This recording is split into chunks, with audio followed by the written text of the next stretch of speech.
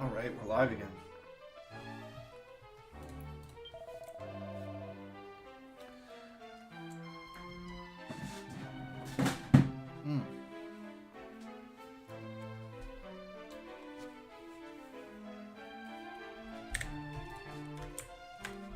Right, so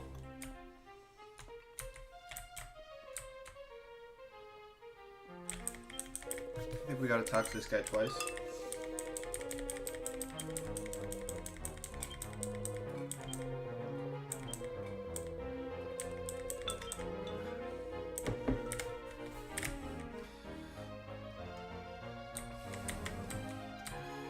We gotta talk to a girl down here.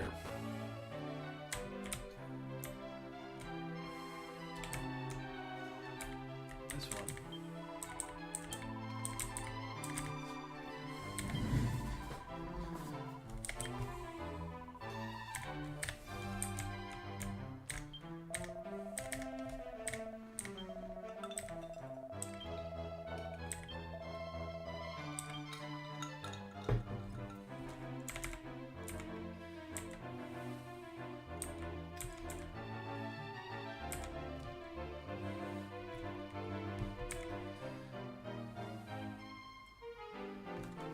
Wait one sec.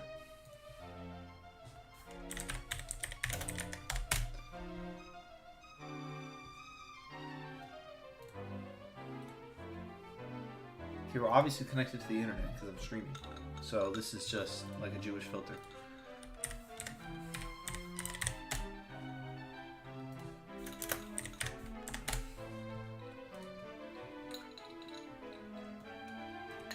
Ah.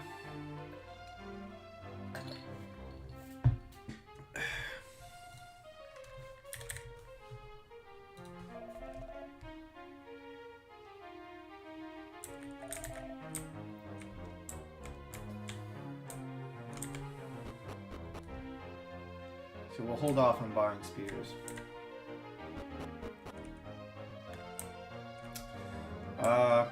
We need the bow though. Also, we were supposed to get a cutscene there and we didn't, so.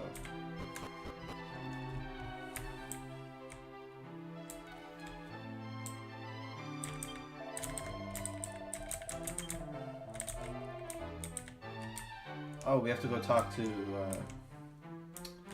this guy right here.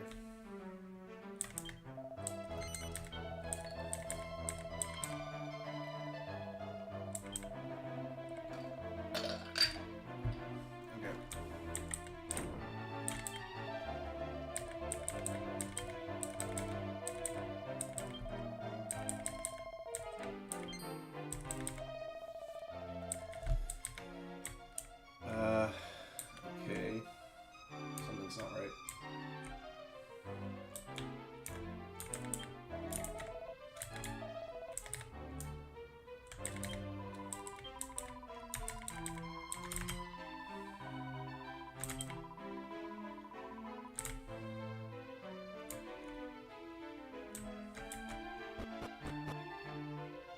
There we go.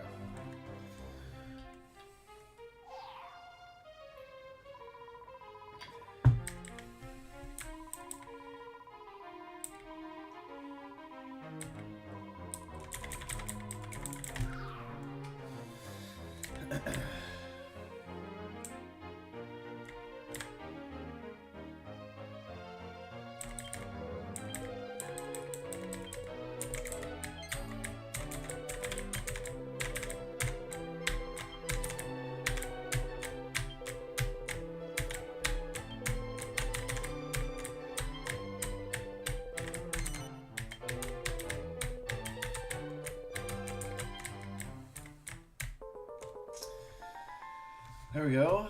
Okay.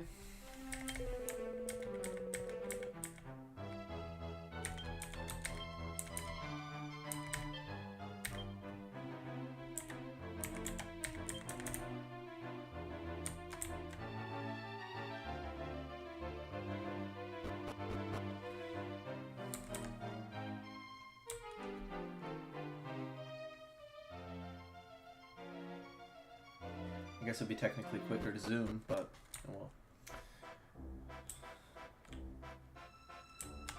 Such a rich soundtrack. And,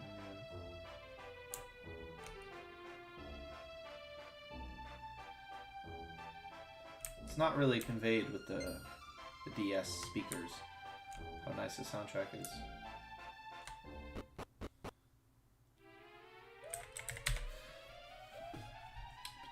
Boom, boom, boom, boom.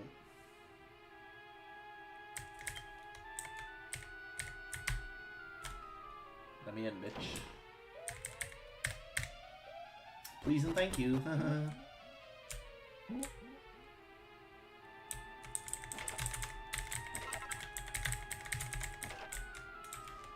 I want all the loot.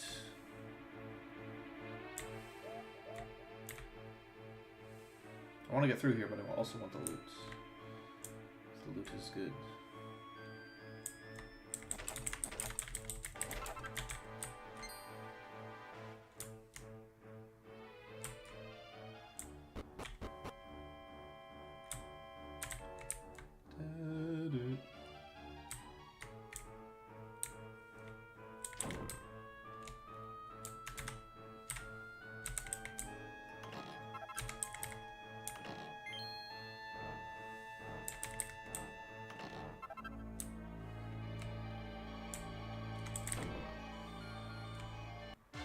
Bro.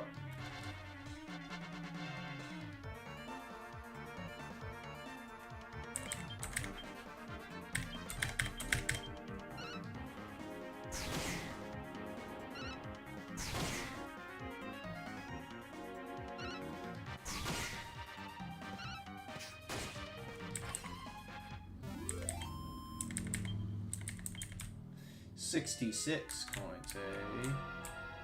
Wasn't even anywhere. There's nothing here either. Fuck. Ah, Lord. Just fuck it.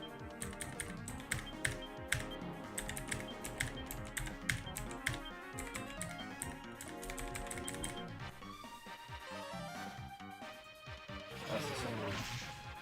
I don't even want to be here. I don't even want to be here. Okay, out of the way. Oh, this is so dumb.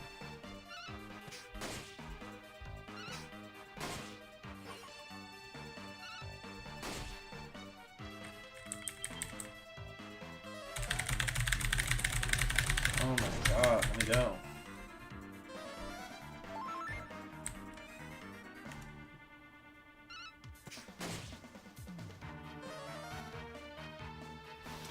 Oh my goodness.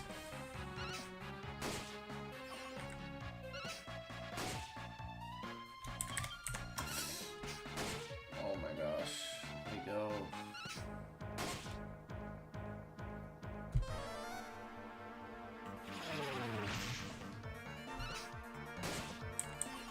Oh my goodness. Bro, let me out. Finally. Took way too long. And there was nothing even over there. I didn't even need to go over there. Bro, how many bat wings?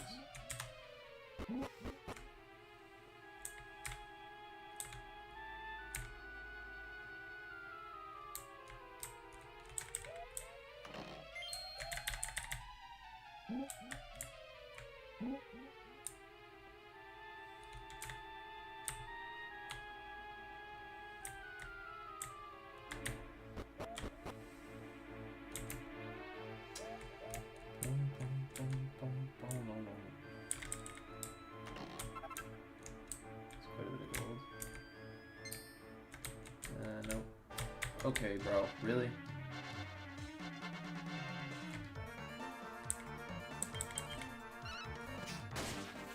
Seems pretty bullshit to me.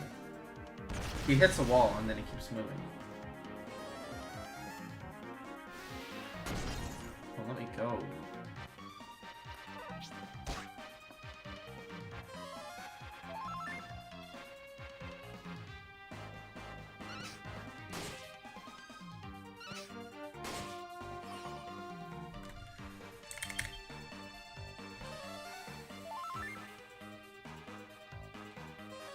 Yeah, I think we're kind of undergeared.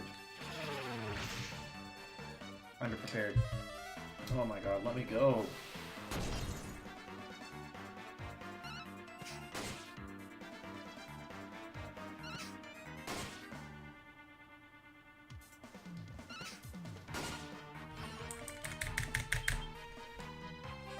Alright, get it over with.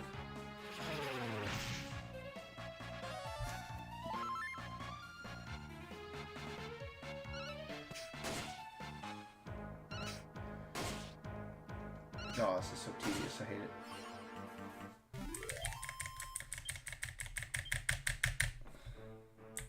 Okay, I gotta be, like, fucking quicker with the... Is there not stuff over here? There is.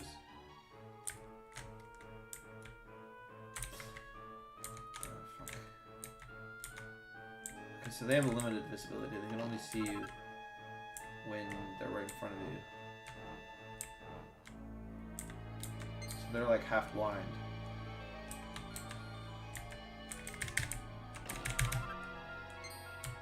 These guys aren't.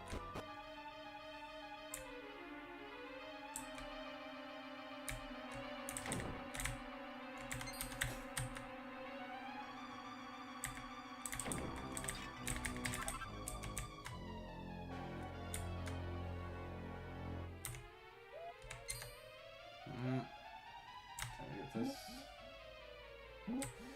Fuck.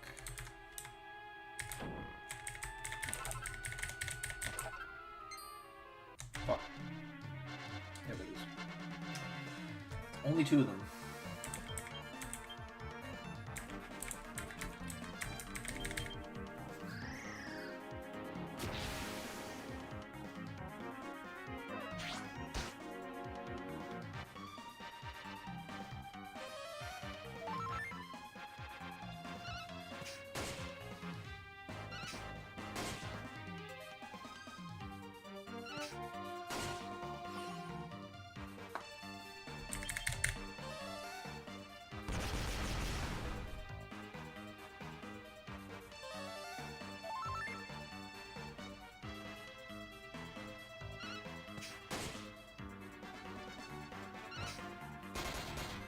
$111. It's gotta be the highest.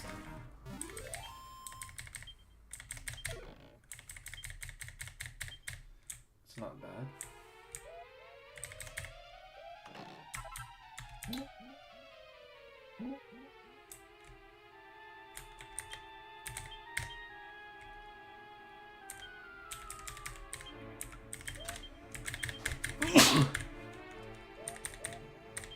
Oh, out of the way, you stupid.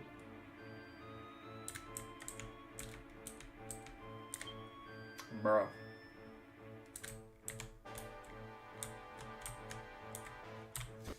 Ooh.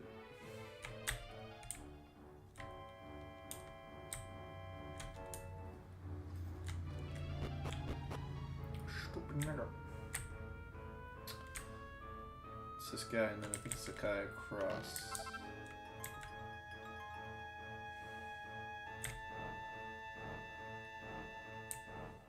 Yep.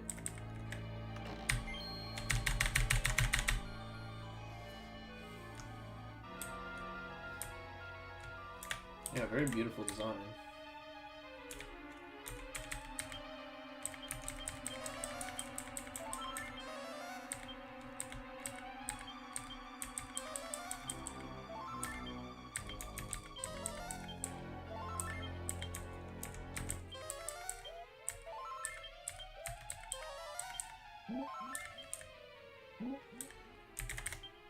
Oh, fuck.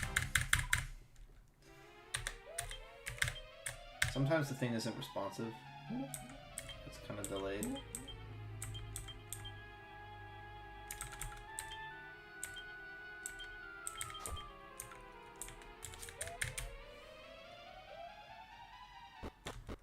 Okay, I think we're under geared, but we gotta try.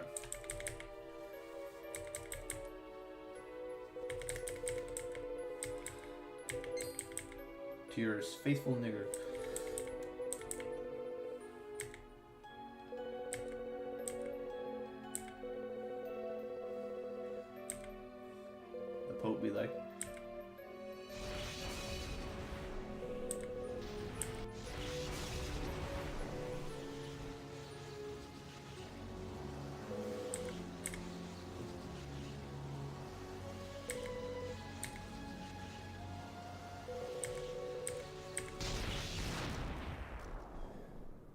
Pope, literally.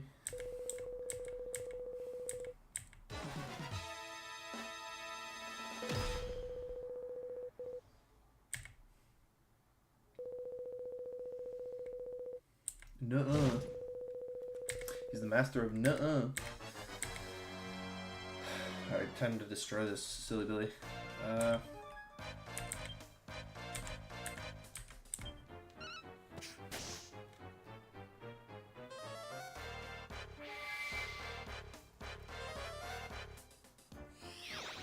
That's a bitch move.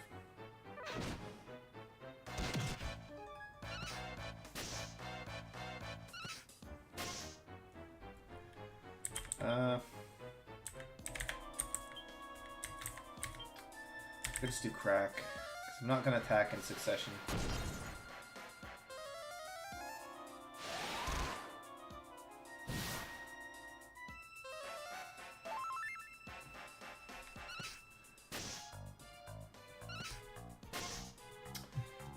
Let's say we do 100.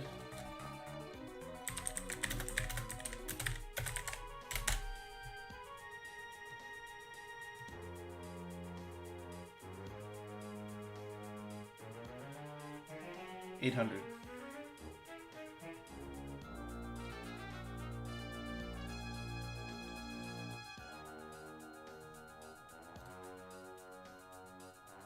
Whoa.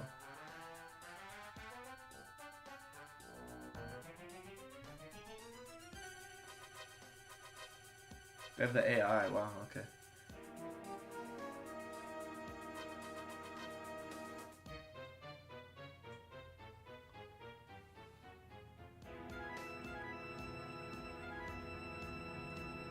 Sacrilege, get it? Because sacrilege? That's pretty good. So they have AIs, wow, so the scheme is 5.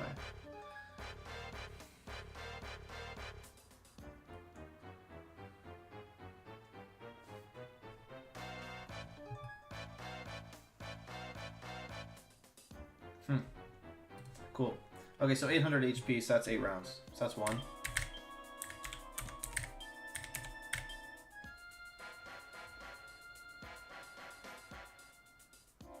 It's not really worth anything. But sure.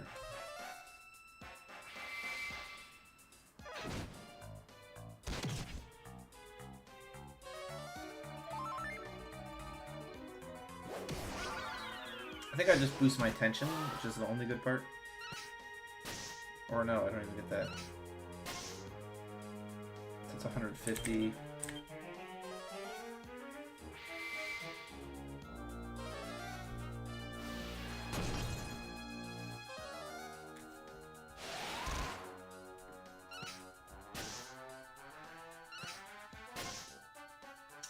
What's that?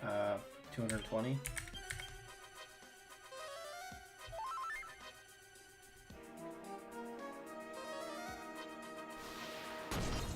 $250. That's not good.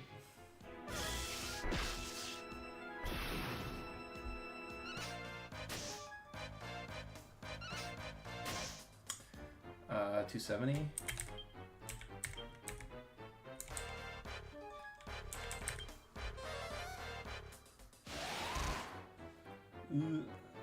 Oh, fuck you. Fuck you, you idiot. You idiot. You fucking doomed us all.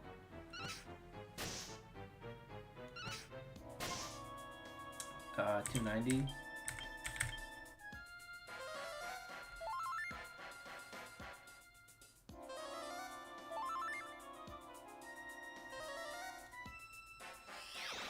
Why is it always my priest? How does he know? That's kind of broken, yeah. Okay, that's 300. Yeah, we're not really gonna make it through this.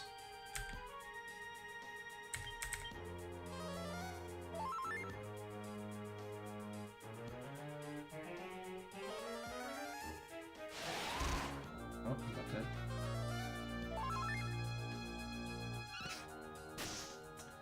But yeah, we're kind of screwed.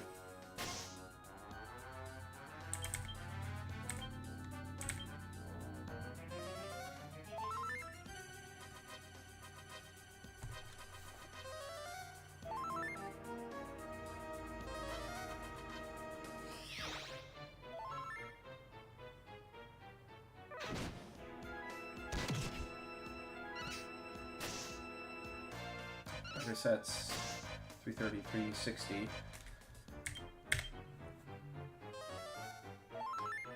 Okay, we're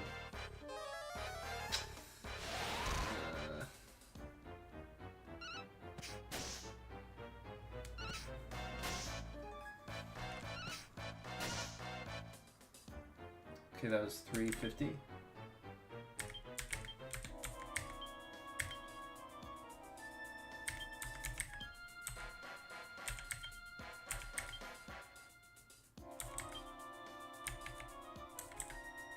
Imagine.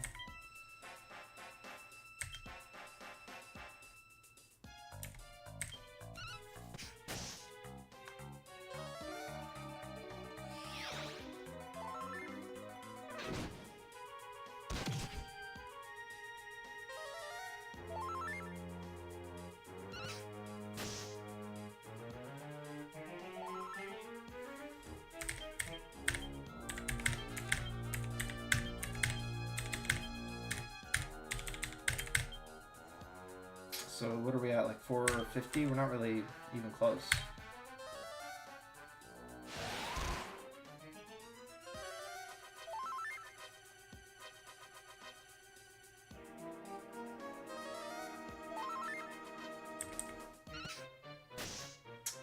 $480,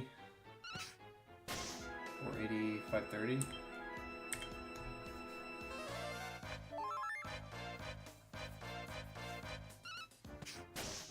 $540. Shit. That really sucks. That's the worst combo. $560. $580. So we still have like 220 HP to go.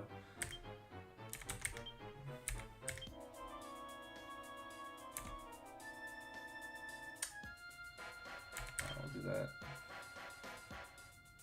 Because I don't think it would heal him. Yeah, that's what I thought would happen.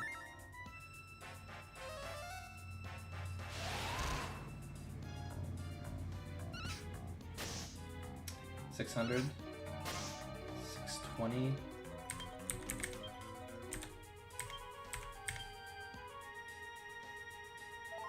There we go. Fuck. That sucks. Man, that sucks.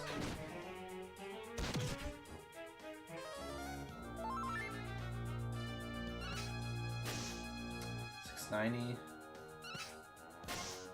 $700. So just like 150 HP to go. We're gonna do this. Okay, well that, whatever. Just... We back? Okay. Okay.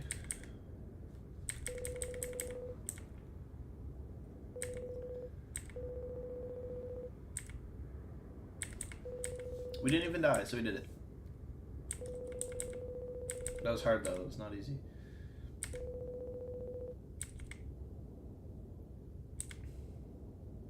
He's like, bye-bye. I must leave now. I must go.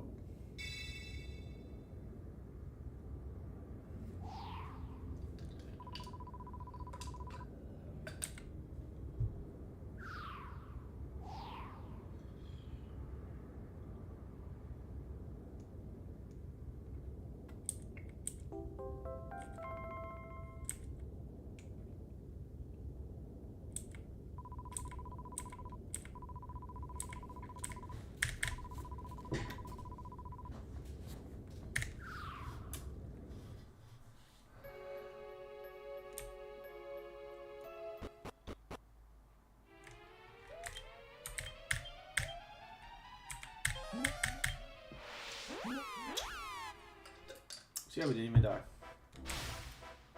It's like we didn't even die.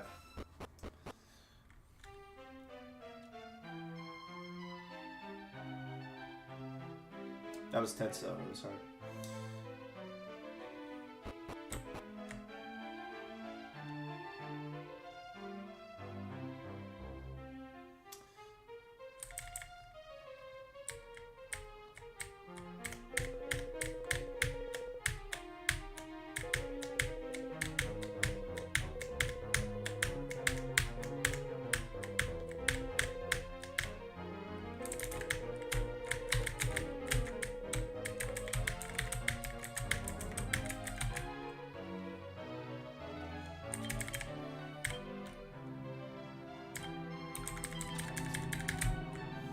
Alright, so let's go unlock the Gladiator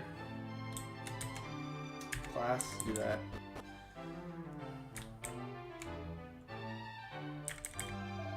I love how it's a priest too. It's some random priest dude. Makes some sense.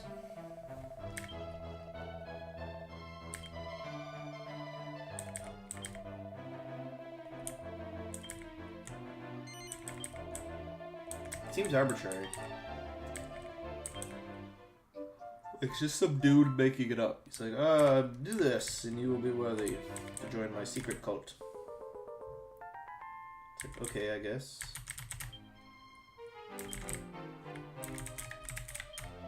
Fuck. Just let me leave.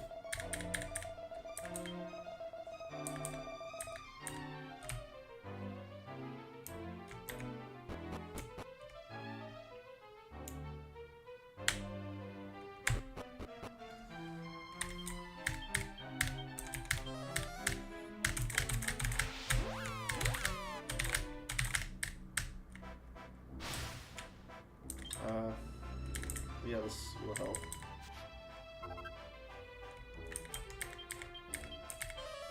Fuck.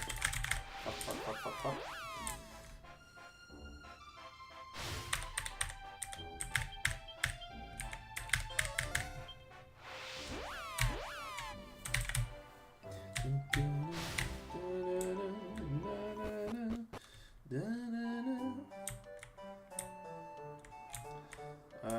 We need an in.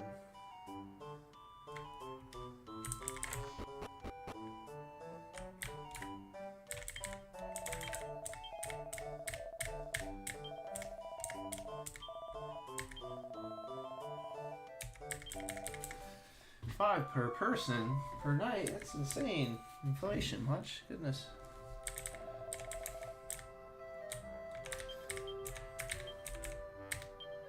Perfect.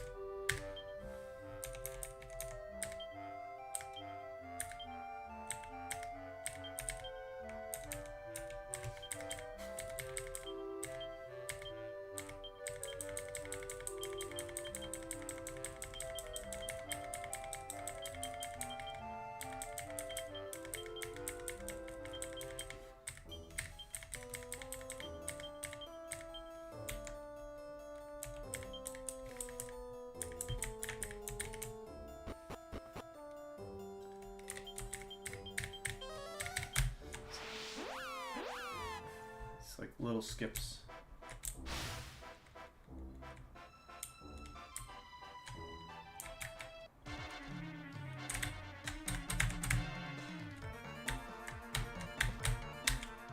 Oh wait, I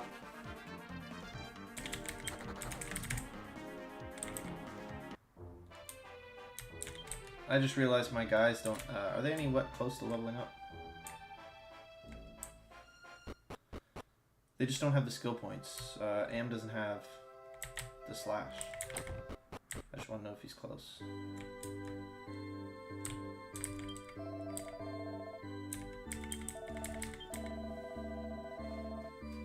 You advance level when you do next battle. Oh. Okay, perfect.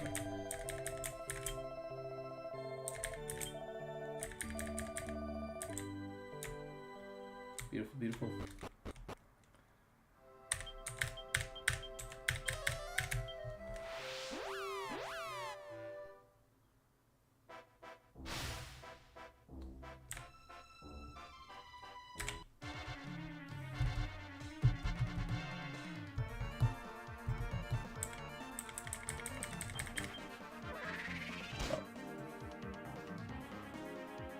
We're all ganging up on the way.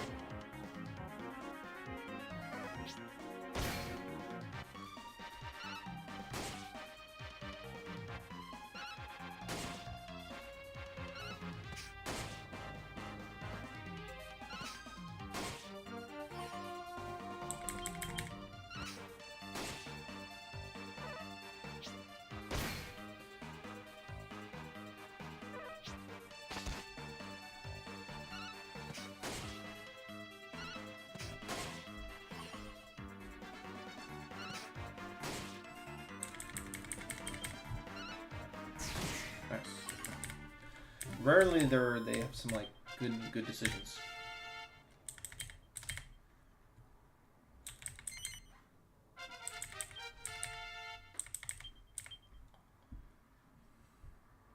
Was this 0? Oh, yeah.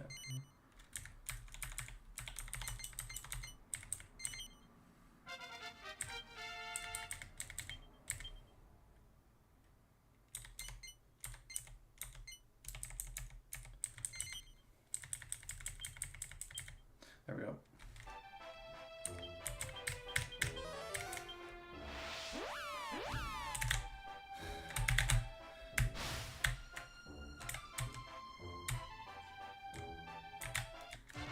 Literally 20 XP away. Like fucking sick. Alright, so.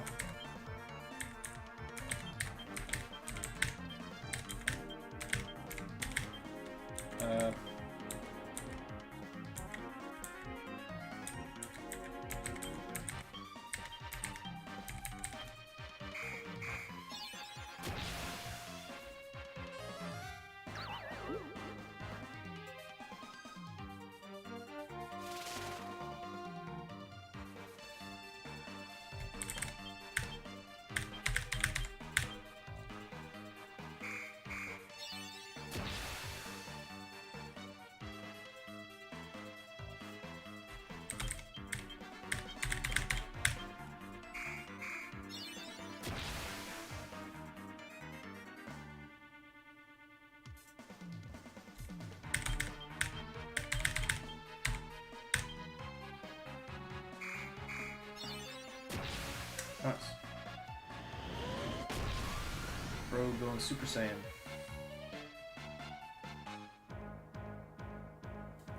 Well, it won't really matter.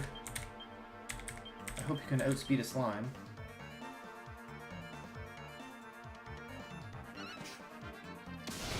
Very nice.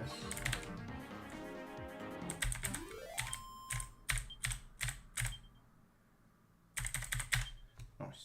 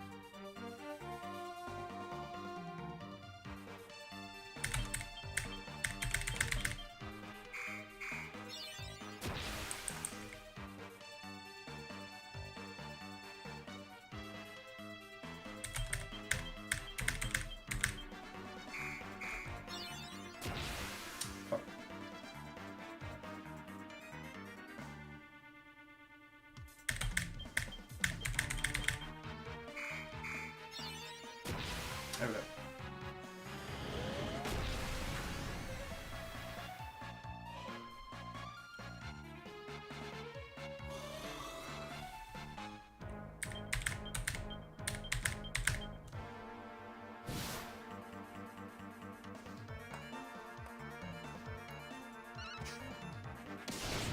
The slime dodges the attack while paralyzed. What the hell? Oh my god.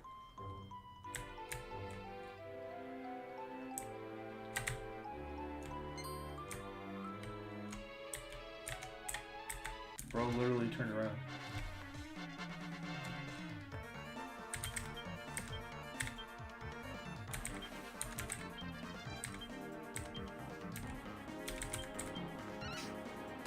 Bye-bye.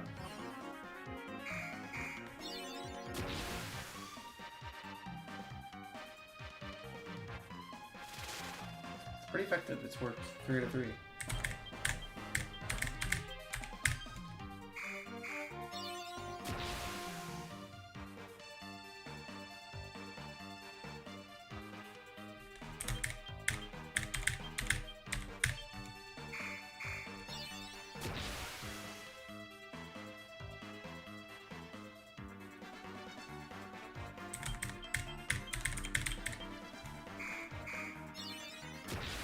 Nice. Yeah, this has been super easy.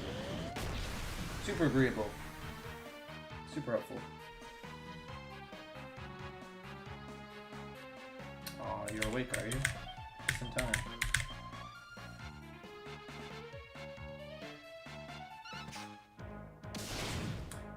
Bye-bye.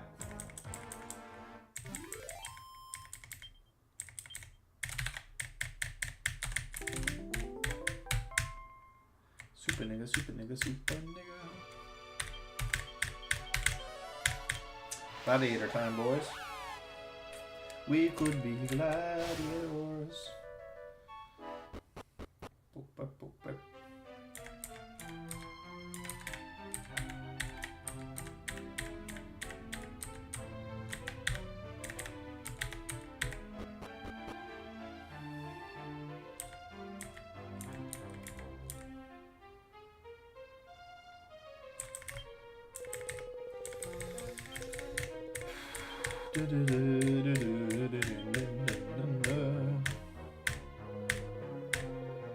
Precincts. Fuck. Forgot that. Fuck. I have to go talk to the gladiator dude first. Complete the quest. Silly Billy moment.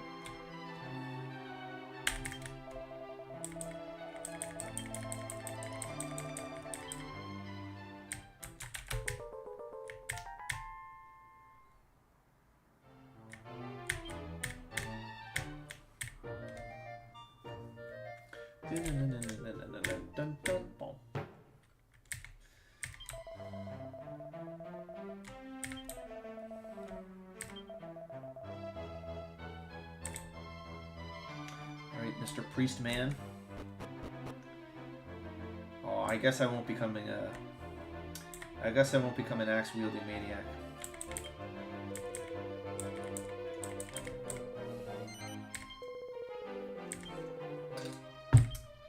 This one.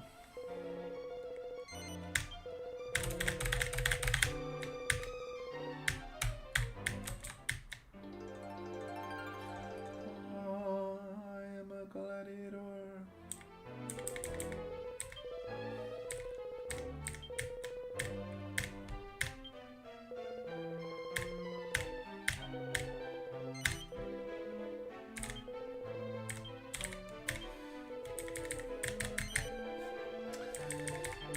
All my friends are gladiators. How Hitler.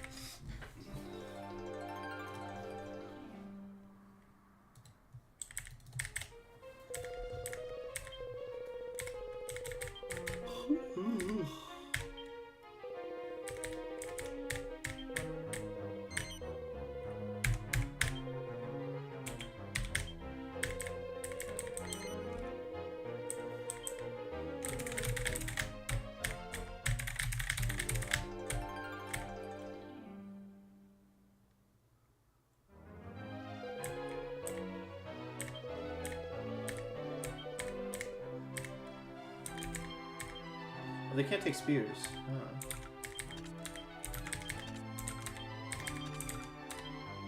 I guess that's fine.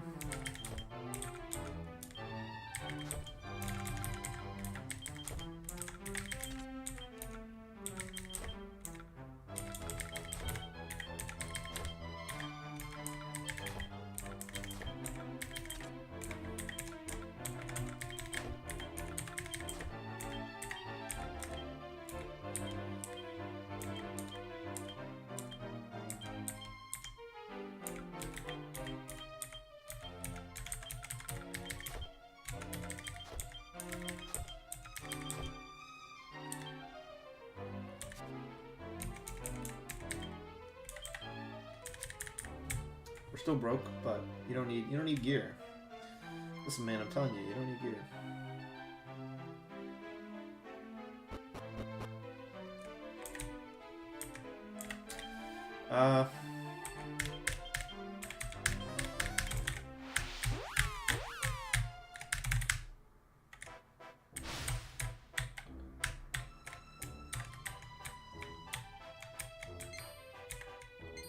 But you guys are really annoying. There's usually like 4 of you. Oh my god.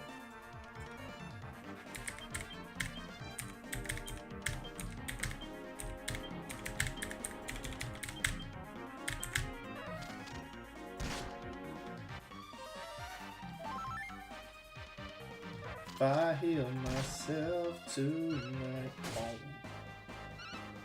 Oh. And there's me attacking the wrong fucking guy. Ah, fuck. Yeah, fuck. Nice. Nice.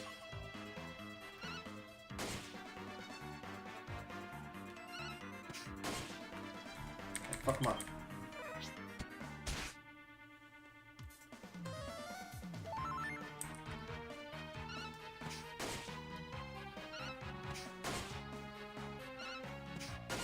Nice.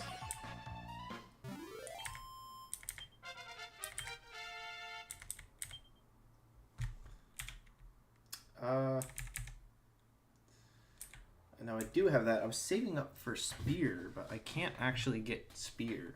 I don't know, guys. I don't know, guys. I don't know. I guess we'll save our points.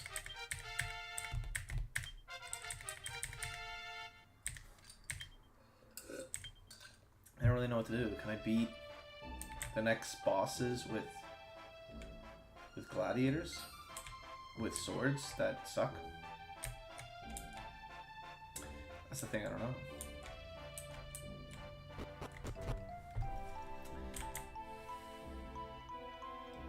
I could give them like Metal Slash, but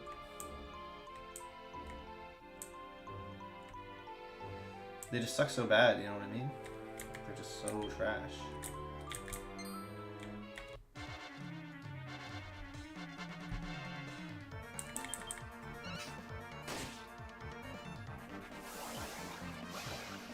Better not.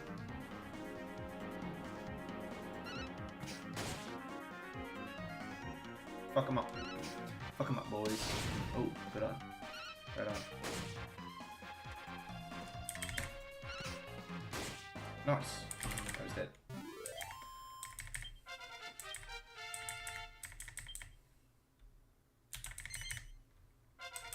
I thought they had axes or spears. I'm a little disappointed. Not gonna lie, I'm a little disappointed.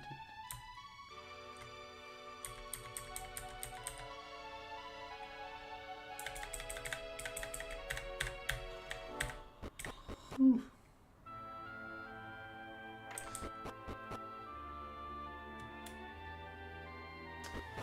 So yeah, we probably need to we need to level up our guys an amount. I don't know how much, but we need to level them up at least a little.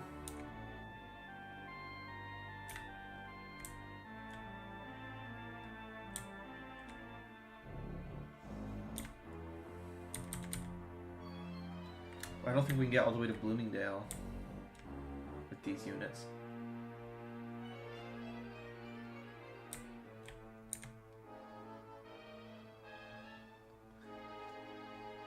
So I gotta do Porthlafn, and I gotta do the Tarantula, and the Tarantula is actually quite hard.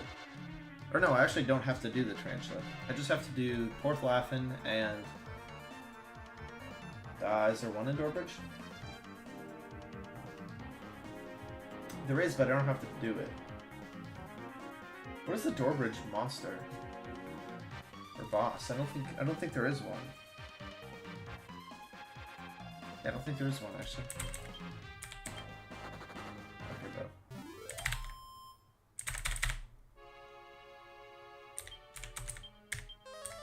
Bro.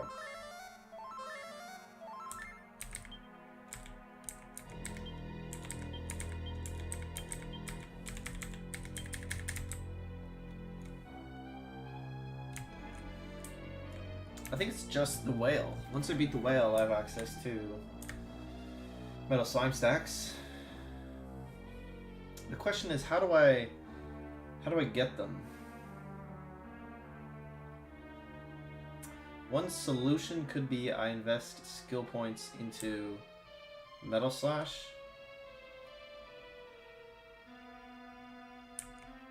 Just so that I can get my guys strong enough such that they can farm, because otherwise I have to grind all the way to 100 points for spears, which could take a while. You know what I mean? So the smart move...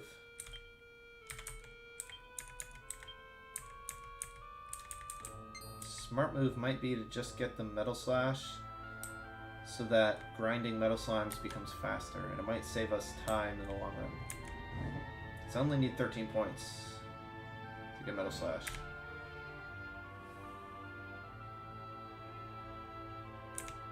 Might be worth it.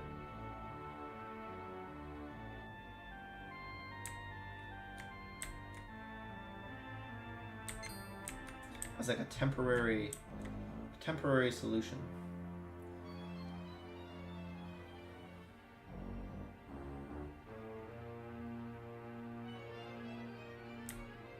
I might do that.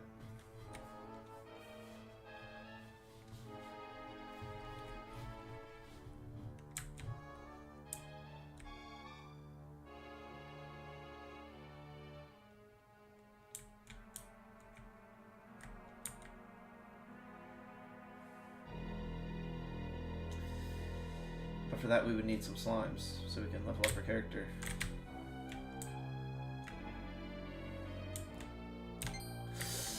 Fuck. He just happened to turn around at that exact instant. That's bullshit. I should have waited for him to move and then gone in, yeah. No, I kind of knew that, and next time we'll do that. If you can't maneuver out of sight, then wait for the guy to move. But I'm so close. I'm so close to him. Bro. Bro.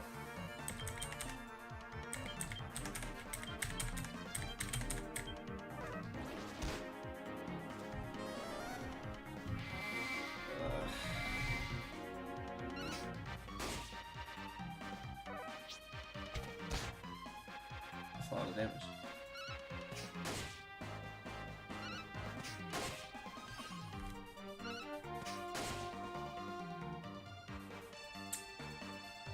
Huh.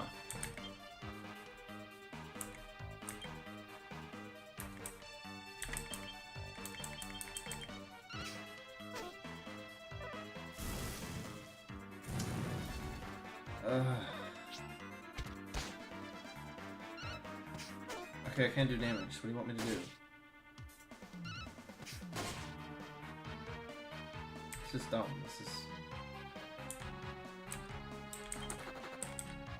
Oh my fuck. Okay, we lose.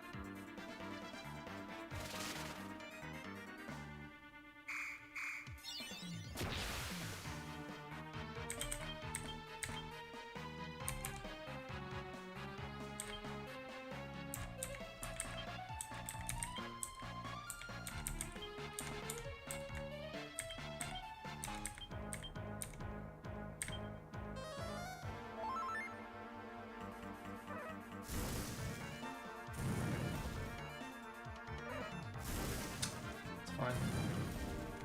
Who's useless anyway?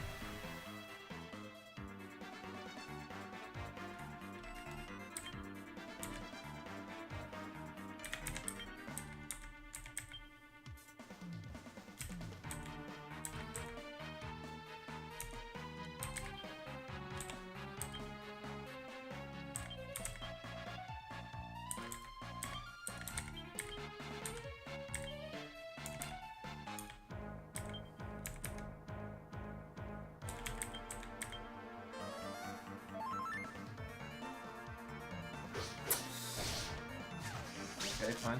It's fine.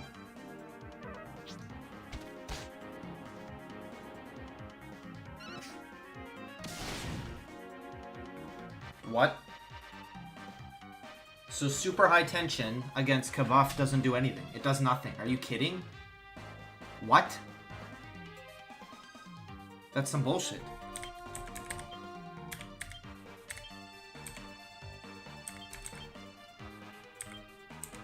Okay, yeah, that's good to know. I never knew that.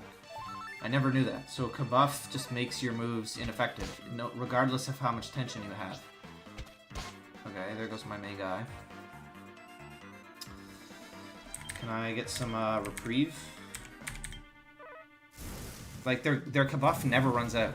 Literally, it never runs out. Finally.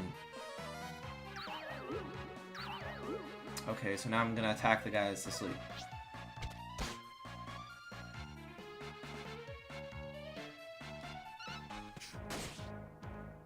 And he's still asleep somehow.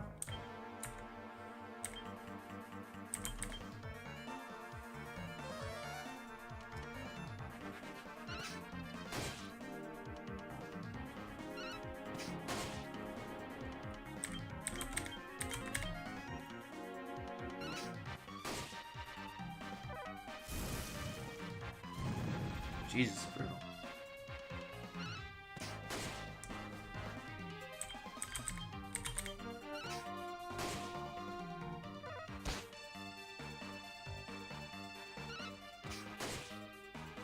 Finally.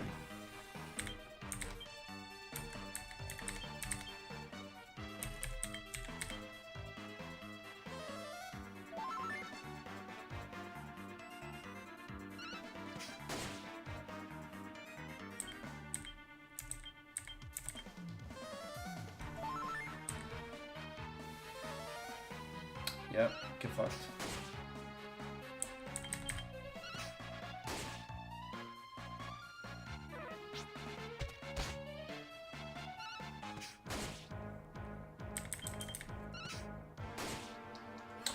Not even close. Not even close.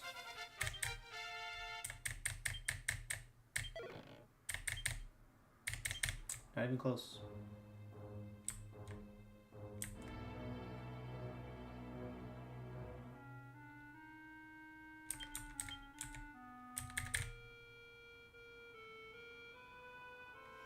Not even close.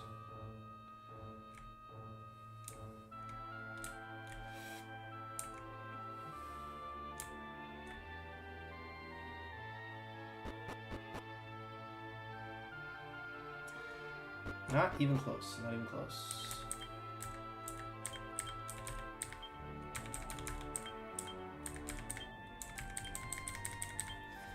Not even close.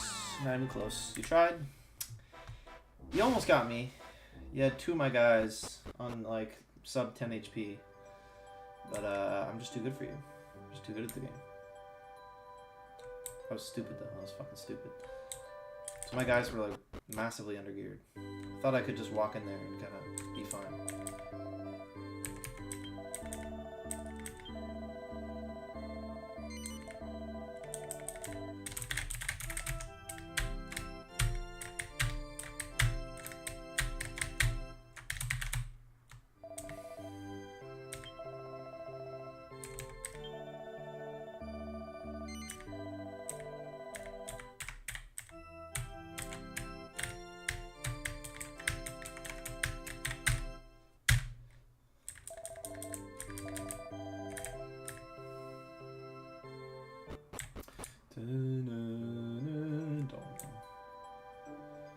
So $5,000. What do we want to do with it? Let's maybe invest in some weapons. Kind of short. Oh yeah, alchemy.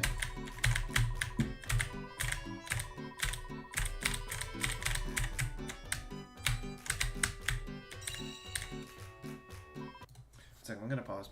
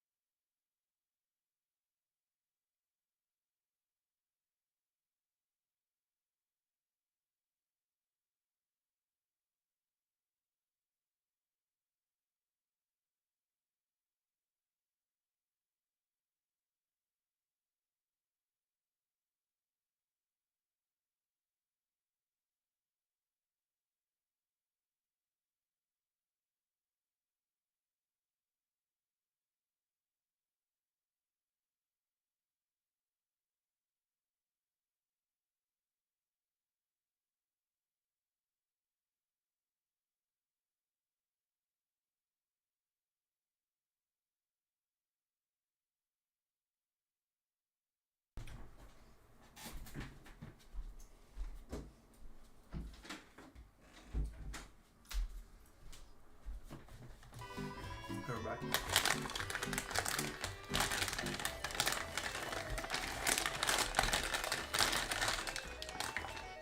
Ah yes, random alchemy dude leaves his gold and bronze pot here. I guess to pay for an inn, because that's proportional. Well, maybe he had a tab or something.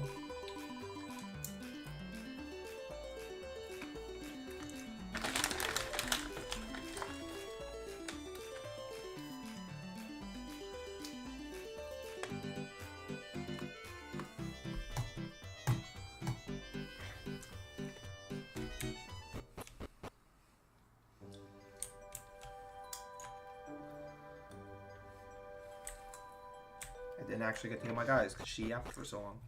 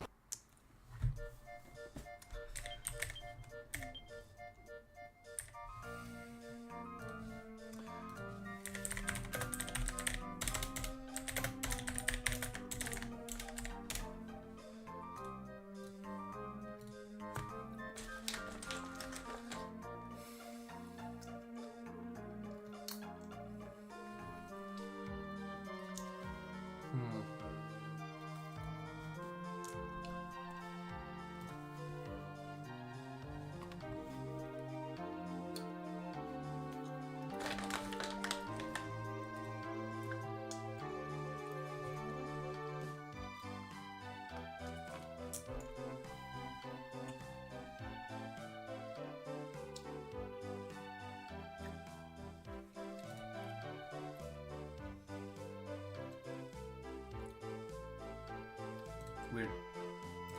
Okay, here's what we can do, guys. We're gonna get some weapons. I'll show you how we do it.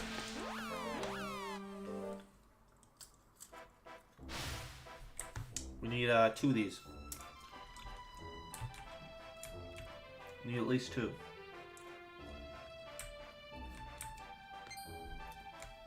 Nuh-uh. Nuh-uh.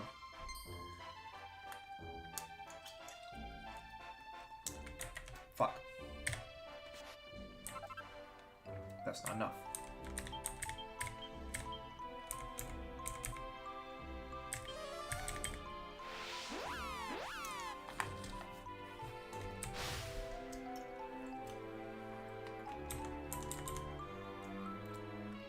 That fucking sucks. There's only 1 level up. I kind of needed to. Kinda needed to.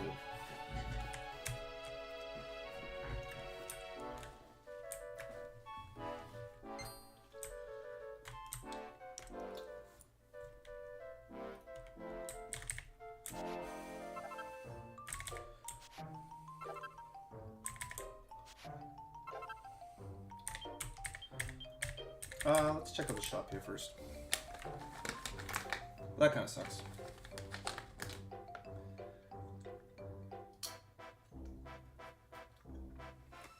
Loki sucks.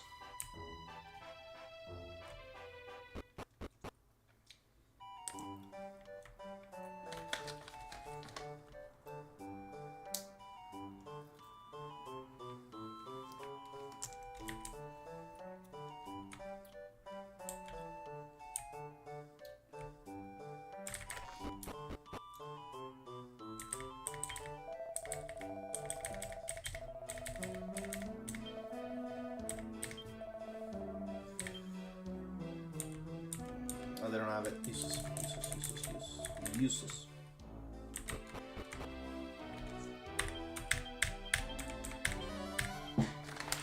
So I have to go to the guy in the ultra. It's okay. Fine. I guess I'll do it this way.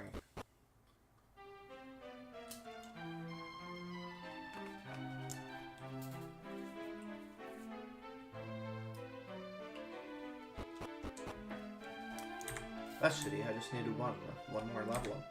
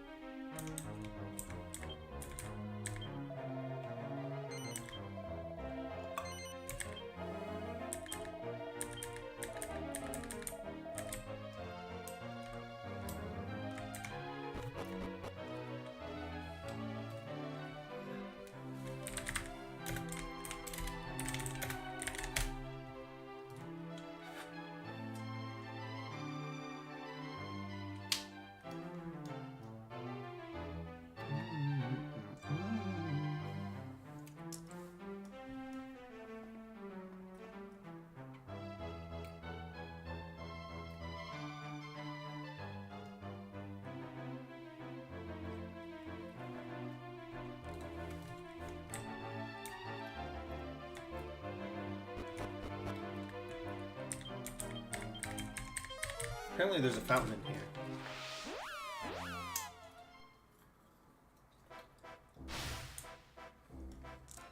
I've never seen this before, but apparently it's a fountain.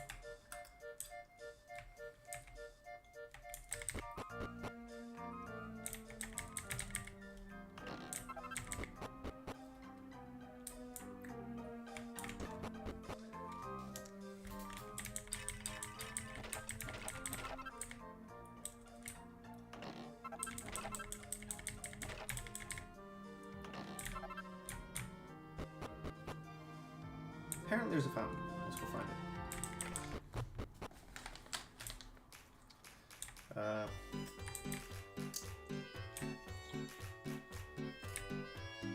Okay, I guess not.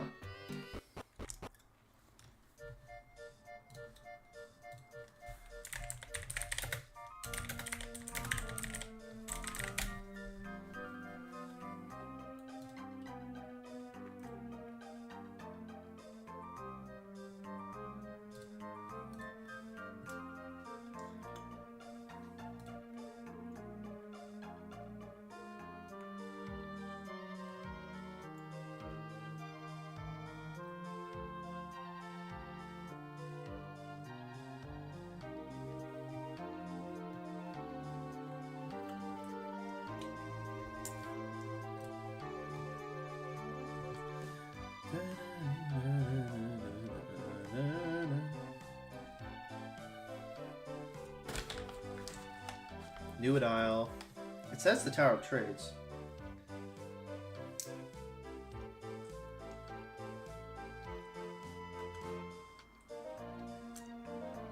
But I checked all the chests.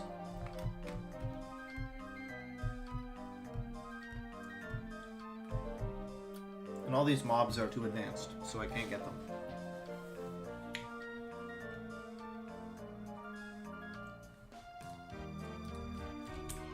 I guess I can only make 2 swords, which kind of sucks.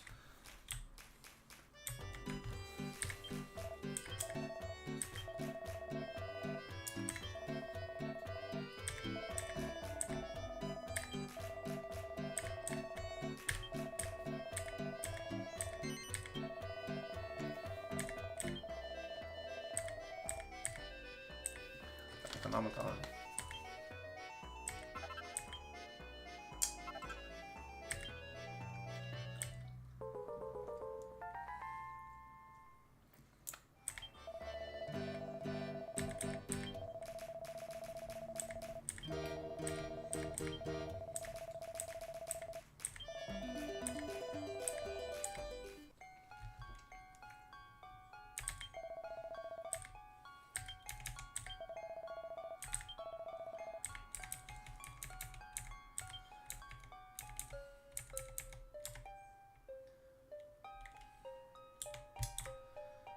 Where is it?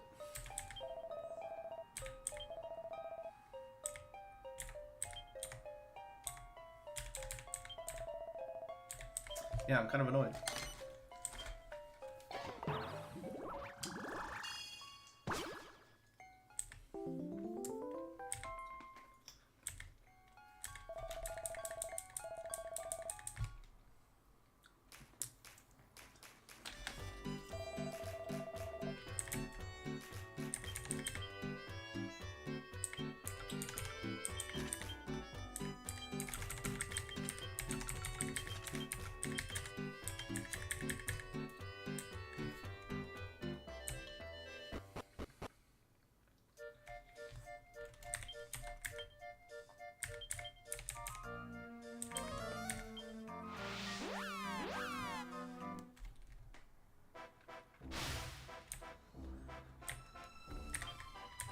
I should bolster my wealth, my attack significantly.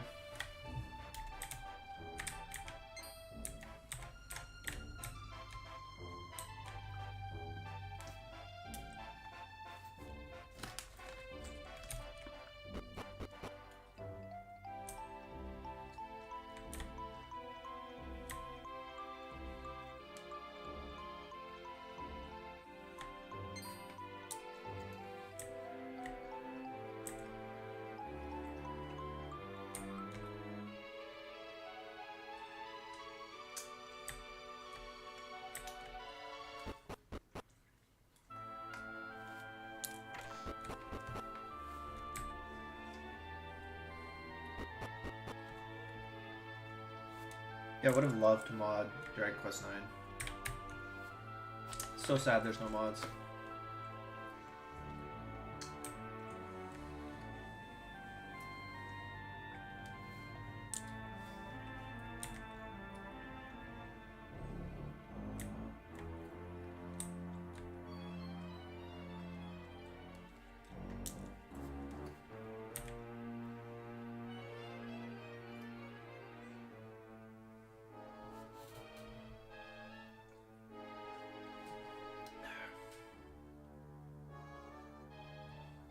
Like there, like where was the mod?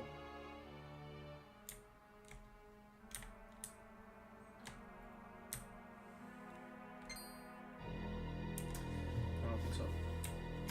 Can't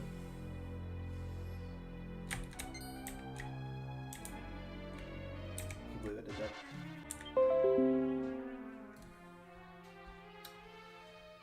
Okay, just random drops and Wi-Fi for 1 second. It's not very good. Like, does it split the stream? Or does it just black out for a minute? Or is it like a cut?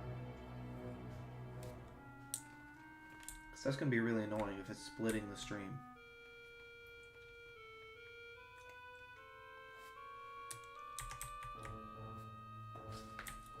Those things are fucking annoying. They have the buff.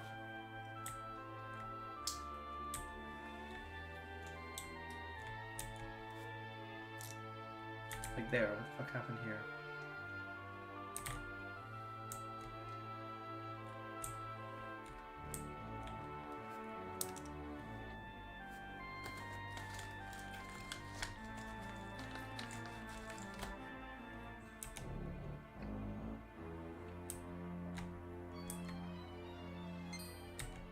What?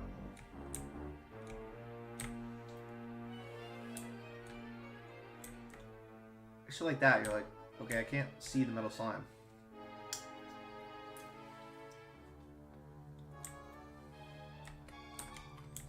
I think they're spawning, but they're just spawning off the map where I can't see them.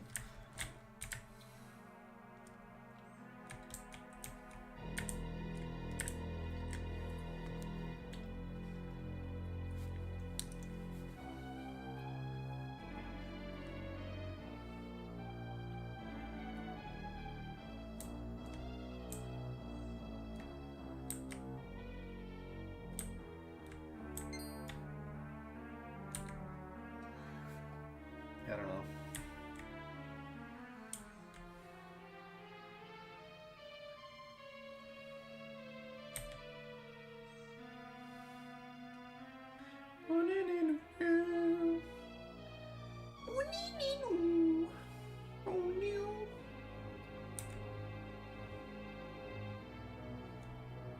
Shit like that. You're like, there's a rhythm to the monsters, and then you skip a beat. What happened during that skipped beat?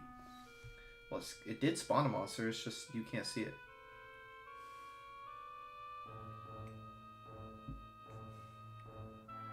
Like that.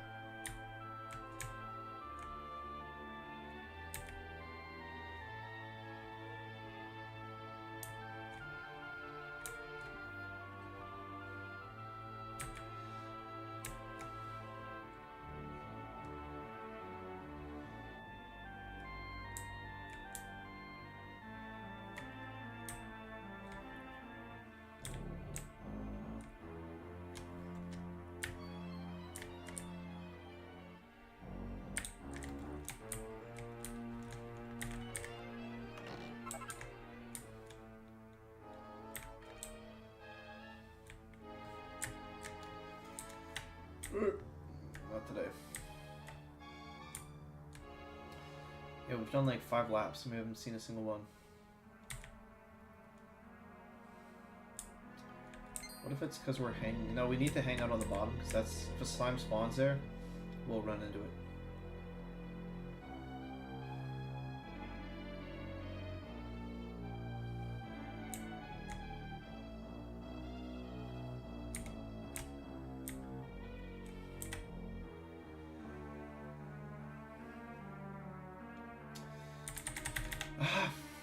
How long is this going to take? Oh my goodness. Oh my frickety frackety goodness.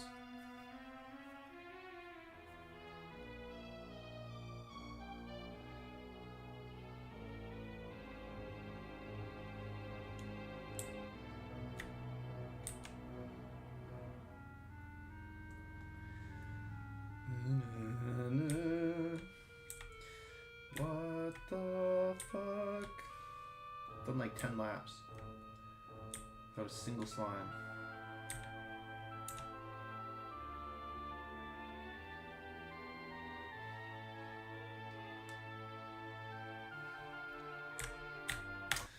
Finally.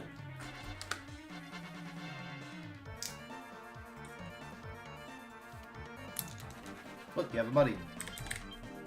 They're not in danger.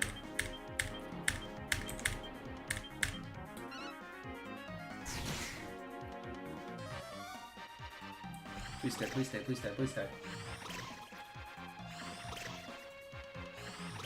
Please stay, please stay, please stay. Yes! Okay, wait, wait. Okay, wait, wait, wait, wait. Nice, okay.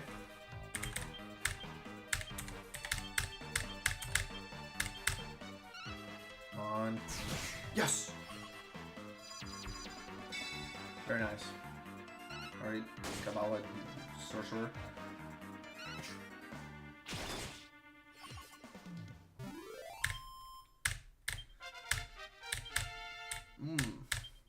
Yes. Nigga. 4 points. Explain that.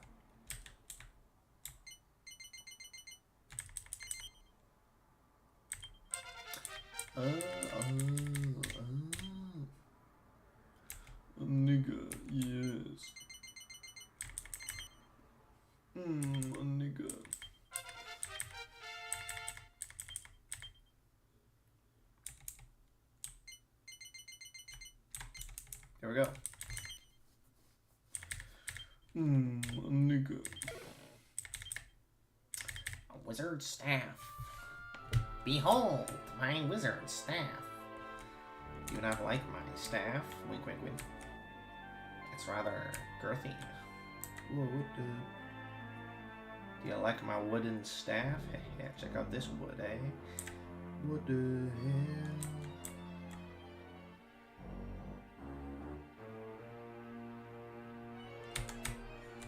And this one we do half a lap. Stupid nigga. Why do these things keep spawning next to each other, eh?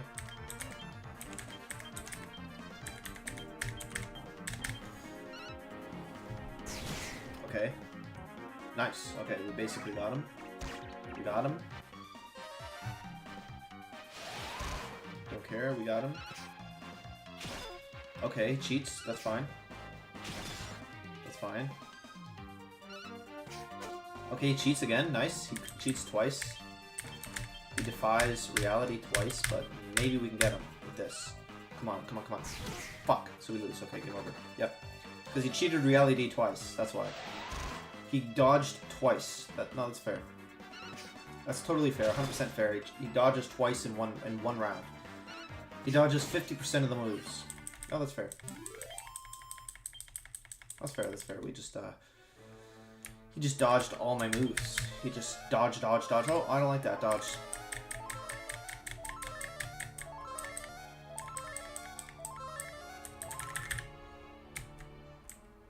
He just he gets to choose what attacks hit him and what don't. So well, he just dodged 2 of my attacks, and then the spear did nothing, unfortunately. And then he fled immediately after, obviously. Duh. You bonehead. Of course he fled immediately after.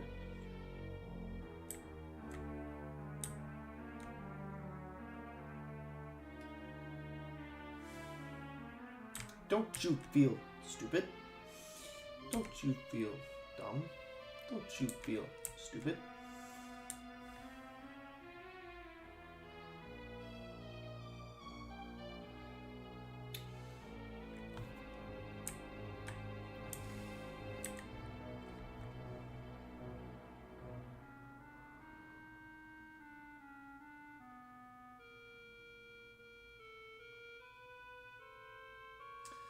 Yeah, Sam Hyde is like kind of funny, not gonna lie. His big thing is like fucking with people and like messing them up. And it's funny because he does this every time, yet nobody knows what to expect. Or they don't know how to react. Like he did the thing with Bradley Martin where he did the exact same thing. Like it's kind of weird because Bradley Martin doesn't really have good chemistry with any of his guests. It's like, why does this guy even have a talk show? Every single person he's talked to, like, doesn't jive well.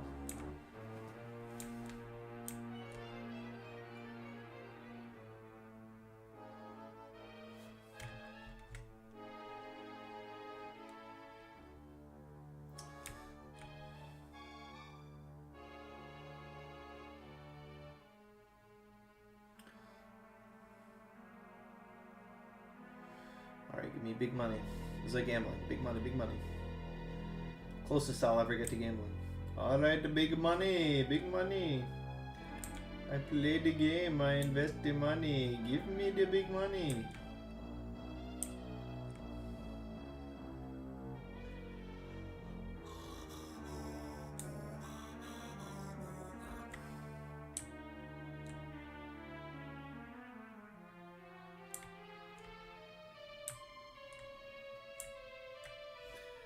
Give me the big money.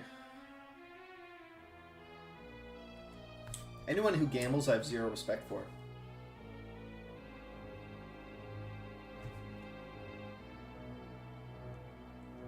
I just can't. If you gamble, I think I'd rather just kill myself.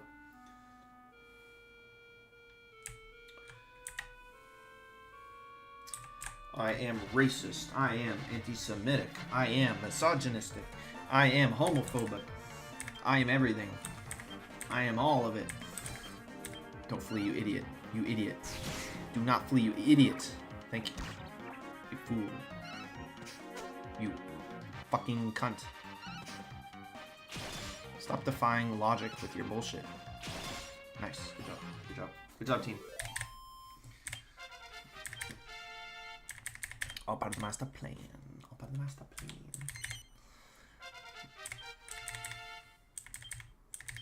Nobody cares about you. Nobody cares about you, my nigga. I think we have a thing for that. It's called being heterosexual.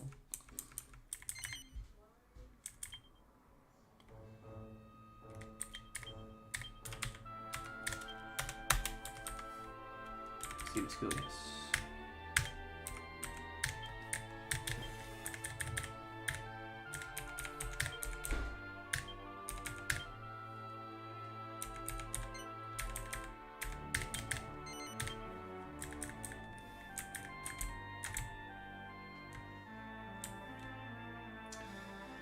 There you go. What level are they? 10? Okay. Not bad. So this might seem slow and tedious, but it's infinitely faster than leveling up normally. Leveling up normally is for pussies. We don't do that. Are you a pussy? No. So we do it this way, because it's much better.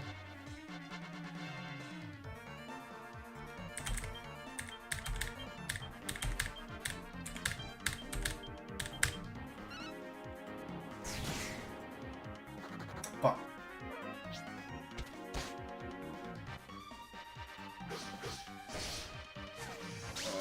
Come on, kill these niggers. Kill these brown niggers. Fuck them up. Fuck them up. Yeah, that's a bitch. Oh yeah, we're way better now. Fuck this booty man up. Touch his booty. Yeah, touch his butt. Okay, bro, no one cares. Bro, no one cares. See how nobody cared? That was you. But why did he level up before 0? That makes no sense. I don't know what's going on. That made 0 sense. I don't know. Oh, because he survived that one battle. Or he didn't. 0 survived that one battle and he didn't.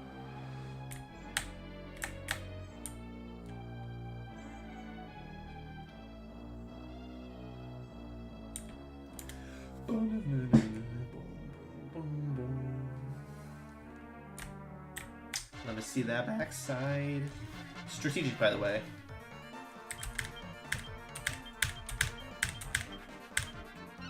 Come on, don't be a nigger. Nice. Free kill, free kill. Nice. Nice. Good job. Good job, everybody. Good job, every pony.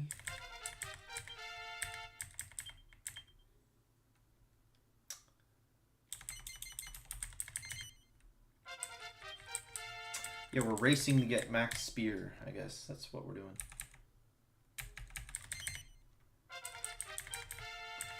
We're all leveling up. I probably need 15, to be honest, to beat the whale. Then we can farm slimes like real niggas in the cave. Go to the cave.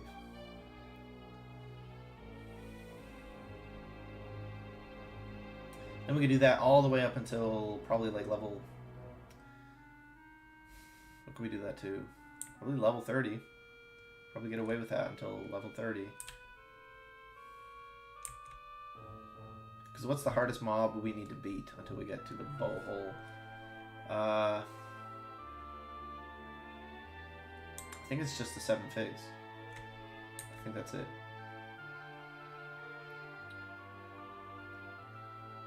So, yeah, and for those we only need probably level 30. Probably not even, it's probably like level 25. But we'll do 30 just to be safe. Because it's quite easy to level up in that cave.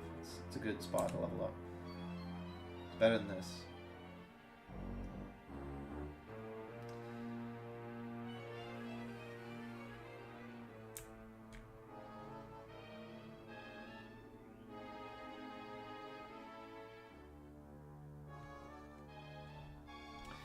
Technically, Ranger would be the best class for fighting Metal Slimes because you get Axe, which gives you Hatchet Man, but you also have the speed to outpace Slimes. Get that first hit, first striker advantage. This works too. Oh, yes, yes, free kill.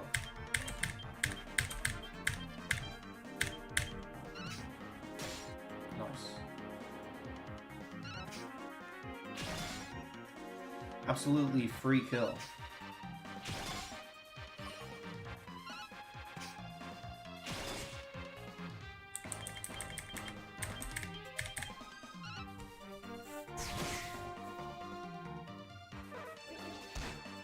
Oh no, 2 damage. Oh no, you did 2 damage. What will I do?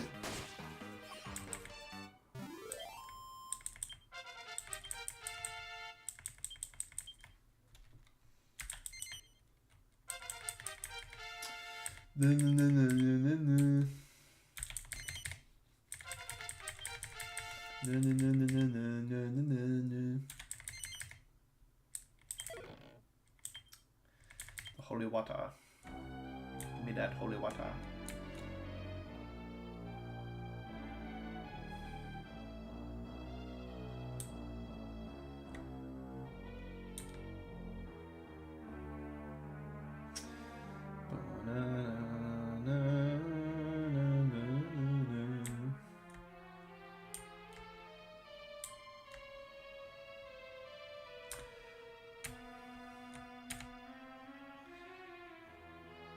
That is true. Lightning Thrust is quite expensive in terms of MP. What do I do? Well, I don't think 4 Goddess Rings is feasible. I can't really mass produce magic water. I mean, you can buy it, but it's like too expensive.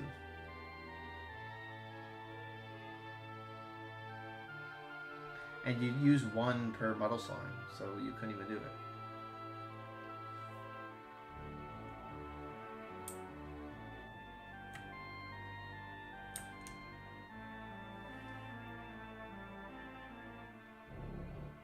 So what do? You can get Spirit Bracers.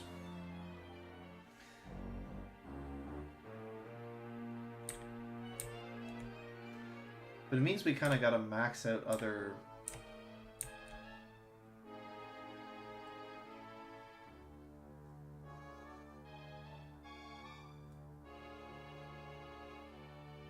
Well, okay, so once we have max... Okay, so once we have max Spear, that's the thing we're racing towards. Once we have that, we can just equip Spear as like a mage class, or as a like priest class, and then get a bunch of skill points that way, and invest it into higher base MP.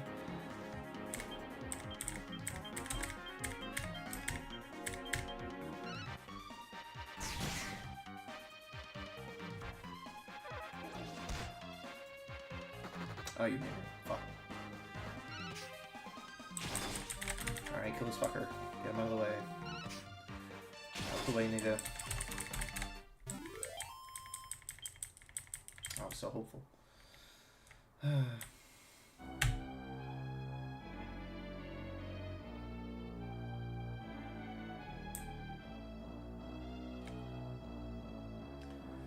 Ooh-nee-nee-nee-nee.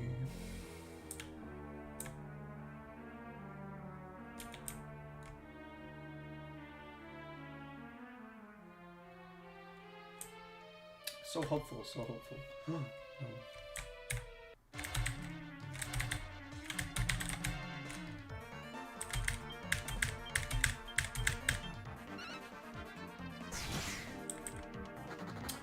Bro, stop being a bitch, you nigger. It's starting to piss me off.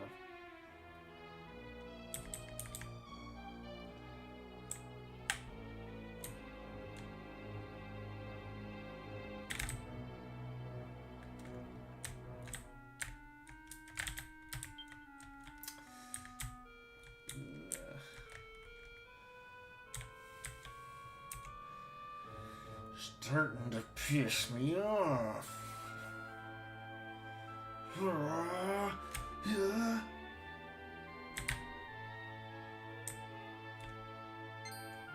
Nope.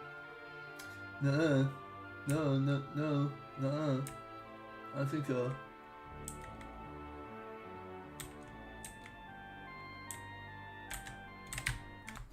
you.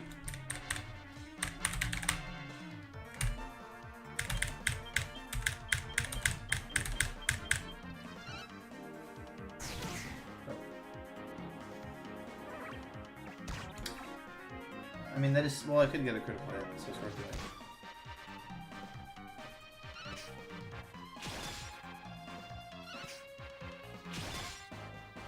Big money. Nice.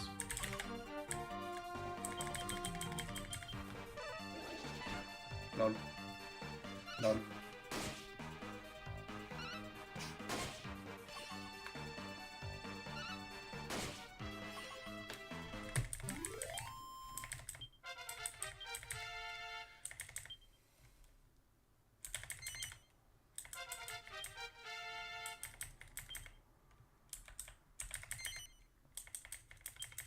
Very nice.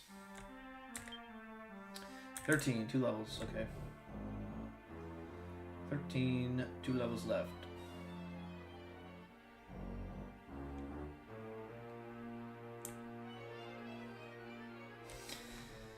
Yeah, I would love to mod this game. It'd be very fun.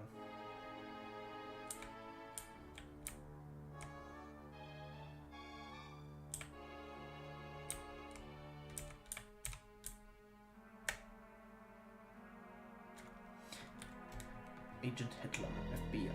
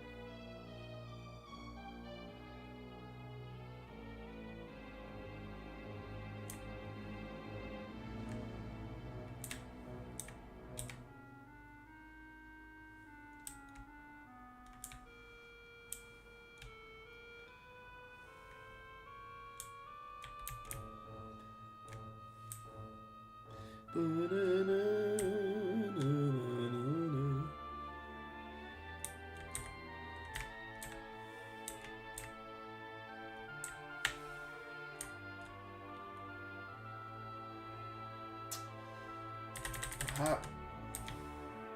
2 more levels, guys. 2 more levels. Doing laps. We're doing laps. We're training legs today. We're doing laps.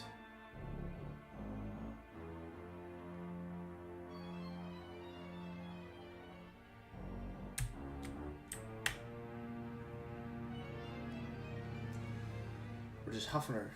Let her go.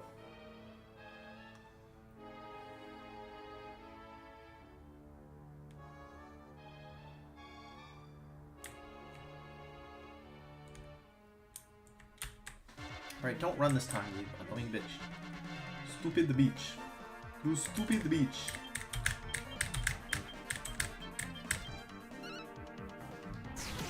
Bro. Okay, didn't leave. No load of rope. No load of... Okay, fine. Go ahead. Alright, now fuck him up. Nice.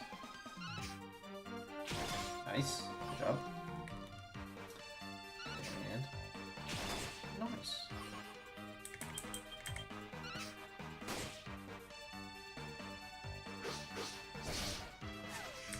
I bet I don't care. See, I don't care.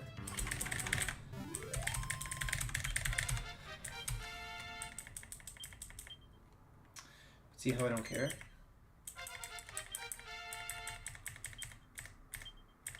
Ooh, that's a good skill to have.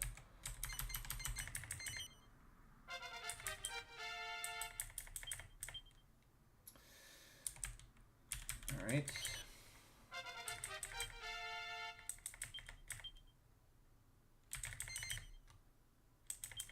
Nice, okay, one more.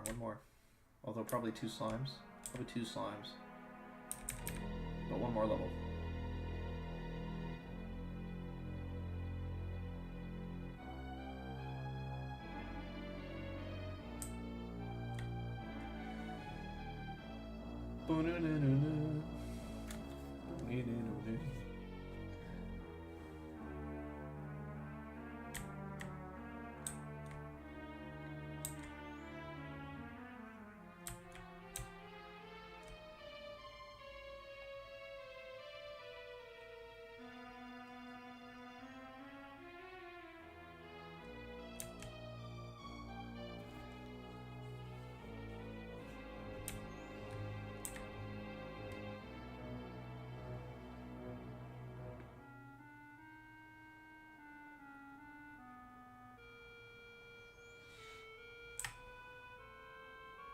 It is what it is.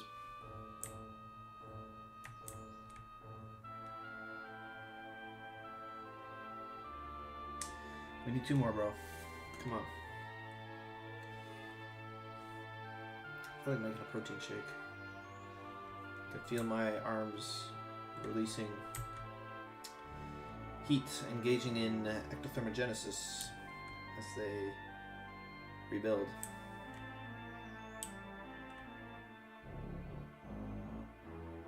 Okay, there was supposed to be a monster. Where'd it go? Monster was me. But I couldn't see that the monster was me.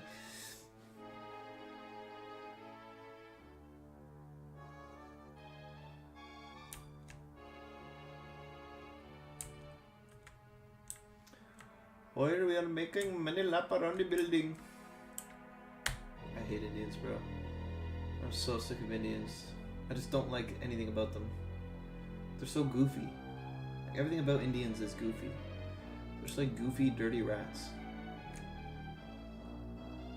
They look like rats, bro.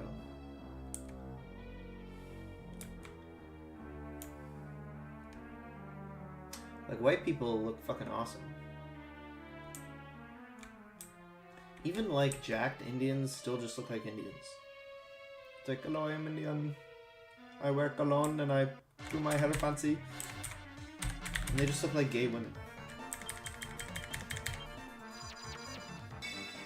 Bitch, you're against 3 gladiators. You don't need no fucking barrier, you dumb nigger.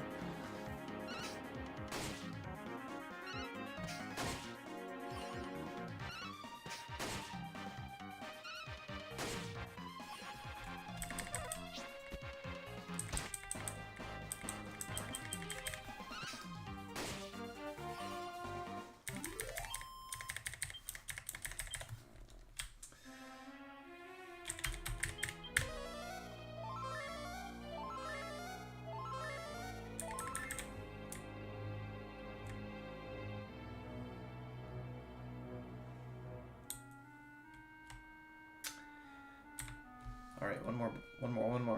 Maybe 2 more. Possibly 2 more.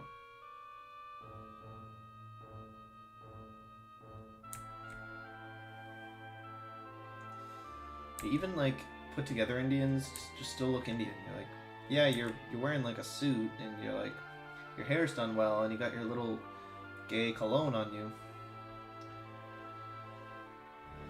Like, there is no such thing as like a ruggedly masculine Indian guy. He has to be on steroids. Like, even when they're like put together, they just look stupid. They just look goofy. Like they wear some super preppy suit. The stupid cologne. And then the colors are always like red, blue, and gold. And you're just like, okay. They're so goofy.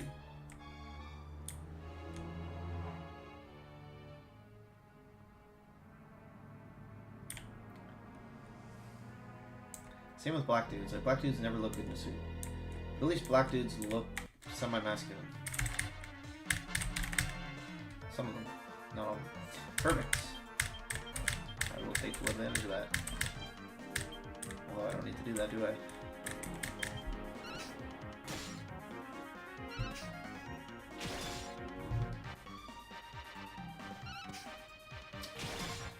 Beautiful. Single hit, one hit knockout. Perfect.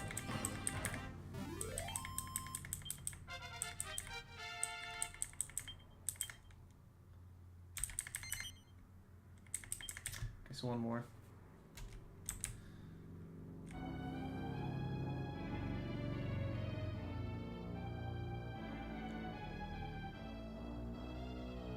But like a black guy in a suit just doesn't look right. Like Asians look like they belong in suits. Like every single Asian guy looks like he belongs in a suit. You see him in a suit and you're just like, yep. It's like this. It's just like jeans and a t-shirt for like a cowboy farmer. It's like it's the white t-shirt, blue jeans equivalent in farmer communities for Japanese people and Asians. They're just like, yep, suit. Come on. Ah, he's gonna play. Never mind. He's good. He's a good one. Oh no, I can't cast spells. Oh no, my gladiators can't cast spells. Oh!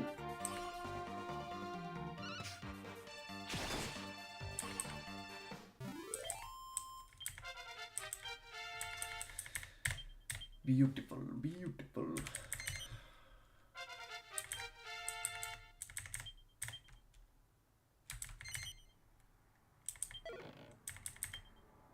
A wizard's staff. We got one of those.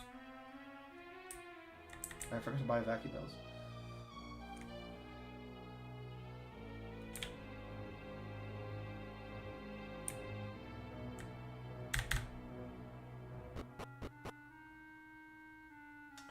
There we go.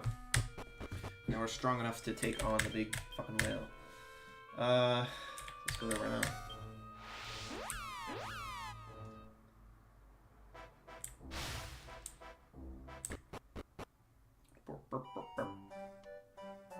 I think what we gotta do is we gotta do this.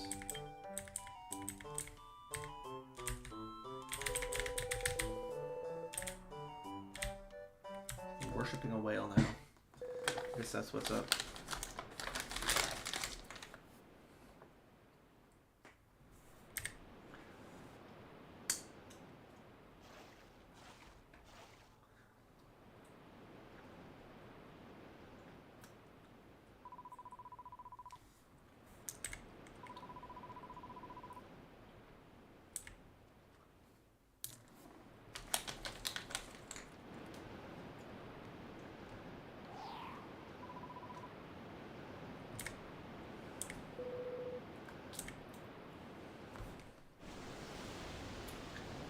Big fucking whale.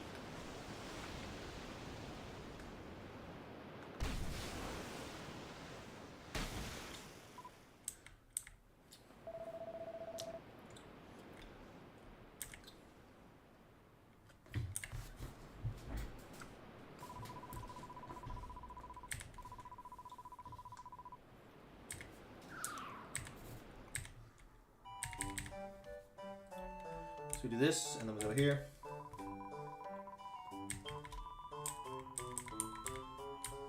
And we go here.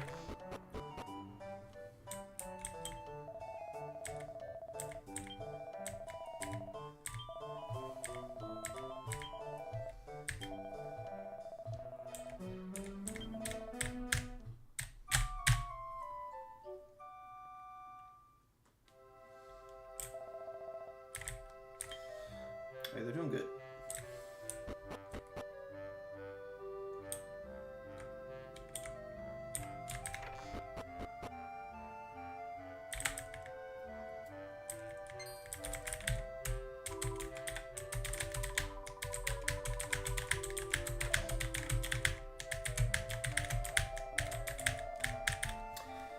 This is rather conspicuous, I don't know.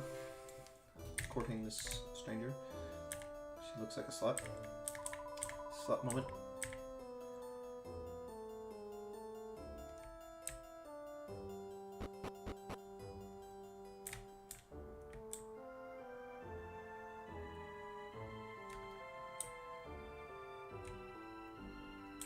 Could you wait till I get back?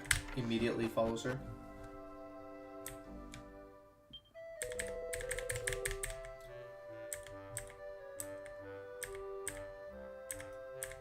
This creep.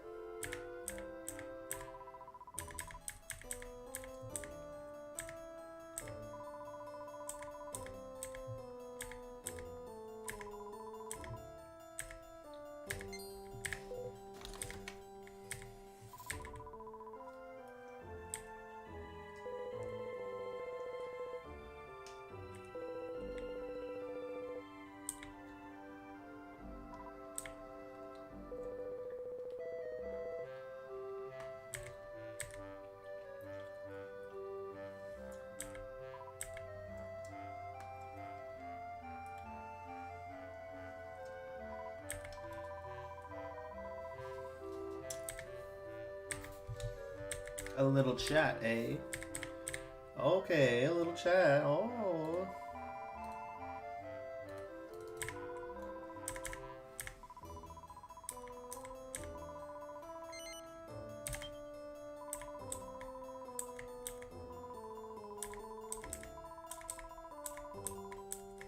Spend the night? Oh. Whoa, ma'am. Chill. Monkey suit. You're a monkey. You fucking monkey fairy thing. Crossdresser ladyboy looking thing.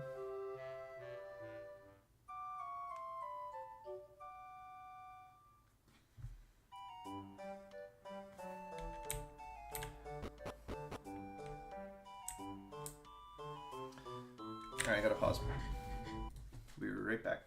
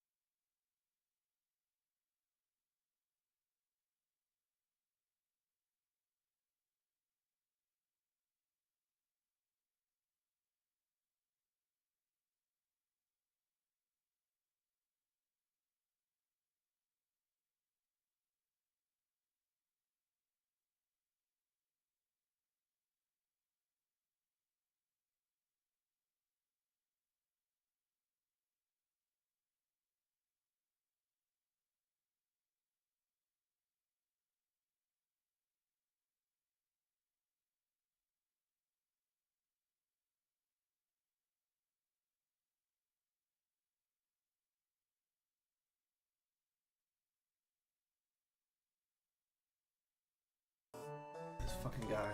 This fucking guy. He just fucking lives in the kitchen. You know, can you fuck off? I give him like an hour.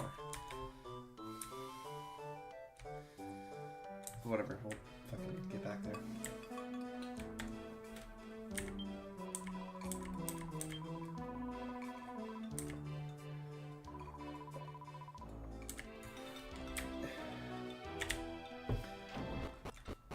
Excuse me.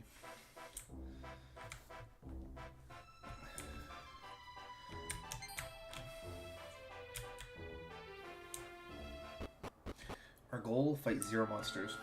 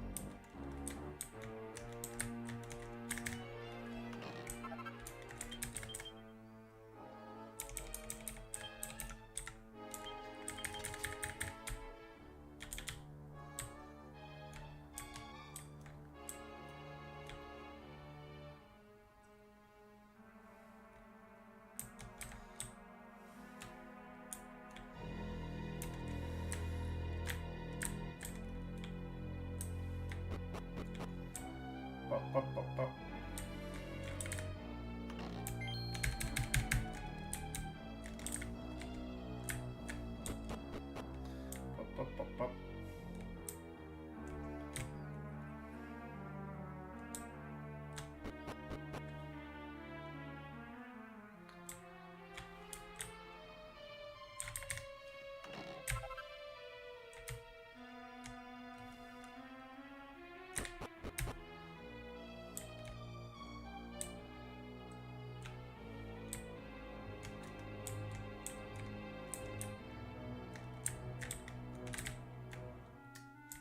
Controlled. We have fucking bro lives in the kitchen. I just want 2 minutes to fucking make my own shit.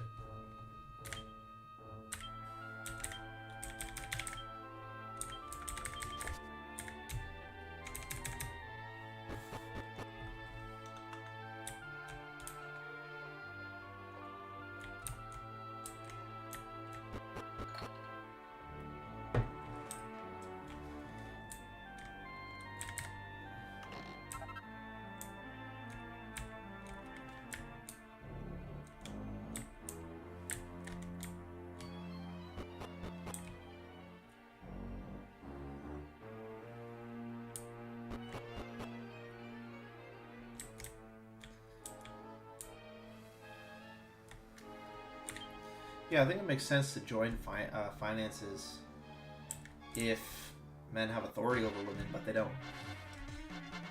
So it makes no sense to really join assets in a marriage in the modern day because you have no real autonomy over your woman anymore. Or why would you give her control of your assets?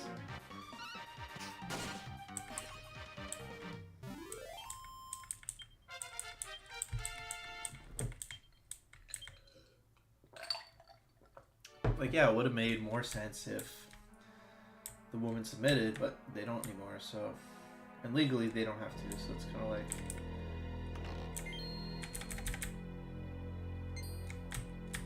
There's kind of no reason to do that anymore.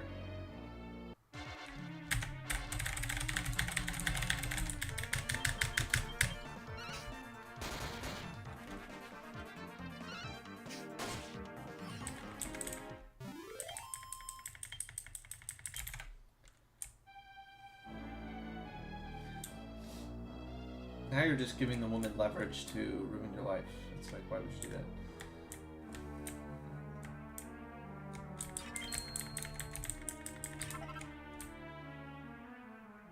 And how can you be Giga Chad Maximus if you give her like control over your life? That's kind of stupid. That's just gonna undermine her respect for you.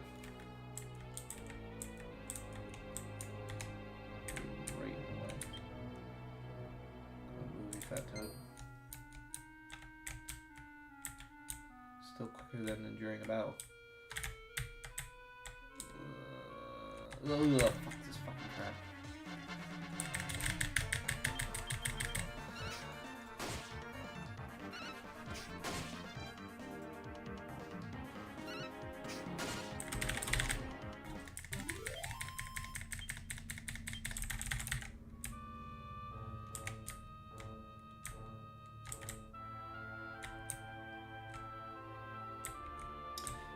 Now you have like dumb non-reasons. Oh, it's romantic. It's romantic. I don't think it's very romantic. What part about like putting your life in jeopardy at the hands of an emotional woman who doesn't submit to you anymore? It's also like she's not really gonna submit to you if she doesn't have to.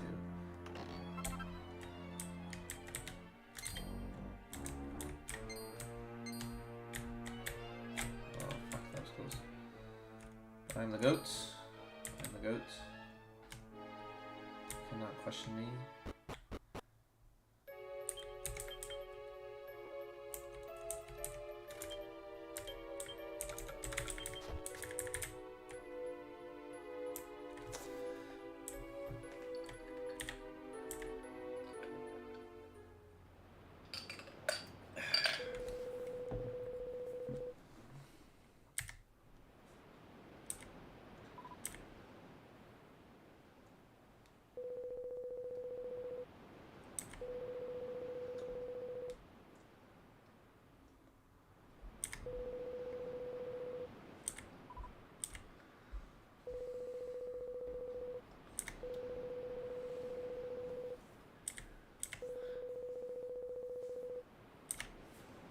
mean, he is right.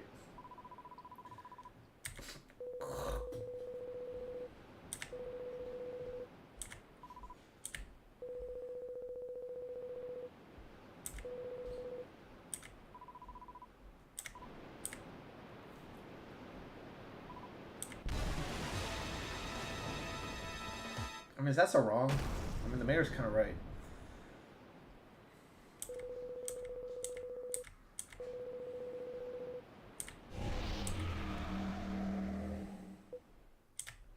I guess it's disrespectful. Ah, yes, the whale eating someone. The whale ate Jonah. Wow. Biblical reference.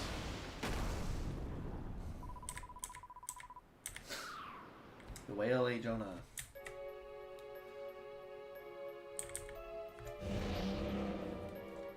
Christian allegory, yes. Very good. Good game. Now we're beating up the fucking whale. Fuck you, whale.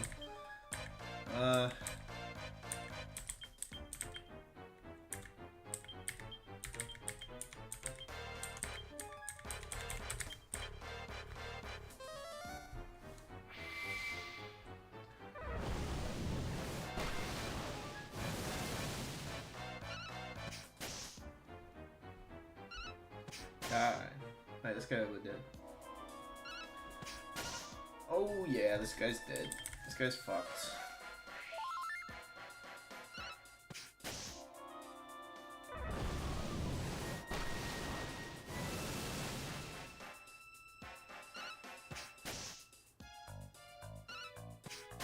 You can tidal wave it up all you want, darling.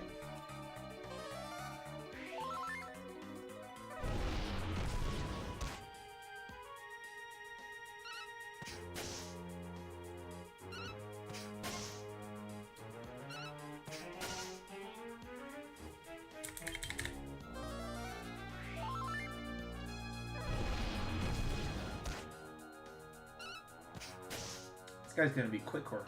Yeah, fuck. Probably could have got away with like 13. Although I think I said that, and I think I'm like, yeah, I could probably get away with a lower level.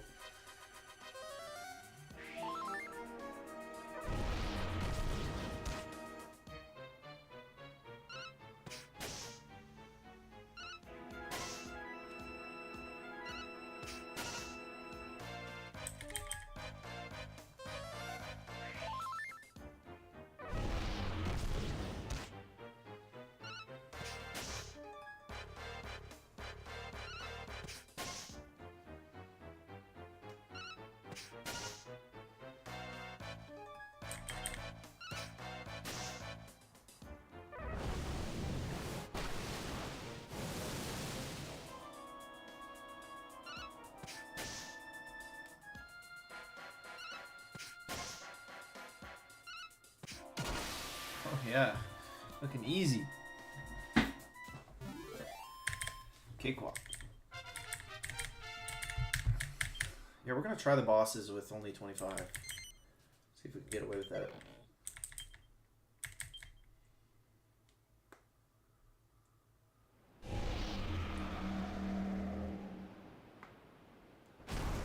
Bro's dead.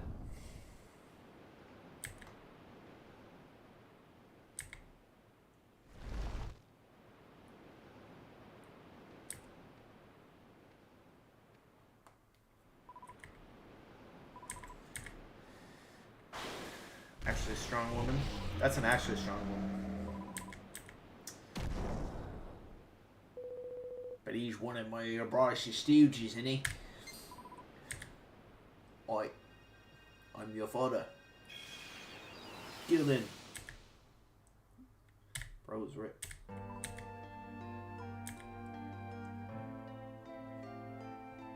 Jacked. Man bun.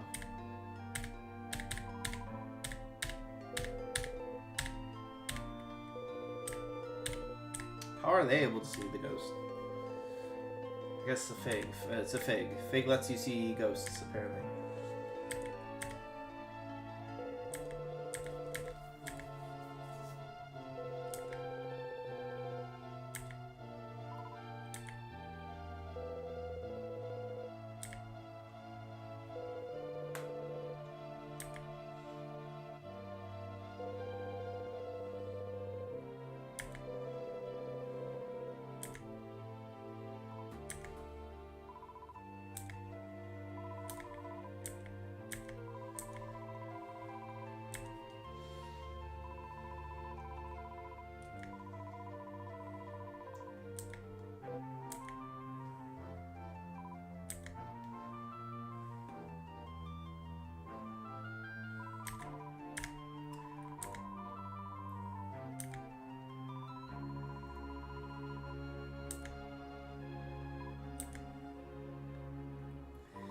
Based game.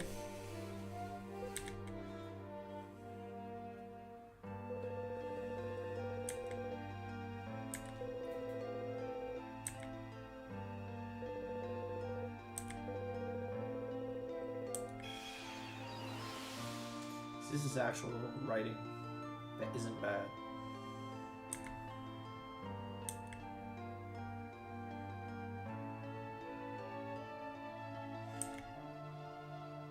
Your side, a Y-O-U-E-R. That's how you know it's good. That's how you know it's the real shit.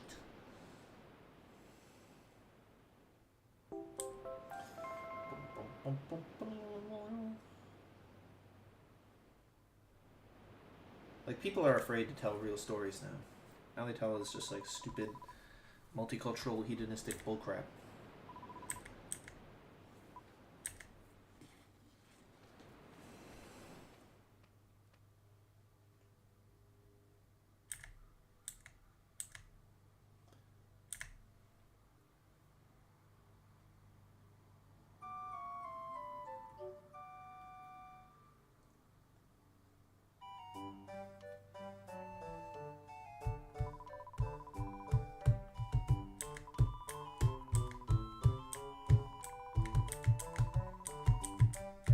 That's right. Base misogynistic little boy. My man.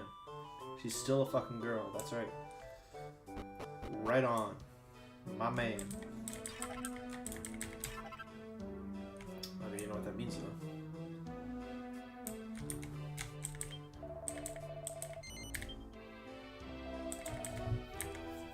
Right on time. The millisecond I get on.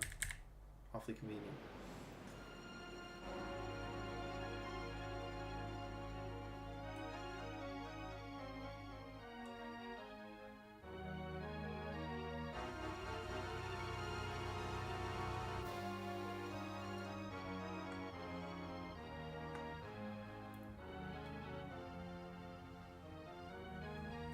Why's the boat tweaking, bro? Boat is tweaking.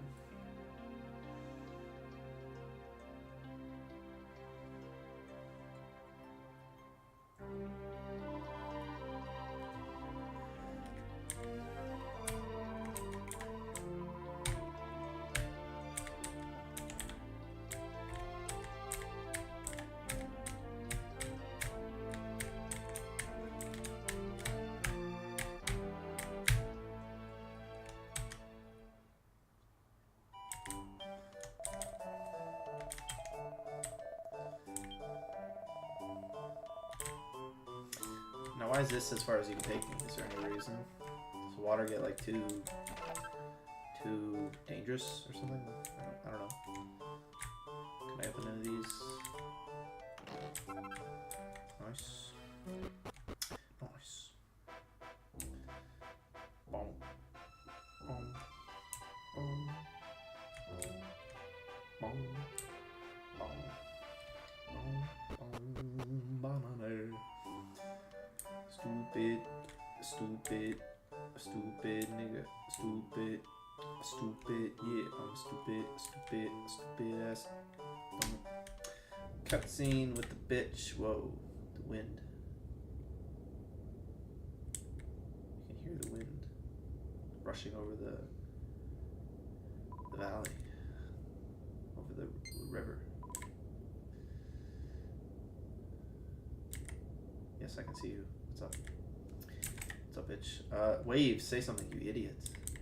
Why is he just standing there like a retard? I mean, I'm tracking you. Is that not enough?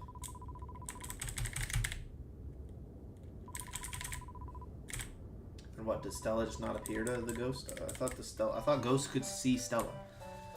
So what the fuck? It's a what the fuck moment. Alright, bye-bye. Bye-bye. I don't care. Buckdoor Bridge. I do not care. No. No. Oh. Goodbye. See you later. Pal.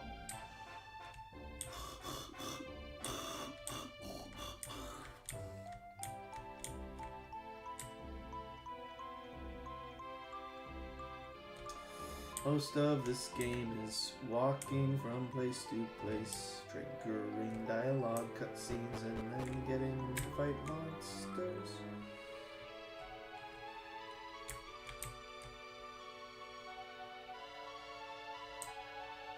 Why is there a filter applied to my traveling mates? Look on the left map. Like there's a filter applied to the mates. I don't know why. I don't think that was everywhere. It's probably some filter that they forgot to overlay. Dun, dun, dun, dun, dun, dun.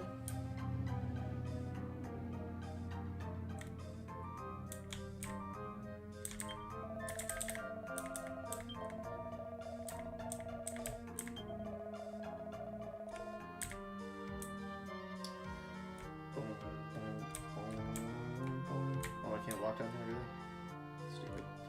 Stupid. Stupid head. Stupid. Doggy.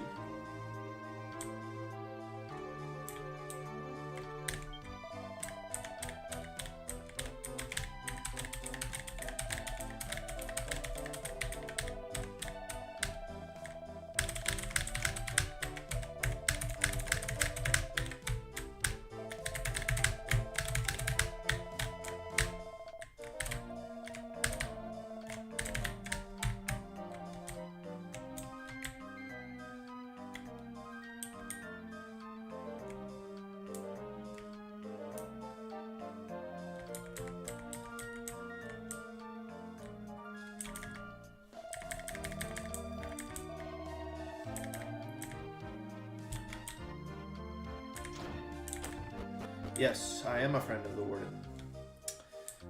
I guess. Whatever I need to do. We have some phallic objects for you to try. No, don't put it in a vase. It's a dildo. I mean,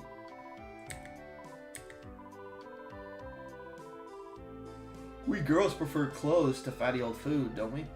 Based. Keep her, don't let her get fat. Based. Socially condition her to not eat fatty foods. Based. Remind women that being fat is not good.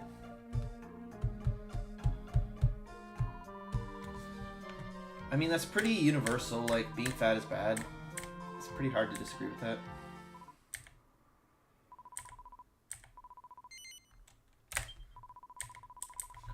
I just want your shit, bro.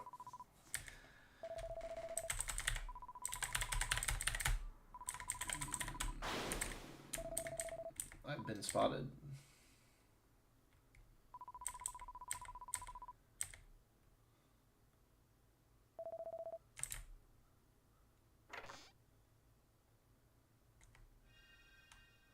What the hell, imposter among us? Sussy.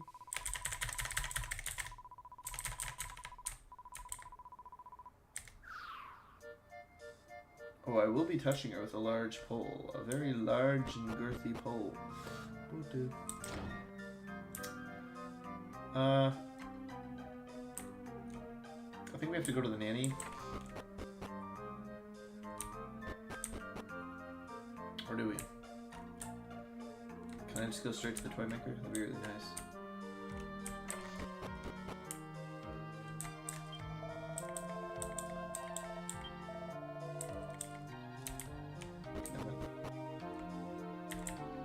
I do have to talk to the nanny first. It's probably one of the wealthiest villages.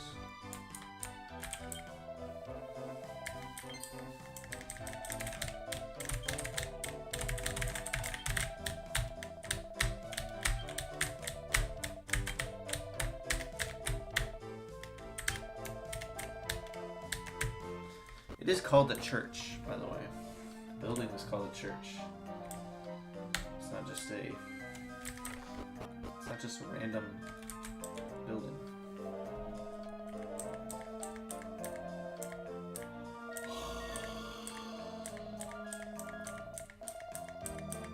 A life-size doll? that looked exactly like her.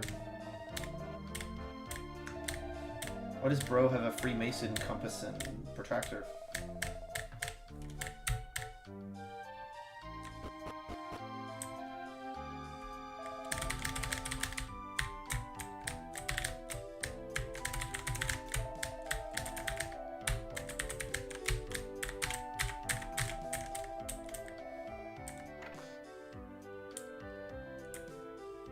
What's with this game and like entering girls' rooms?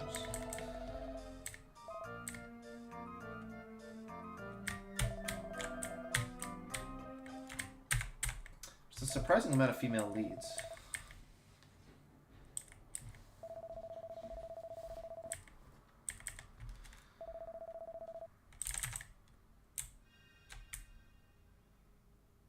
Will do.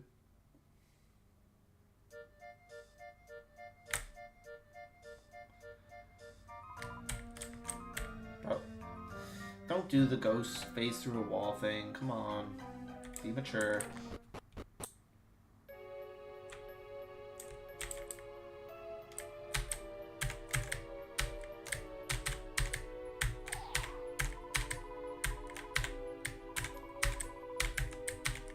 Little Miss Moneybags. Miss Moneybags, that's me. I am Little Miss Moneybags.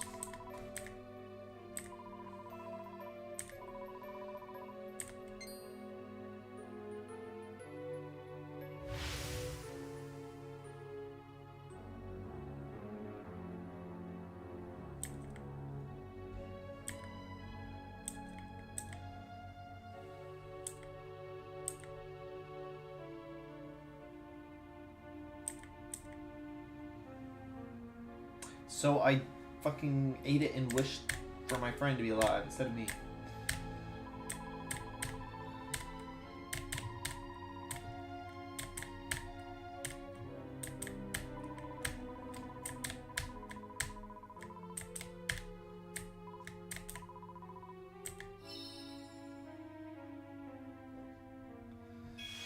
Did the doll eat it?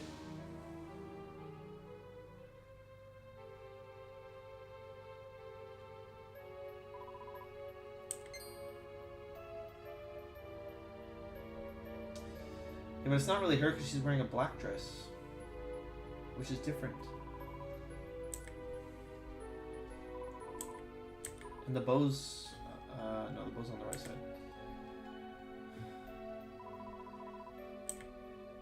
But she's wearing a black dress, that's how you know.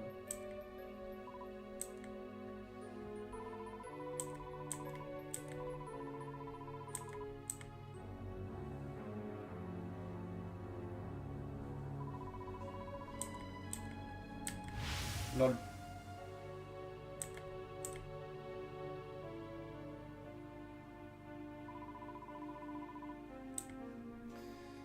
Spooky.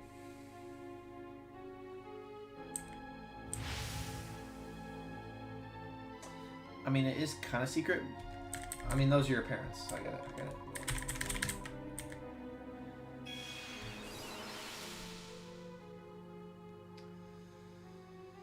We get it. It's your parents. I get it.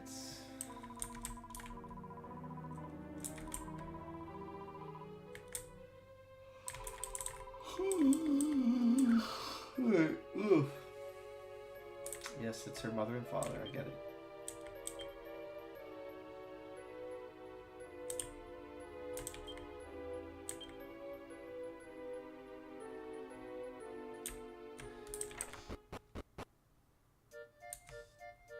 See, this is a misogynistic based game. That's all I'll say. It's Christian coded. I like it. I like it. Yeah, victory. What now? I'm gonna maybe drop off some of my money. Deposit some of my shekels.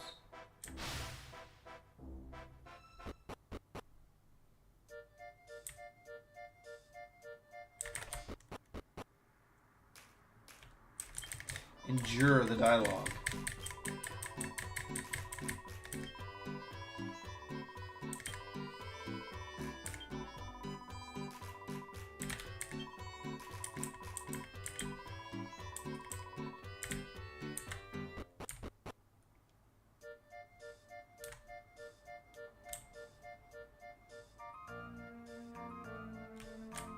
Wow. We'll save.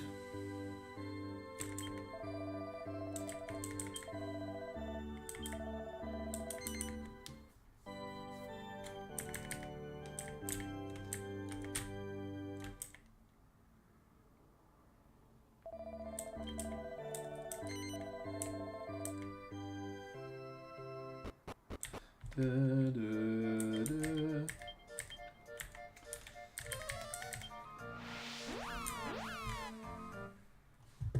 Okay, I'm gonna check. We'll be right back.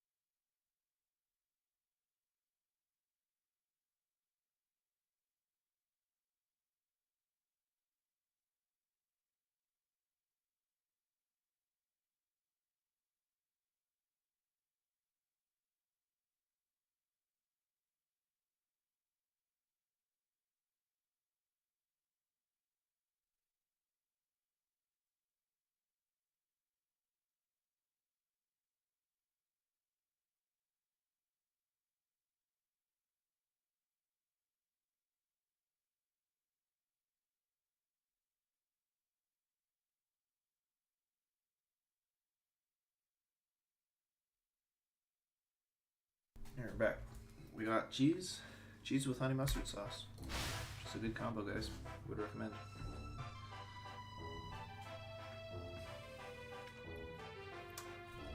Mmm.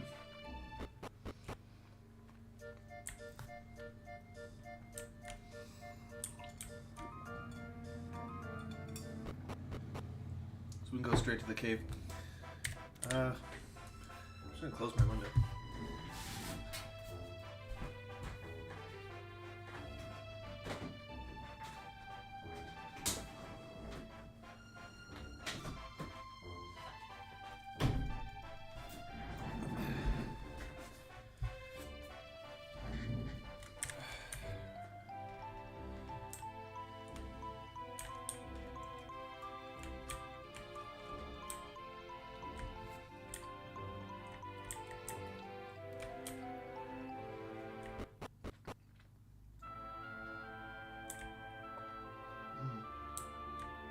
It's actually really good.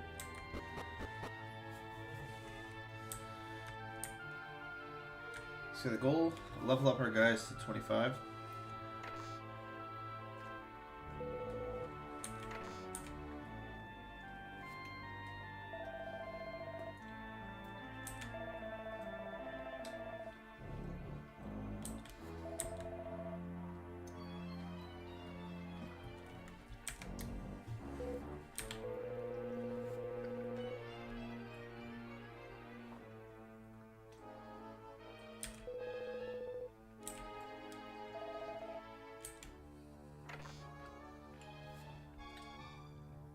The real niggas.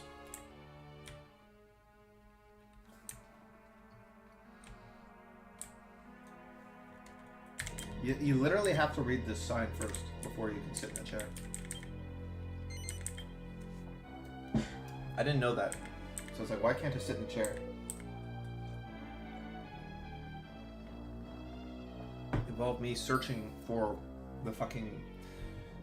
I thought I had to do something, so I went back to Bloomingdale. I talked to everybody. Nope, I went in the cave and... Yep, you literally have to click on the sign. It's fucking dumb.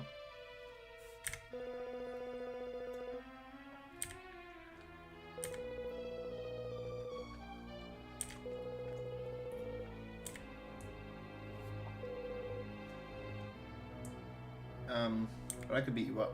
So that's kind of a problem if you're running a ransom.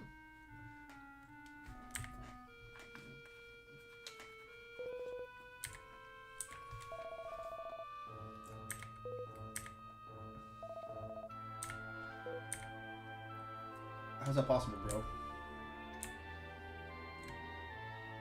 How do you suck that bad?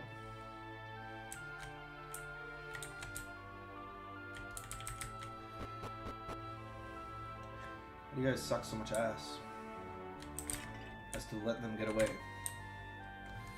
You let them get away?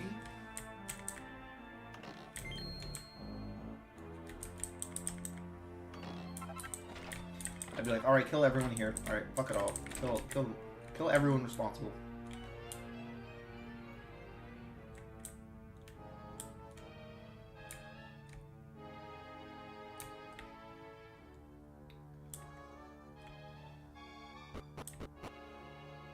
Fucking kill everybody. Fuck it.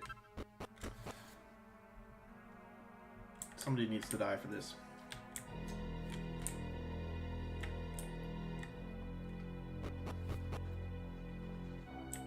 I'd be killing at least one dude. Right there in front of everyone.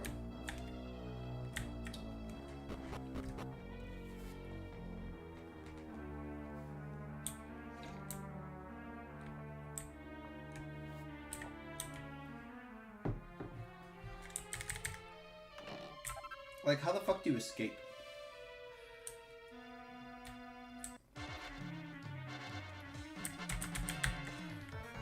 Especially if it's short-term capture. You should have them under, like, constant watch. Whoa, chill.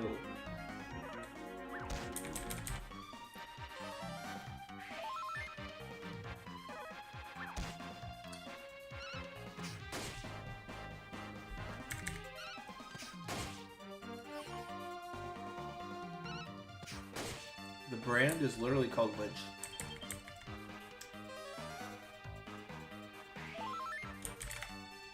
I mean, that's cool, but you're also dead.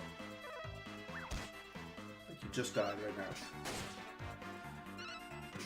Just died. See? See how that works?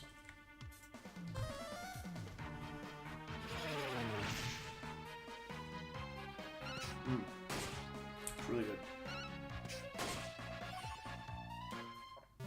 Cheese with honey mustard sauce. Great combo.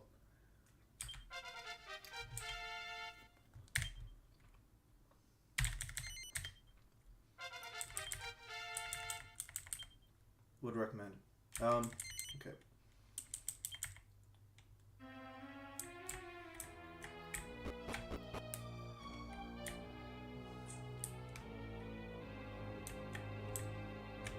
Look at that, first mob. It's a good omen. And they don't notice me. Fuck. Just right on a silver platter, why don't you? Fuck.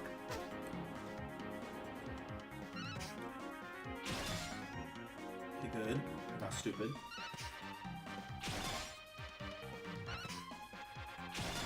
Okay, good job. You didn't fuck it up. You almost fucked it up. You almost fucked it up, but you didn't.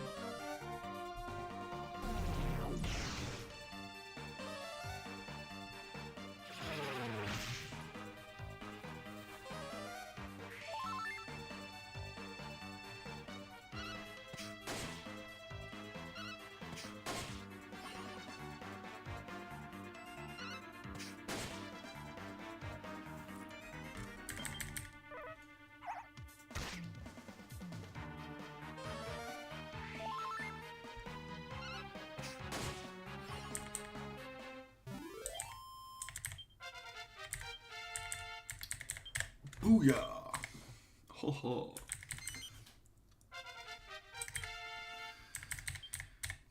Whack. Get whacked.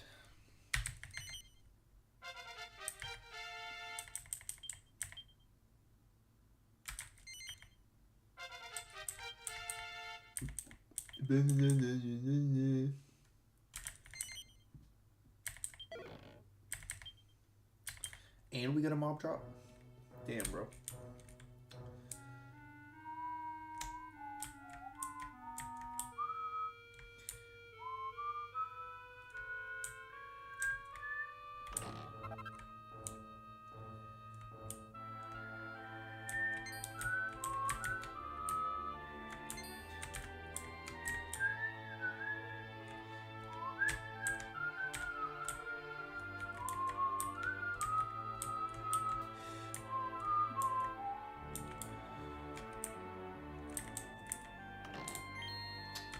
Oi, mini meadow.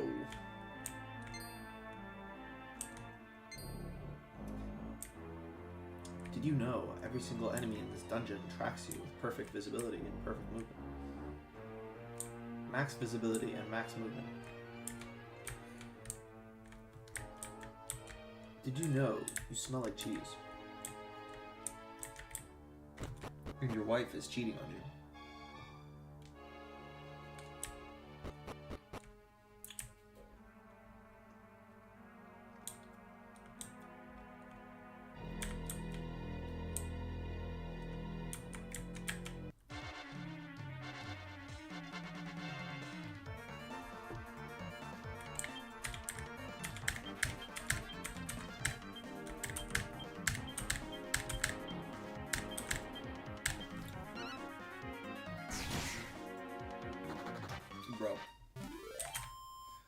Bro.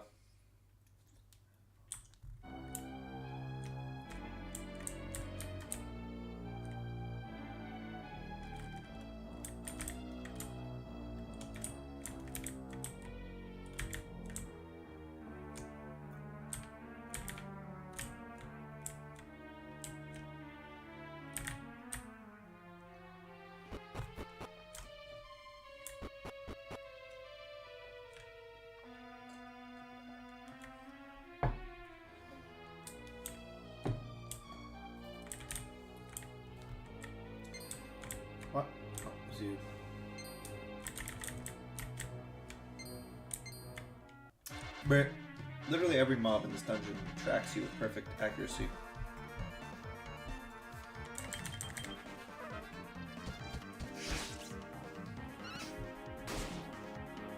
I mean, what is the point of having...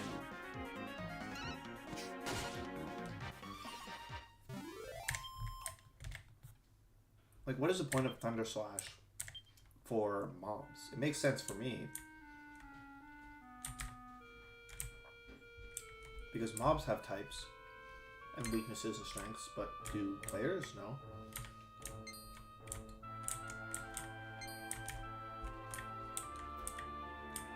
Kind of makes no sense.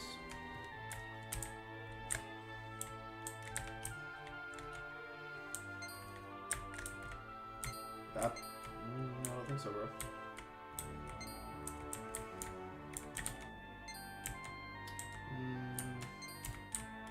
Yeah, what's up, Doc? Yeah, I don't think so, Doc. Yeah, fuck you, Doc. Yeah, fuck out the way. Fuck out the way. Get away from me, you stinky.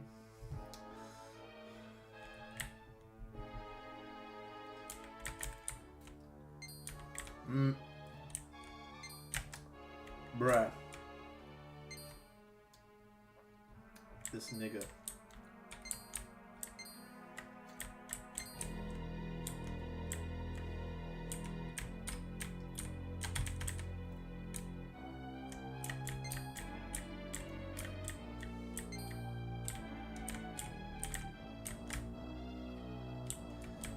See, you would think this dungeon is bad, but it's not.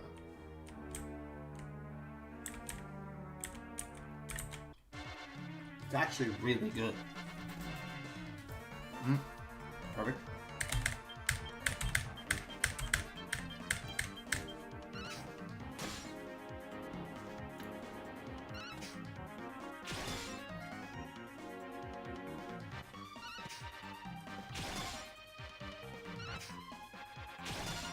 Bro. Bro.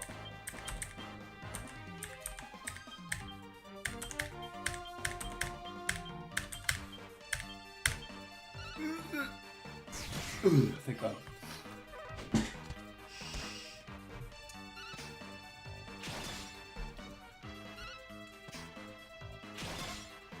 I don't know if that's... I think... Is that actually effective? I don't think so.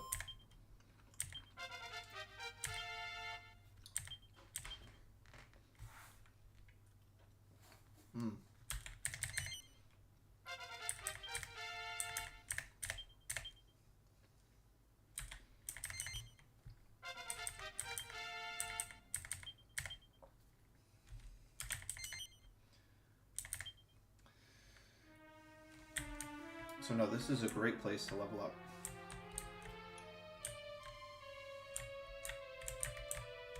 Much better success rate than the Quarantine. I mean, you saw me. I was fucking running around for hours doing laps.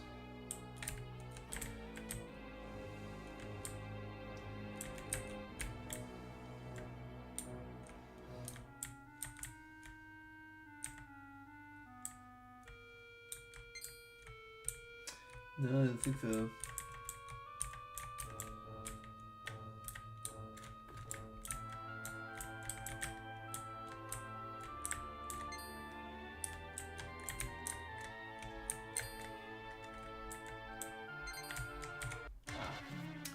Rip.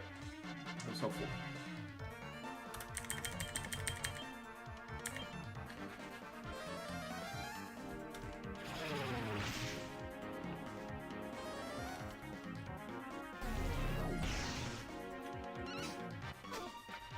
Oh, very nice.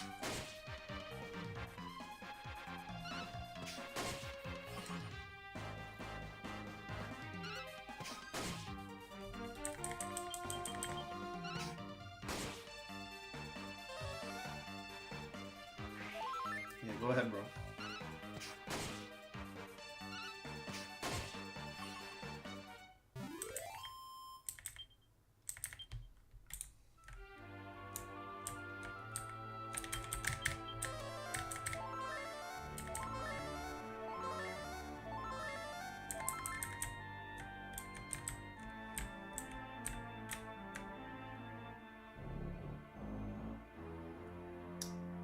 Let's be patient.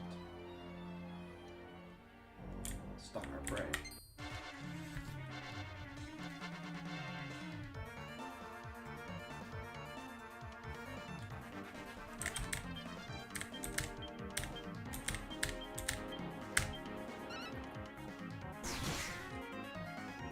Oh, he stayed. I thought for sure he stayed.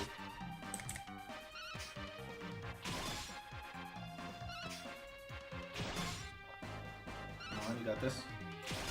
Nice.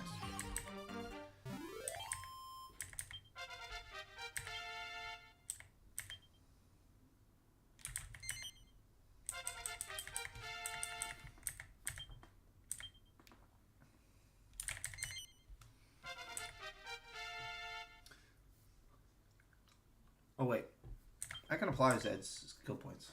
I'm being dumb.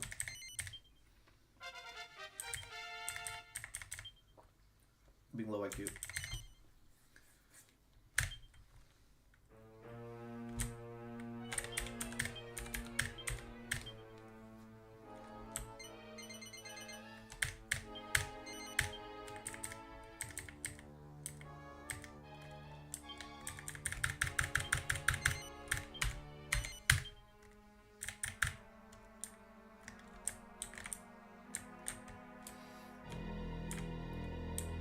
Just a reminder that Iran does not have nukes. Iran does not have nukes. They're not pursuing nukes. They don't have a weapons program. There's no hidden secret weapons program anywhere. There are no nukes. We're doing this because Israel wants regime change. And America is a pussy. It's run by Israel.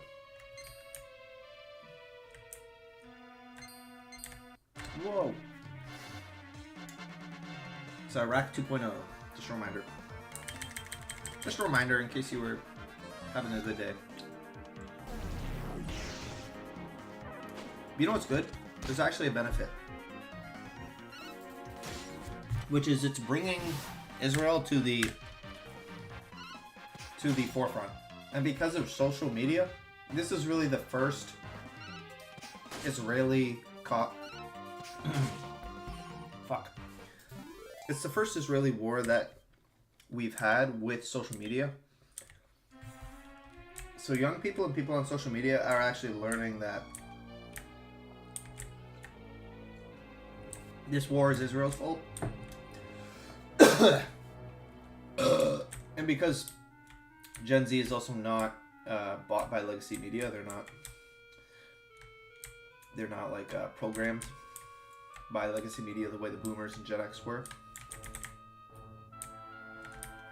They're going to be much more receptive to that kind of information. So what it's really doing is it's bringing Israel's war crimes to the forefront. And people already knew about that with Gaza, but this is more direct. This is more like Israel is causing World War III over here. Like this isn't just random Palestinians. Or like it's not really something you can ignore. And it brings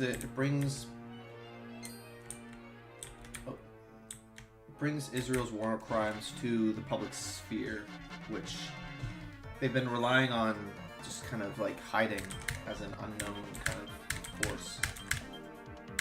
Don't worry about it. We're just in the Middle East doing Middle East stuff. Don't worry about us. But now everybody knows, and they have to cope and reconcile.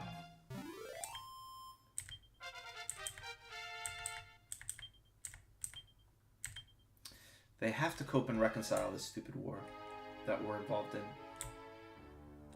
Because with Gaza and Israel, you could just say, well, it's Israel's war. Israel's just doing Middle East stuff. Now it's like, okay, U.S. involvement.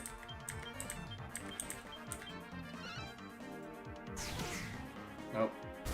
Nope. Entire countries are fighting each other now. This is not just like some random terrorist group with some dirt bikes and some RPGs.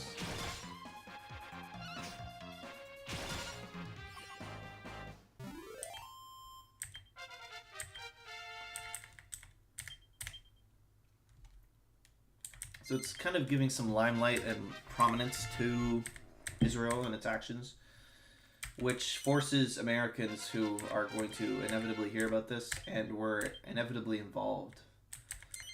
It's going to force people to develop awareness about Israel.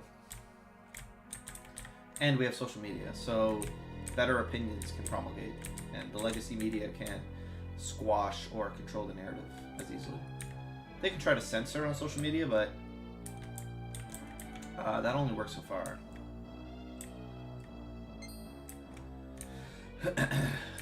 Although what you did see is you saw there's a report saying, which is funny because it's cope. The fact they feel the need to respond to it at all is cope, but they're basically saying Fuentes and Dan Bilzerian and I don't know, like anti-Semitic channels are like botted. They're Iranian bot channels. They're botted by like bot farms in Iran. Which, first of all, that's exactly what Israel would do. So it's such a projection. But second of all, it's like mad cope. The fact they even addressed it is embarrassing. It basically means, oh, all that right-wing anti-Semitic stuff, oh, that's not real. It's just bot farms. It's like, okay, so you have no argument against it. You have nothing against it. You're just gonna call it fake. It's like, okay. No other way to undermine it than just say, well, it's fake. It's not even real. Because you can't point anything out about it or critique it. Instead, all you got to do is say it's fake.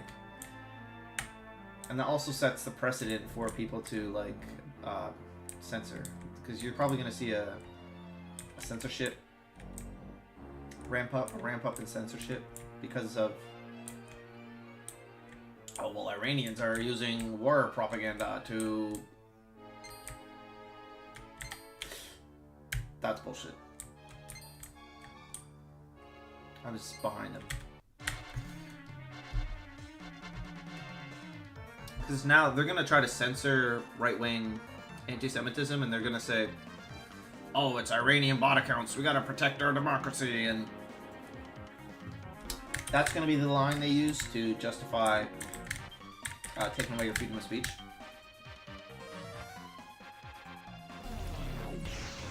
If they can frame the anti-Semitic stuff they don't like as being war propaganda or foreign influence, that gives them justification to censor and ban it.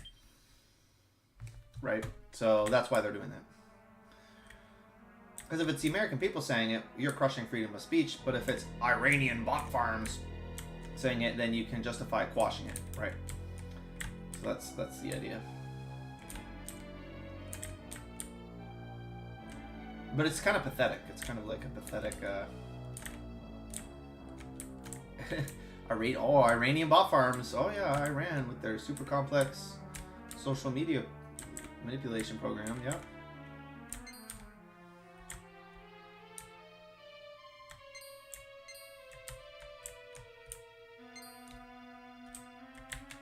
Yeah, zero evidence for any of it.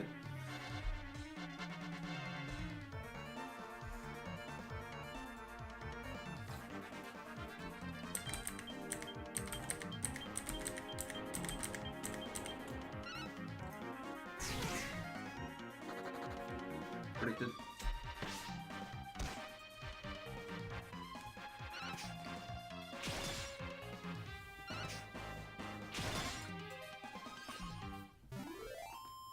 It's like, sure, bro, Iranian bot farms. Okay. Literally, what idiot boomer thinks that? The Iranians have super complex bot farms, and Nick Fuentes is an Iranian plant. Like, literally, who believes that? That's the most retarded thing I've ever heard.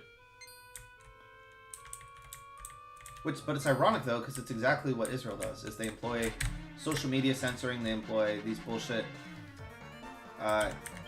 conspiratorial, contrived, like, manipulation programs to manipulate public perception and censor people in the media and create fake engagement.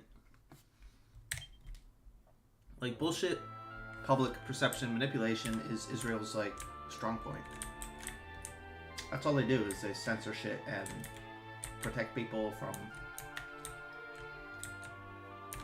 I mean, that's what the ADL does. Is its job is to like go around manipulating free speech and manipulating the public discourse to be pro-Israel. That's literally all it does. That's just like one job. Oh, but it's Iranian bot farms. Oh, sure, bro. Basically, take anything Israel accuses Iran of doing, it's actually revealing exactly what Israel's doing.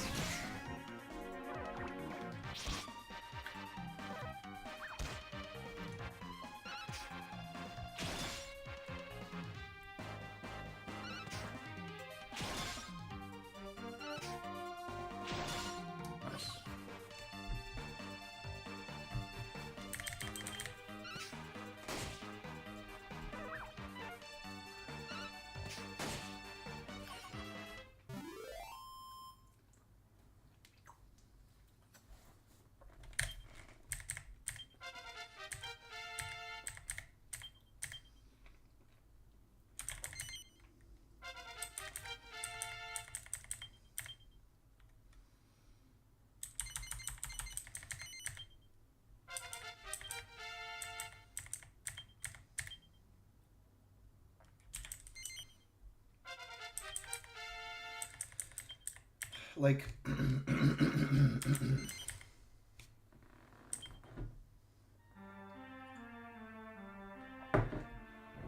oh, Iran has nukes. They're gonna blow up the whole world because they say death to America.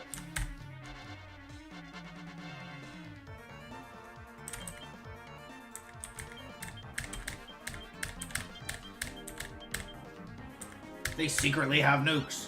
You know who secretly has nukes? Israel. You know who stole nuclear technology and evaded US regulation? Israel. You know who... It's actually Israel's fault that all the other countries are pursuing nukes. Because if Israel has nukes, then the only way to protect themselves is to acquire nukes to create mutually assured destruction.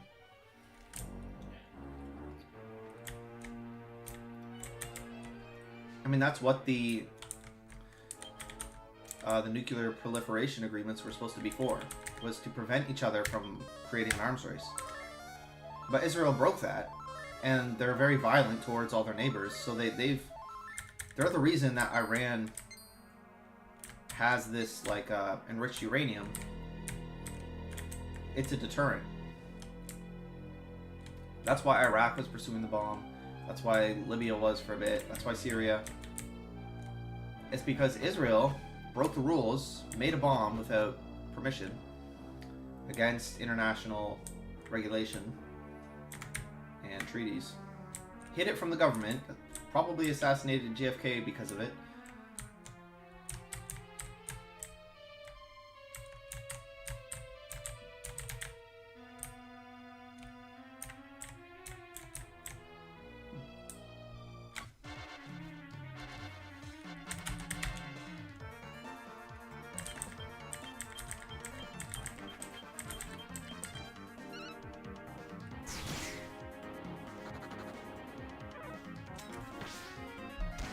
It very likely assassinated JFK because of that. And then that creates an arms race where all the Islamic countries are like, hey, they have nukes and we don't. We need to protect ourselves. We need mutually assured destruction. Which has nothing to do with death to America. Has nothing to do with... And the reason they say death to America is because we support Israel, by the way. Just by the way. The reason they say death to America is because we've embedded ourselves and entrenched ourselves with Israel so much. We support them. We created the modern nation state of Israel. So that's why they dislike us. It's because we fund and promulgate their enemy.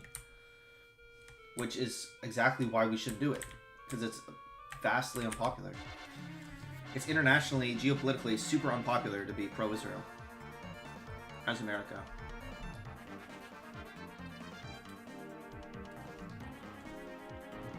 And say what you want about Jews, they're not our responsibility. It's not our fucking job to be taking care of an entire people group. outside of America. Respectfully, not my problem. You bitch.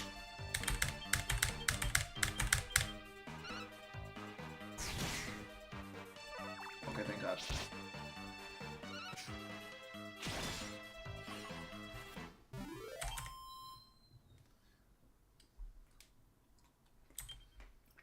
America's priority is to its own people, not Israel. And this whole like death to America, that's a great example of why we should support Israel. Because they make us vastly unpopular with the rest of the world. And we undermined our respect and credibility.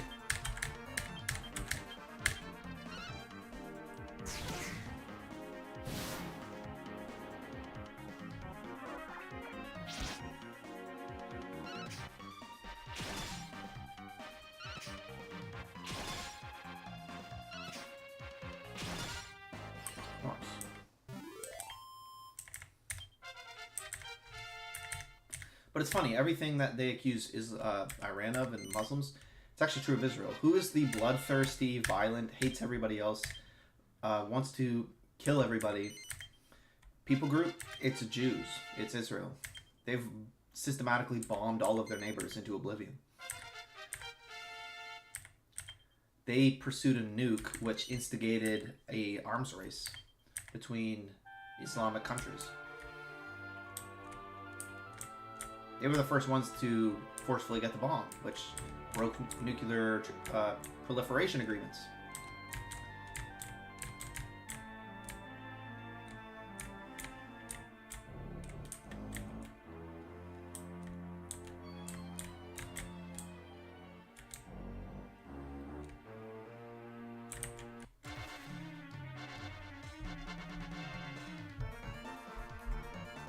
So everything they accuse Iran of being this violent, hateful people group,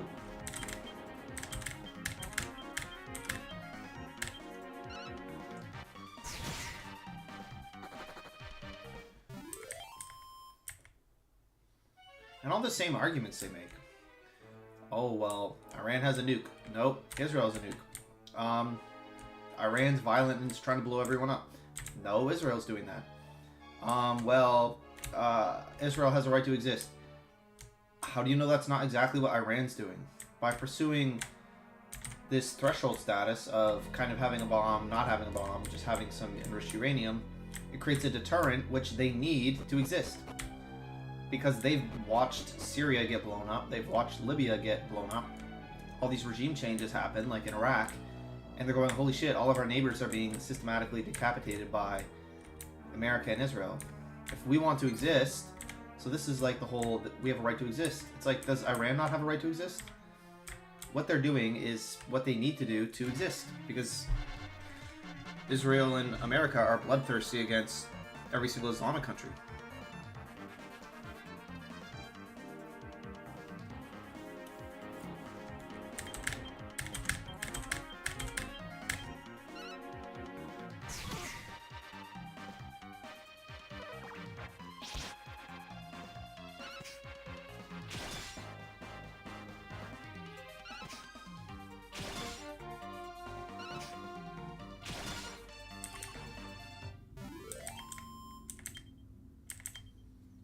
So yeah, very stupid. It's just such an easy position to win on. Because Israel has such a bad track record. They're just so extremely untrustworthy and so extremely bad that, like, defending Israel becomes impossible. They've literally instigated every war in the Middle East. They've very likely assassinated JFK, very likely. They've pursued nuclear weapons while evading U.S. inspection. So they instigated the proliferation of nuclear weapons in the Middle East. That's their fault. They've instigated every single global conflict in the Middle East themselves. They started it, really for no reason. Not for no reason, but unfairly they've instigated it. for their own tactical advantage.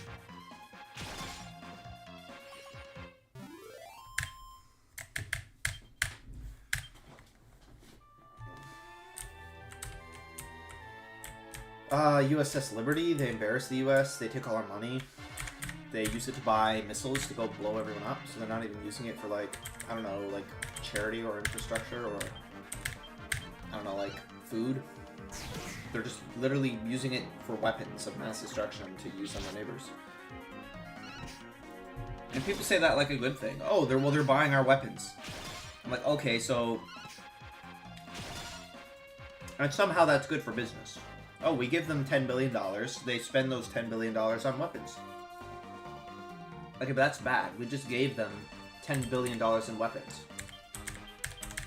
That's still $10 billion we just gave them. That's just $10 billion worth of weapons we gave them. That's bad. Right? Like, we didn't gain any money by having them buy our weapons. So now we just gave them $10 billion worth of weapons. We got our money back, gave them 10. We got the 10 back. But now they have 10 billion in weapons. How's that a win? We just gave them 10 billion in weapons for nothing.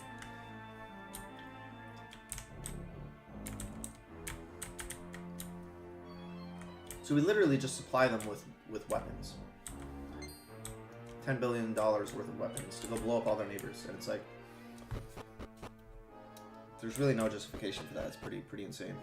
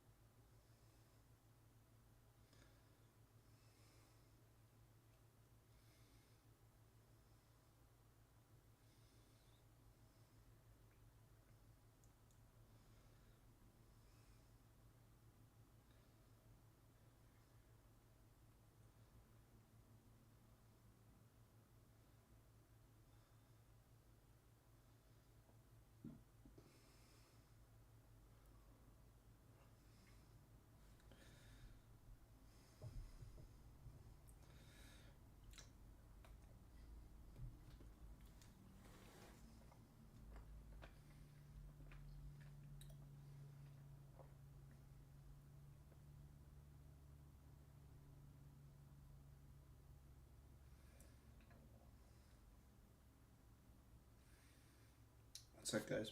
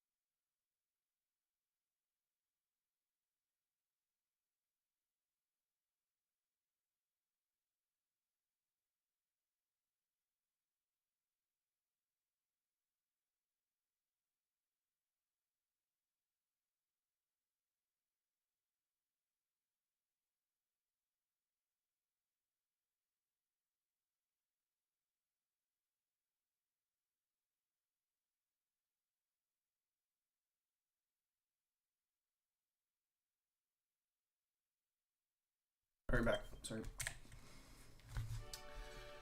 My sincerest apologies. I was off having sex with your mother.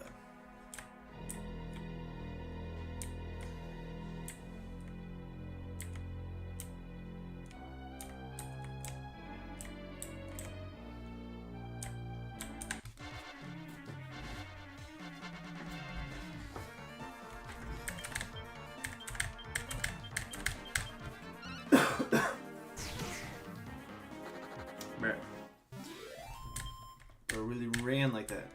Or really just fucking bye-bye.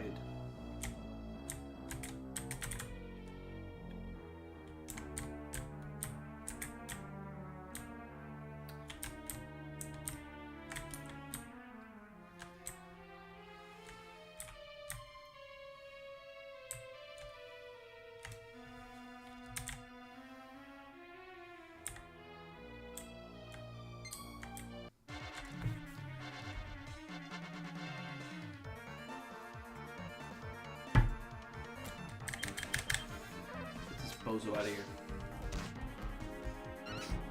Out of here. Out of here.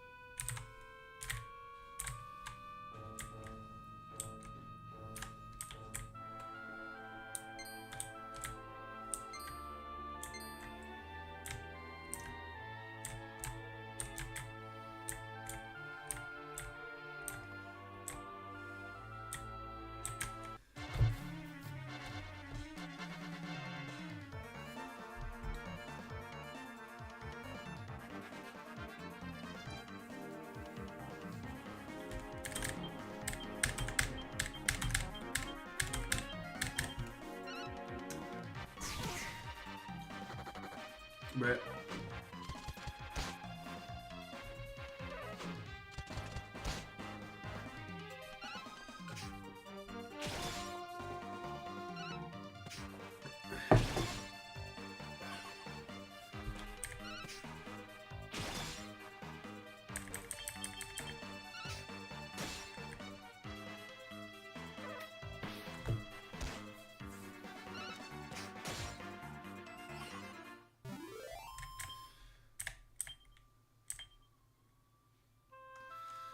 Bro's doing vacuuming at 9 o'clock.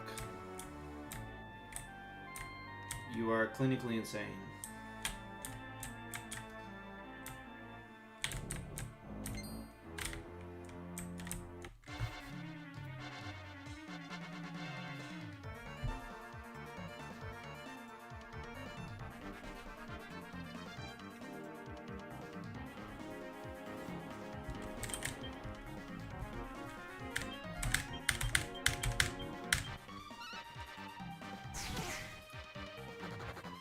But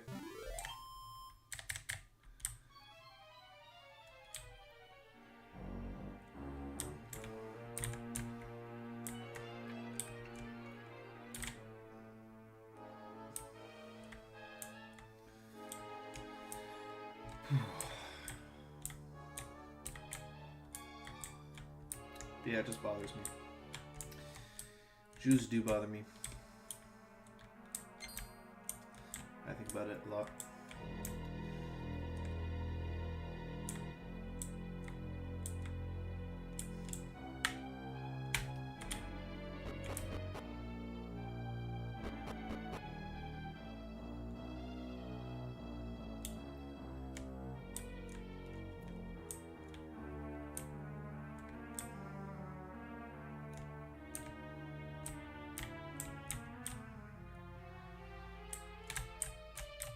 I can't wait to educate my kids about why Jews are bad.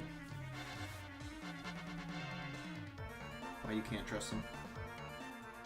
Or do business with them.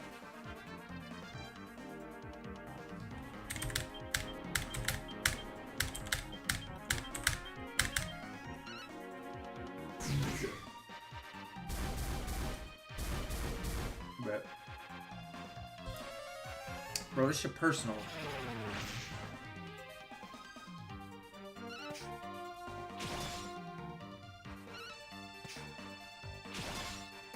Come on. Nice.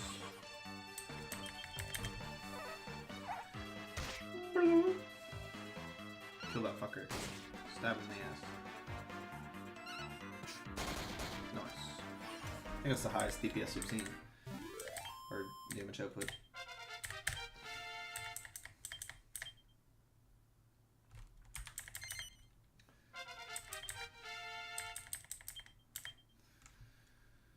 Oh, and the world just makes so much sense when you're like, oh. Oh, that does make sense.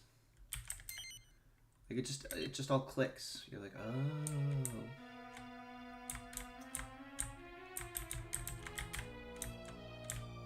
Like all this bad stuff I just thought was attributable to everyone. It's actually specifically Jews and the Americans who become influenced by the Jews who become Goyim. A spiritual transformation of white people brought on by Jews, which we call Goyim.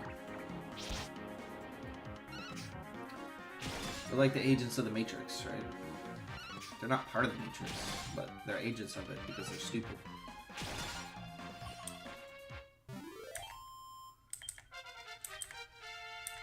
Nice.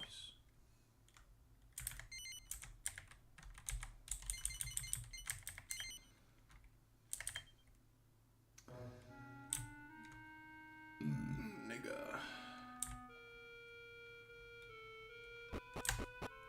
Like, white people aren't supposed to be supporting Israel and supposed to be, like, cucked boomers. These white cucked boomers.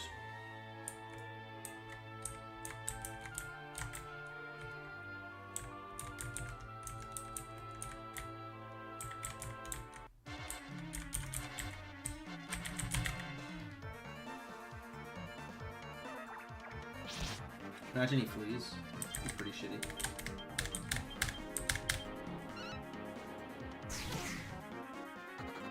Yeah. I could tell he wanted to flee, but he couldn't. I could just tell. I could look into his eyes and I could see it.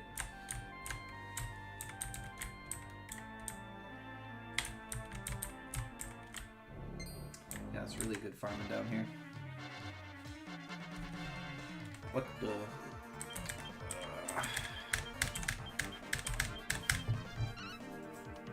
Critical hit. Fuck.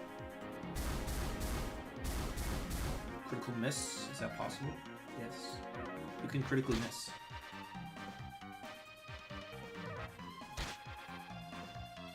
But get a critical hit, but then also miss. It's possible. Bro. Bro.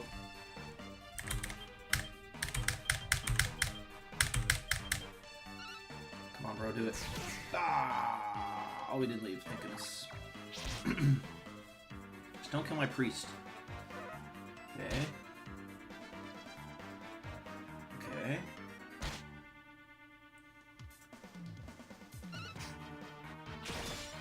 Bro. Oh! Critical 44 damage for no reason. Nice. No one leveled up. Wow. Oh.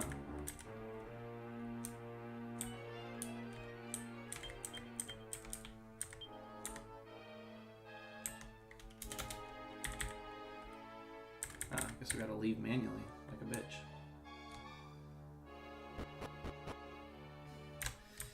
But once you see it, it's so tempting. It's like, oh. Oh, it's Jew. Oh, it's Jews. Oh, that's a Jewish thing. That's not just a... Like, once you understand that races are different, you're like, whoa, like, when we point out a thing, that thing is not just, oh, everyone does that. We're all the same. We all do that. No, it's like, Jews do that. I mean, yeah, white people can do that too, but kind of Jews, that's a Jew thing.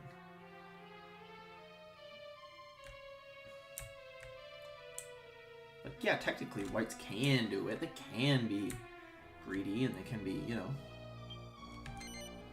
unlock it, unlock it, lock it, unlock it.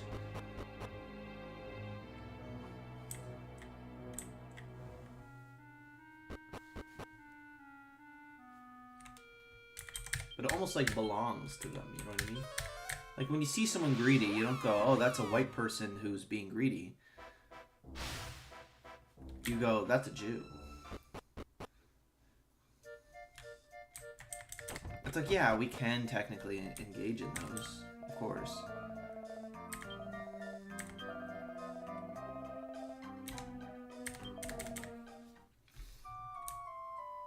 But there's almost like a proprietariness where certain traits belong to specific groups.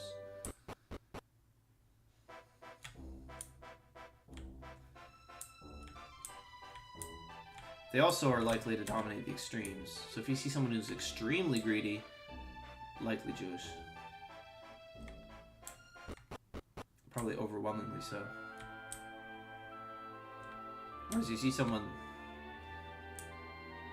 Like, it's more likely that someone's white if it's a normal amount of greed, whereas if it's a ton of greed, it's much more likely to be Jewish.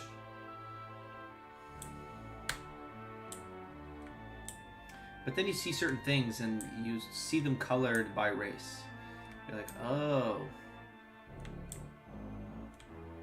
When someone commits a crime, they're being a nigger, right? Oh, I get it.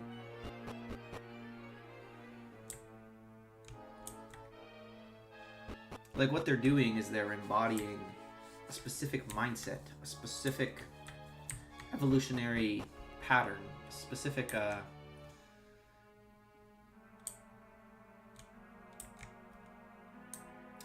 ethos that belongs to a particular race. It's not just, oh, anyone can do that.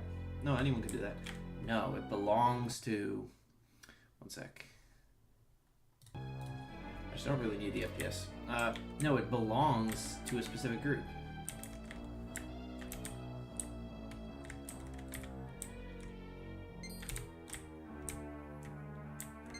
Like, it's not just anybody who does that.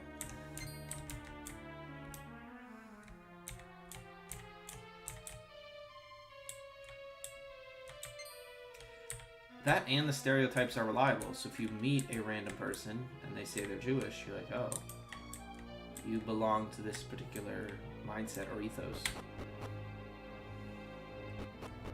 And it's reliable, it's accurate. Like, niggers all think the same. Deep down, they're all the same. Yeah, you have the intellectual nigger, but even the way that a black person is intellectual is as a black person. It's not the same type of smart or the same mode or the same approach to being smart as a white person is. It's more like, I'm going to dress up in a suit and wear glasses and a plaid shirt and like pontificate about something I memorized. You know what I mean? It's not real, like, it's not the kind of almost like joy in learning or the... Instead, it's like ego boosting and pontificating. Look at Neil deGrasse Tyson. Everything he says to sound cool. Even when Neil deGrasse Tyson speaks, he approaches subjects from how cool and how much of, like, how cool and badass is this? Which is like nigger complex, where everything has to be cool and guns and explosions and how cool am I? Am I cool? Am I cool black dude? Yeah, am I cool? Does everyone think I'm cool? Am I cool? Ayo, am I cool? So that's what Neil deGrasse Tyson is doing when he's pontificating about his stupid intellectual findings. Is he's like the black guy showing off his gold chain, desperate for the approval of everyone to think he's cool or badass in this bombastic, obnoxious way.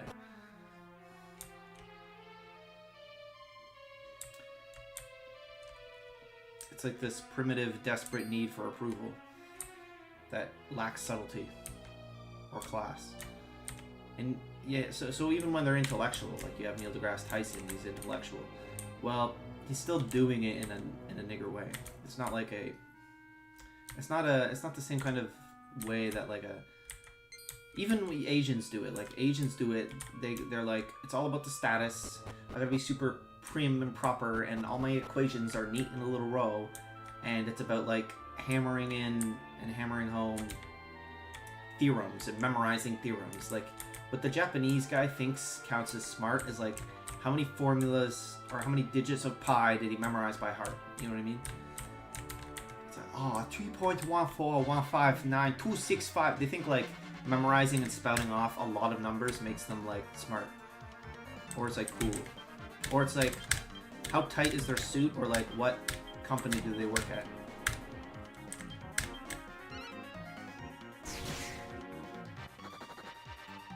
Like the metrics of qualifying intellectualism for a Japanese person is different than a white person. Japanese is all about, oh, I must have the status. I must be cool, must wear the suit, must say right thing, must sound impressive. And it's almost mystical, like they pontificate in like a, oh yes. They just say it in a super complicated, uncharitable way, so you go, wow.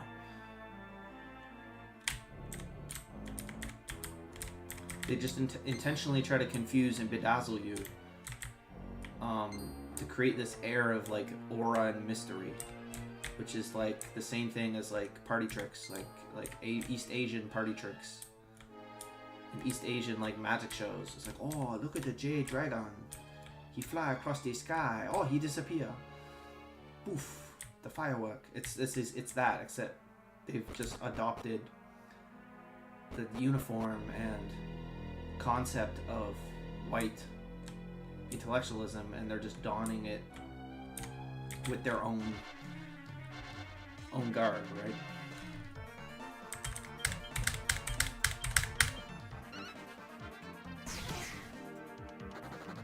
Bro.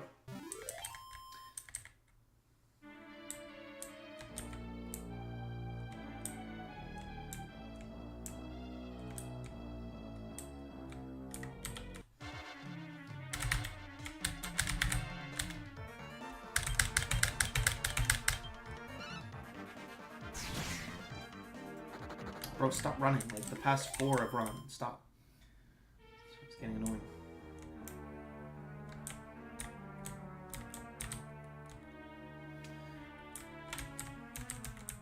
So then you realize that culture, like, oh, I'm in America and I wear a suit, that can exist, but it can't replace or transform the race itself.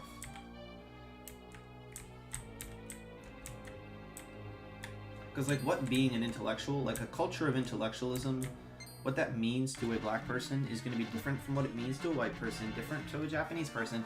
They're all going to have different interpretations and approaches and styles to how they be intellectual.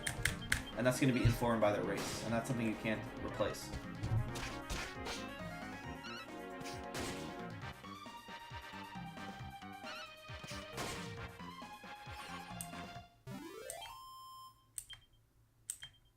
So the culture can change, but the race and the way that the race interprets, or the framework which kind of informs the expression of that culture, is actually defined by the race. And that's something that can never be transcended, because that's biology.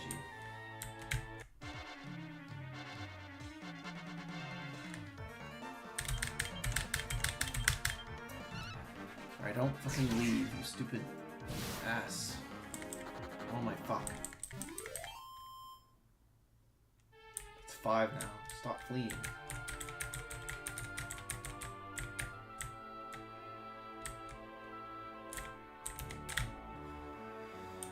Stop it, stop it, stop it, stop it.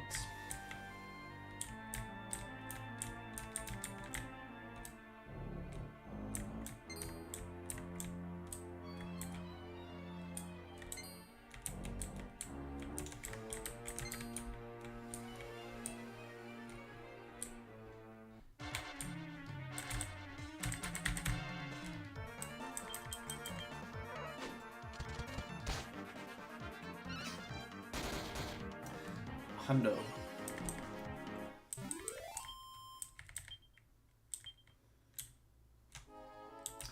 Yeah, and then you see Jews, and you're just like, Jews will always be untrustworthy. It's in their DNA. They will always be greedy. They will always view everyone else as lesser, and be wrathful and spiteful, and be histrionic, and be paranoid, and be anxious, and have low masculinity, be female tempered in terms of temperament.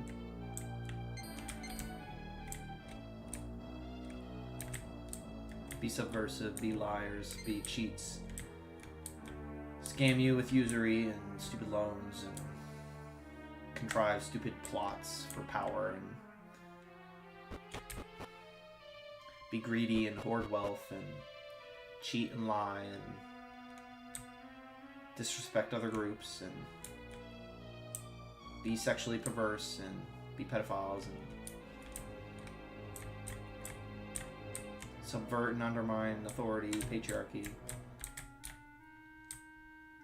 avoid force and avoid assertion, avoid being aggressive. Like, it's in their DNA, and no matter where you put them, they're just gonna embody this kind of bullshit.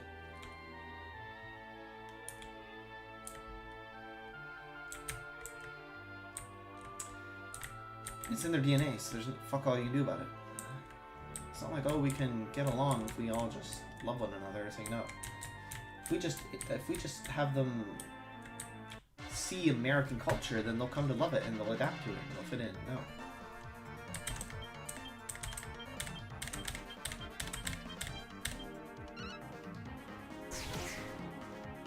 Oh my fuck, that's 6 now. Fuck off.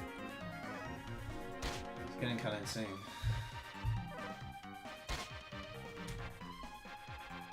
Do I ever get to go?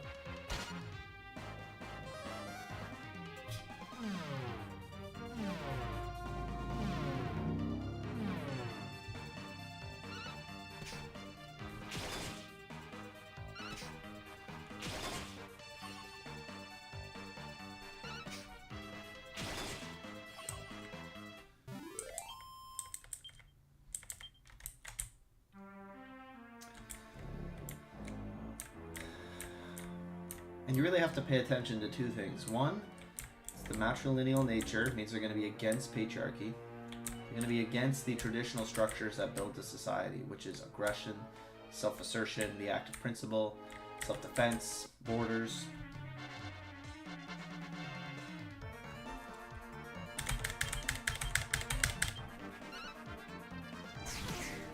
Critical miss, as I said.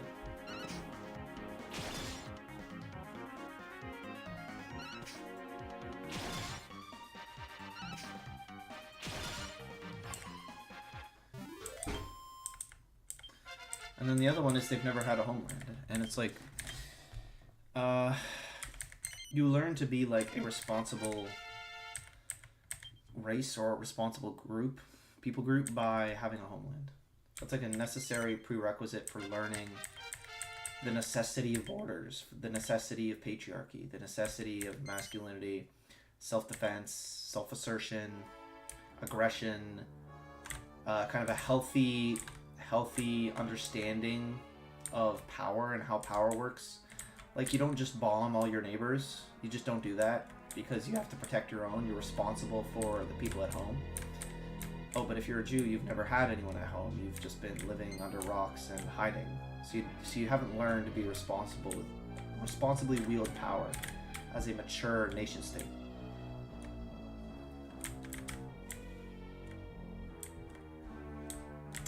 Same idea with, like, actions have consequences. You can't just cheat and lie and steal and engage in usury and hate on everyone, because at the end of the day, you are grounded in a geographical location and you're responsible to those people. That's why they're going to have a higher rate of psychopaths, narcissists, etc. They're going to have more personality disorders because when you're tied to a culture or you're tied geographically to a place, you have to be responsible. You have to not You can't just up and leave and just ditch your entire community. You can't just hide in a city.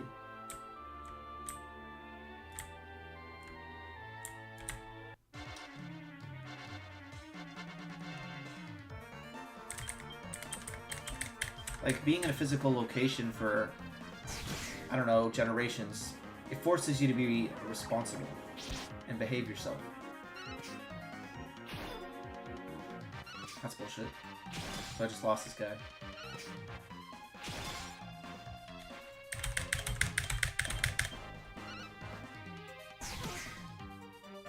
I don't know, man.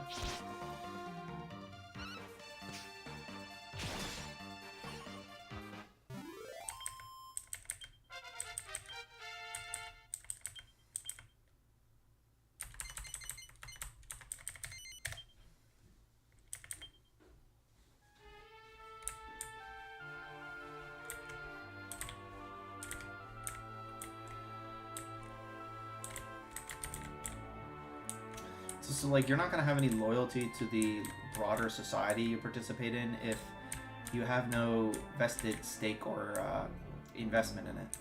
Like, if it's not your society and you're just like a Jew, like sneaking along in someone else's society, you're not going to be invested in protecting it or participating in good faith or caring about the moral status or the moral strength of the country. You're not going to care about upholding morals, or because there's certain principles that we embody subconsciously. Like, the reason you be nice is because at the end of the day it comes back to you. Is that the actions you take in a society eventually form the health of that society, and they come back to either create a high trust society where people get along and they trust one another and we have nice things, or we live in a low trust society where nobody trusts anybody and we lock everything up in stores behind glass and padlocks, right? And so white people and other races, other groups have realized that, oh, you actually have to care about having a high trust society. You actually have to care about, you have to pick up after yourself, right? Like, if you live somewhere and you own a place where you live, you take care of it. You pick up after yourself. You don't litter. But if you don't live there, if you're just like a Jew, like sneaking around in somebody else's country, you're not going to pick up after yourself. It's not your country. You say, yeah, fuck them. I'll just scam them with fat loans and I'll just treat them like shit and they're all goyim and I'm here to make money. I'm here to be greedy. I'm here for myself. Next comes the paranoia, the histrionic anxiety. That comes from not having a stable homeland. Having a stable homeland makes you more mentally stable. It gives you a certain fortitude, certain resilience, a certain mental stability and resilience that they just don't have because they've been constantly on the run, constantly evading other groups and disguising themselves, and this takes a toll on your psyche.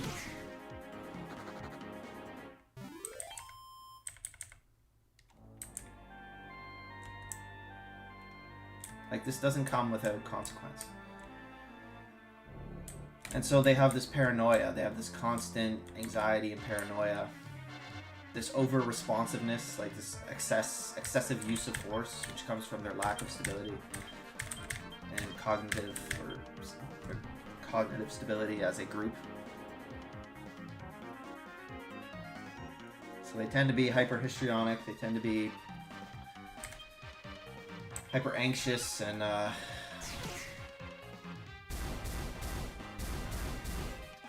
just less mentally stable, less chill.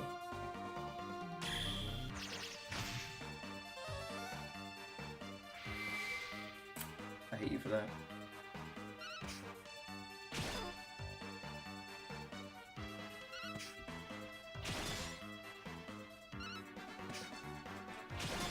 Yeah, that's some bullshit.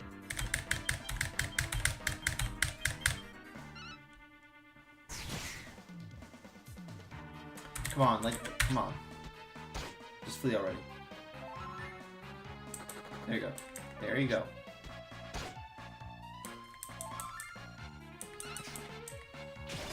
It's also like, if you don't have a homeland, you don't have anything to fight or protect. So you don't build the masculine virtues of being aggressive and being protective and, like, investing in the country around you.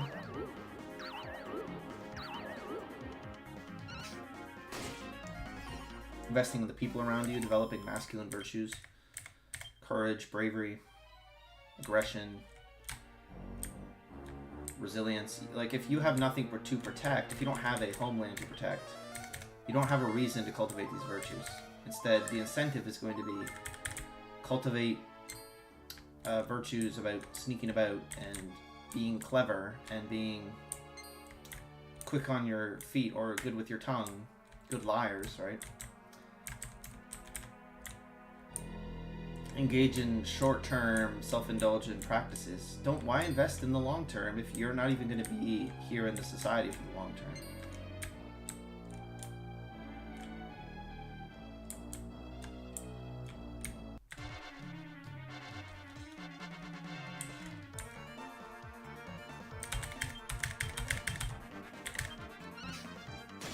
So when you see it like that, you're like, oh, it makes sense.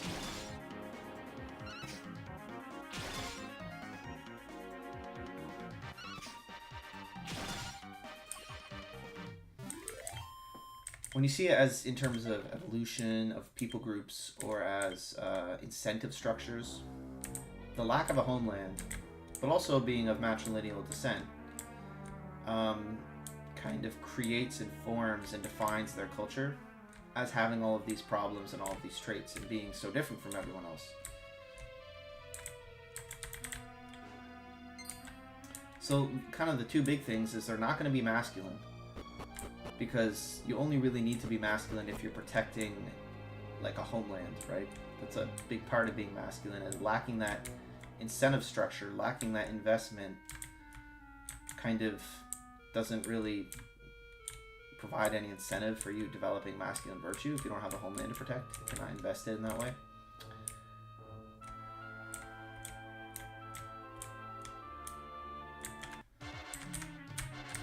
And then the other one is they're not going to be pro-social. If they don't have a stake or a sense of ownership in the society they partake in, they're not going to invest in it. So people are not going to be, and we hear this, like Jordan Peterson will say this, but he'll say it about why you need to be responsible for someone or have someone that you love and care for. This cares about patriotism. This also carries over to patriotism, and having a homeland or having a country.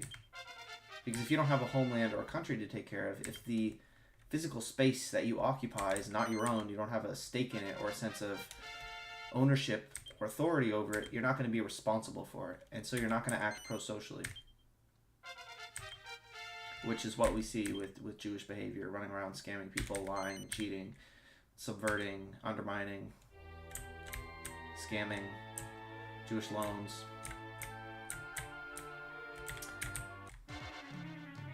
This general fuck you attitude. And that's why they've systematically pissed off every group that they interact with.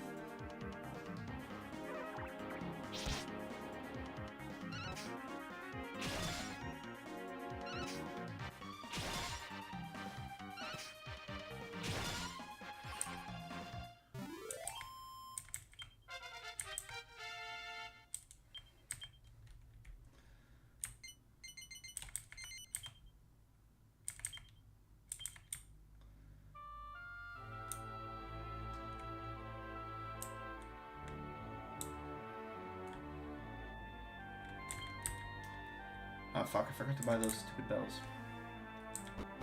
And it's kind of like, we are justified to dislike them. They are a menace. Like it is in their nature to like steal, cheat, lie, subvert, undermine, disrespect the society they partake in because they don't have a stake or investment in it. They don't belong here. And it's the same with like importing a bunch of Indians or black people here. It's like, this is not their homeland. This is not their culture. The reason they wave their stupid flags around is because ultimately they don't care about this place. They didn't build this place. They didn't build this place brick by brick. Their ancestors didn't build this place. Ultimately, they kind of subconsciously understand that, yeah, this is not my, or consciously, this is not my homeland. This is not my country. If you're like a black person or an Indian person immigrating to America, you understand this is white country. This is not my country. It's not coded. It doesn't smell like me.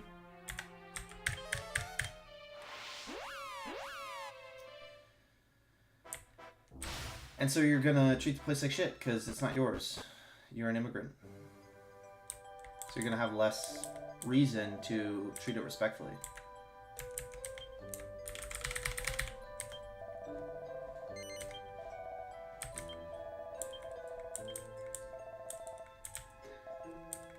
And it has more to do with incentive structures informing how the people evolve.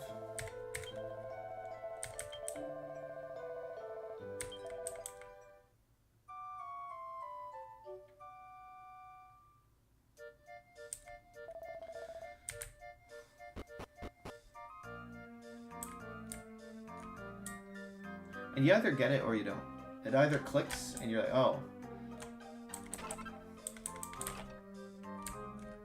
Like, black people act black. And the reason they do that is because they have low IQ. And that informs everything about how they act. Okay. That makes sense of it now. Okay, I get it. You either get it or you're like, no, you're mean. You're racist. That's mean. Okay, you're a lost soul. You're a lost cause. Bye. Bye. You can go back to the Matrix.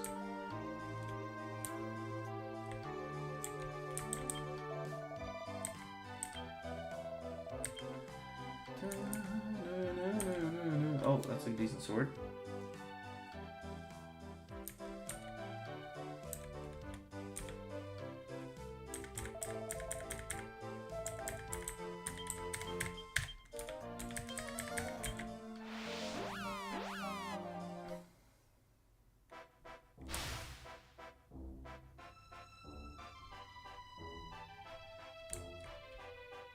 You either get it or you don't. You're either an emotional bitch. You're a little bitch who can't use their brain, or you don't. Or you get it, or you can follow the argument and you're like, oh, that actually makes sense.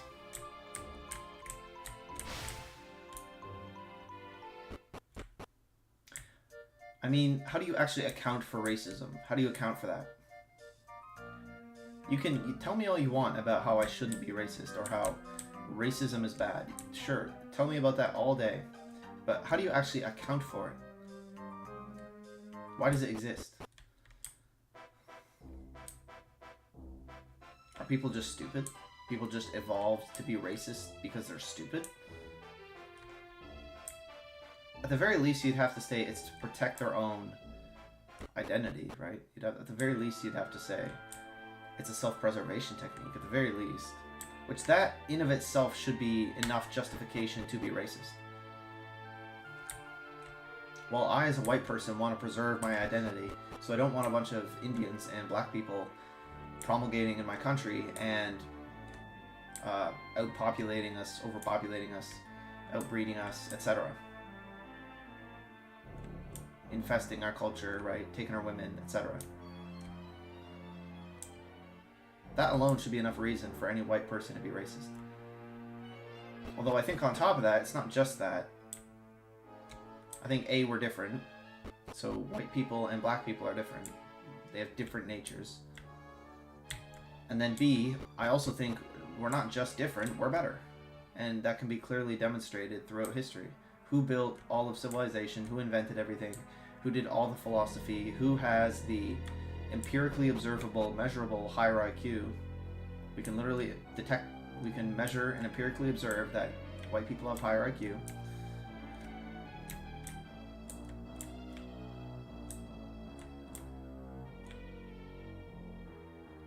So it's not just that we're different, we're also better. I mean, who built everything? Who invented everything? Whose ideology, Western ideology, spread across the entire world? Who's coming to our countries? I don't see a bunch of people running to get into Africa. Oh, let me quickly get into Africa. It's so awesome in Africa, all those African people. Let me quickly get in there. No, they all want to come here because we're the best. Obviously. Like, wake up.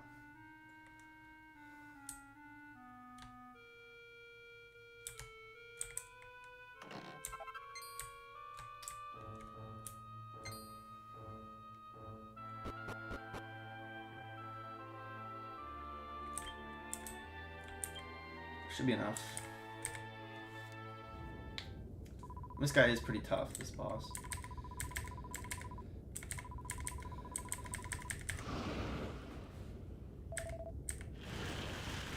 It's a big fat spider.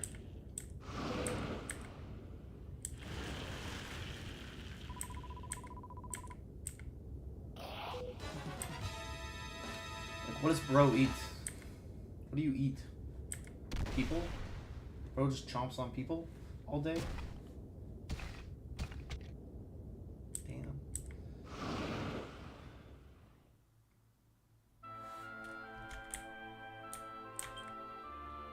Brit.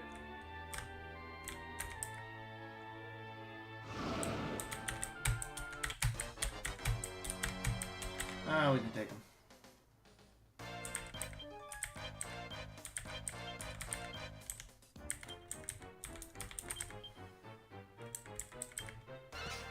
Oop, boo-doo-doo, boo-doo-doo-doo.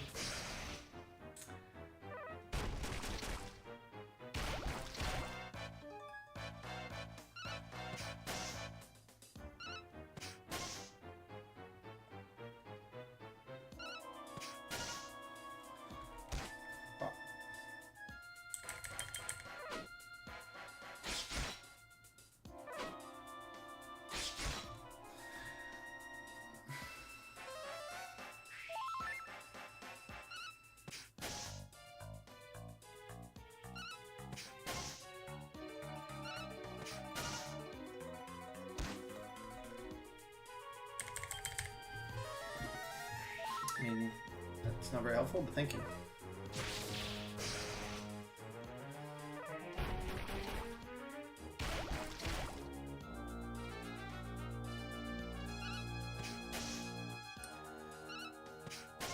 So, we have no problem saying that white people are better than black people, and black people have low IQ, and all this. That's fine. But we talk about Jews as a group, well, suddenly that's not okay. It's like, well, why doesn't that same principle apply? Why can't we look at the ways Jews are different from other groups and do a comparative analysis there? Why can't we do that? Why? Because that's mean. So you see it becomes this, like, arbitrary roadblock for people where it's just like, well, that's mean. Don't do that. And the real answer is that you've been programmed for decades. Your whole life you've been programmed by media, by social media, by advertisements, by articles, but mostly by media. By mostly the two big ones would be Hollywood and the news. Those are the two big ones that have, for your entire life, but also school, so academia. Those three sectors have all programmed you hard for your whole life that Jews are just victims, Jews are only victims, and they need to be like protected and cherished, and they're awesome, and they do nothing wrong, and they're just like white people, and they're our ally, and they're our friends, and they're just like us. When none of that's true. It's actually quite the opposite.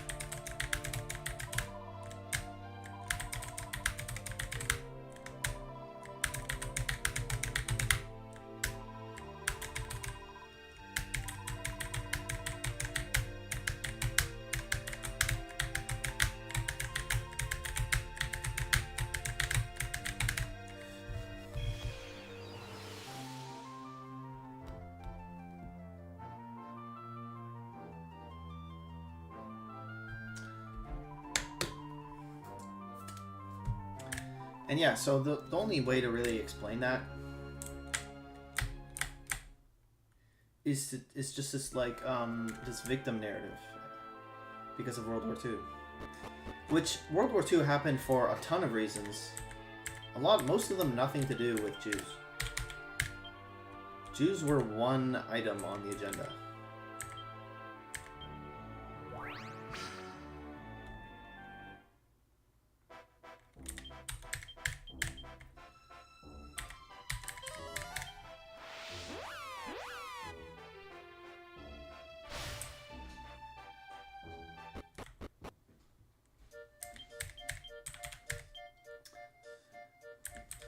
So no, people have just been heavily brainwashed, heavily programmed for their whole lives.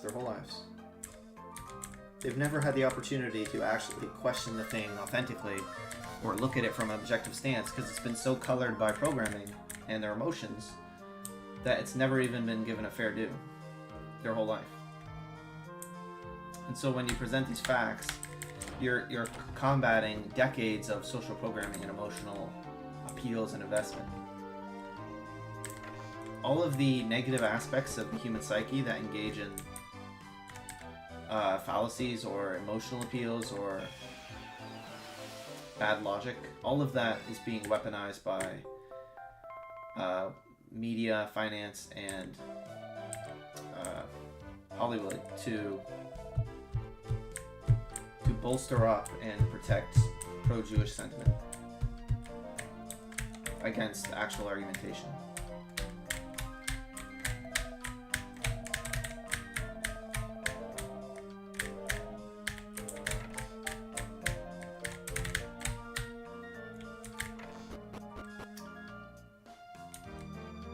But if you ask someone, you say, why do you support Jews? They say, well, World War II.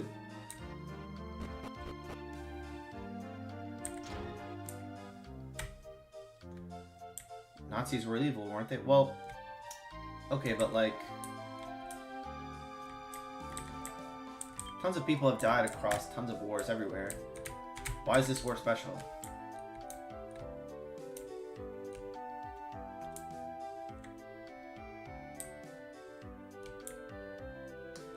And I'll agree, World War II was a dramatic, horrible war, but why is it always about Jews? I mean, there were tons of bad things about World War II that had nothing to do with Jews. People think of it as Nazis versus Jews. No. It was like Nazis versus Europe, actually, you idiot. It was like Nazis versus Poland, really. Everyone just forgets about that. Like, really, anyone from Poland or from Austria, they're the real victims of World War II. They're the places that actually got invaded. France.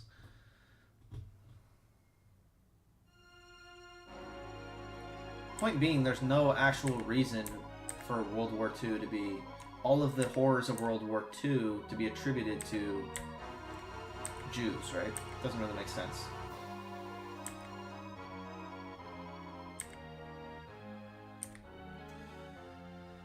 Okay, we have a boat. That means we can go get all the figs.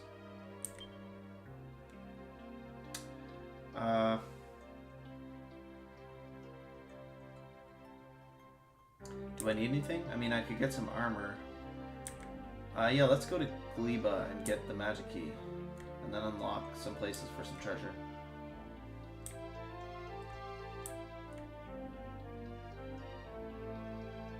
There's no reason for all of the horrible parts of World War II to be attributable to persecution of Jews, because it's not. Most of the things in World War II were not about Jews.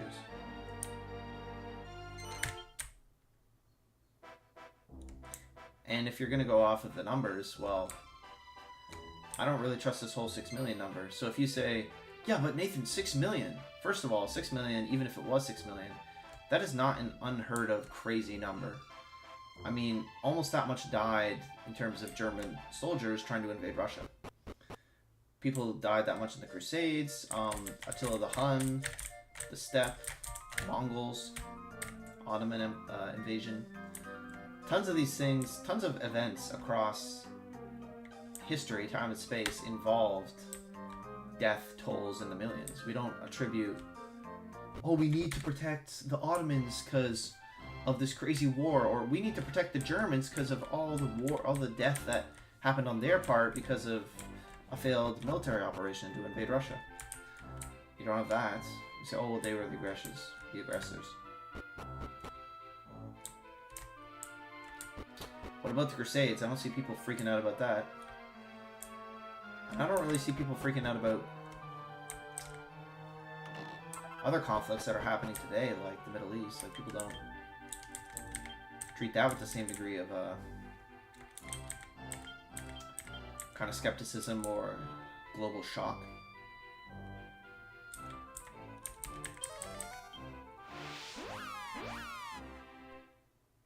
It just seems like this one particular... My point being, there's tons of historical tragedy and tons of historical death. And there seems to be no particularly good reason for why Jews in World War II need like all of this attention above everyone else. Because tons of people have been killed, genocided, slaughtered across history.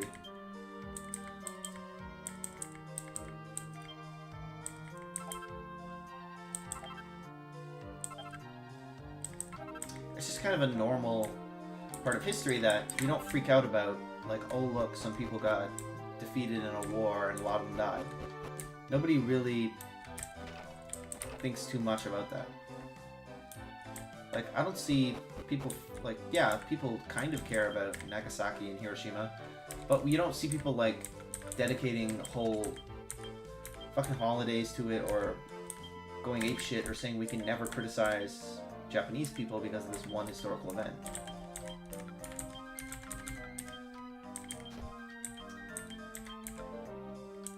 So I'm saying it doesn't make sense. It's disproportional, is kind of my argument. It's disproportional.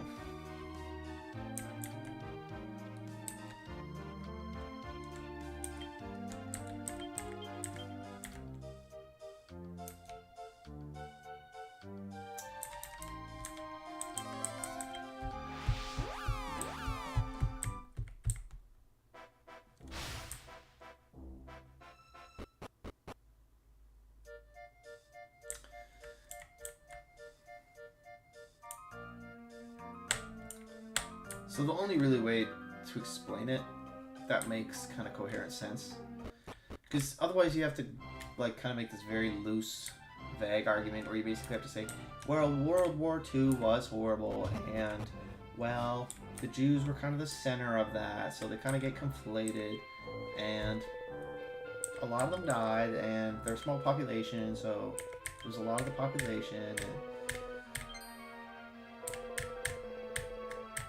and they weren't the aggressors, which even then, that's questionable.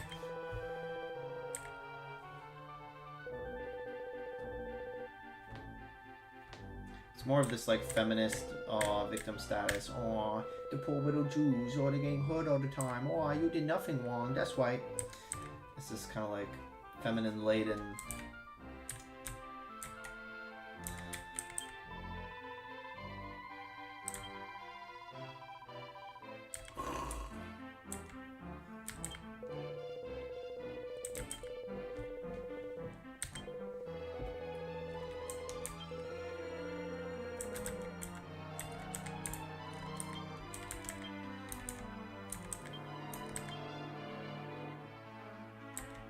So you can talk about how it was horrible, I get it, but there were tons of things that were horrible throughout history. That doesn't really,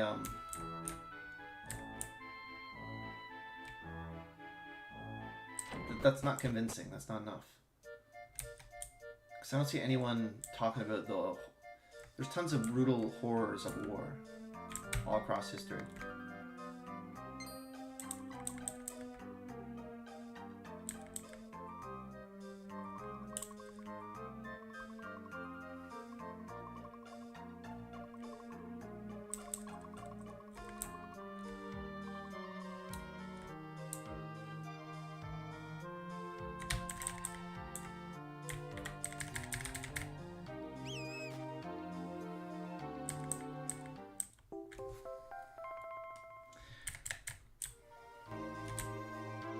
And the only way I can really explain that is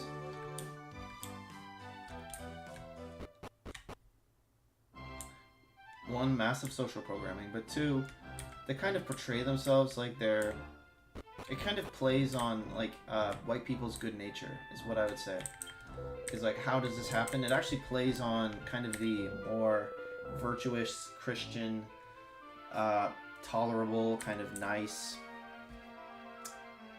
honest nature of white people, where, oh yeah, I guess, I mean, the Jews they didn't instigate anything. They were just the victims, and I'll just believe them, and I'll take the word for it, and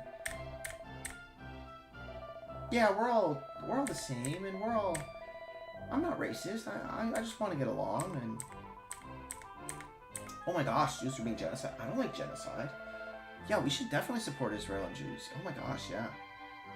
So it's just this kind of like playing on political ignorance and white people's nature to be nice and like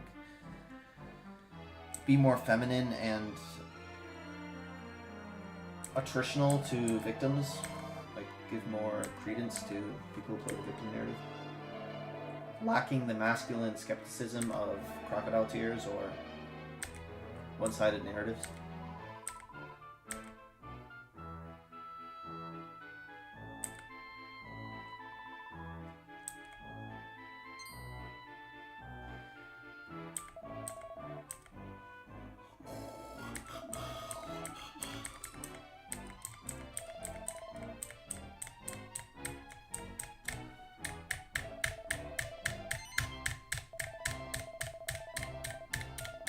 Bitch, I have a sword right here. Can you not see it? I chop off your head. Kling Klong, give me your head.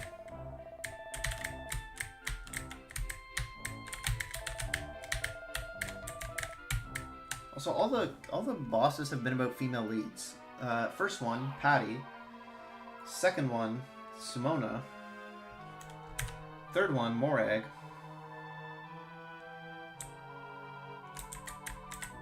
Although the second one was kind of male, but still. Third one was Morag.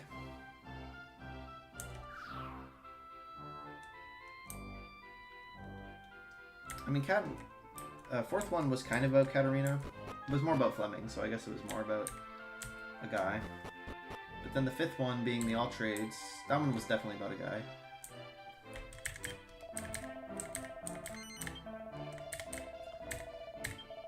Sixth was about Jonah, so a woman.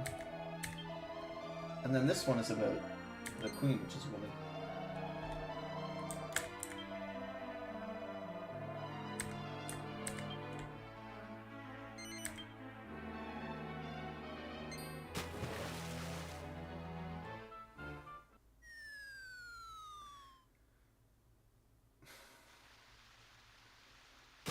Alright. Why are you wearing clothes?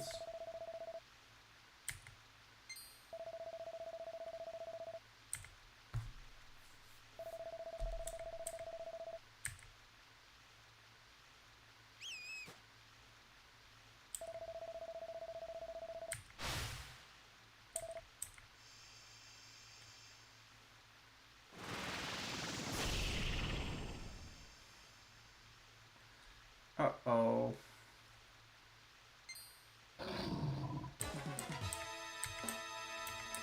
It's like the beginning of a bad porno. What the fuck is this?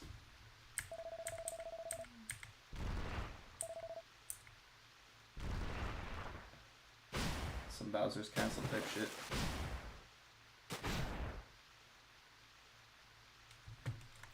Why did Bowser capture Princess Peach? Well, gee, I don't know. Oh, I wonder why. Oh, I have no clue. Wonder why. I don't know. He's going to rape her. You idiot. And maybe Princess Peach is a slut. Maybe she likes it.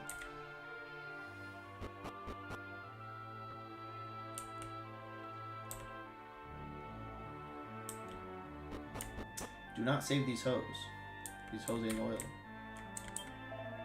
Bro, I don't care. I was trying to read the bookshelf.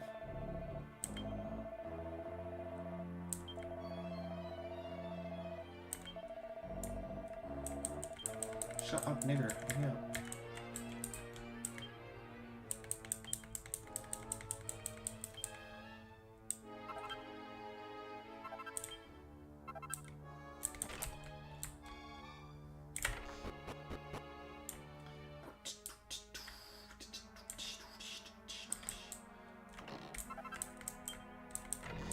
Yeah, I could get through all of these dungeons a lot faster if I just didn't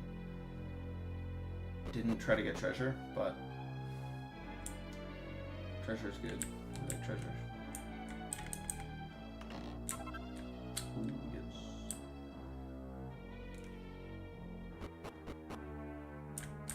Yeah, but the treasure can go anywhere. Yeah, but it gives me resources to build gear with, so I can complete the game faster.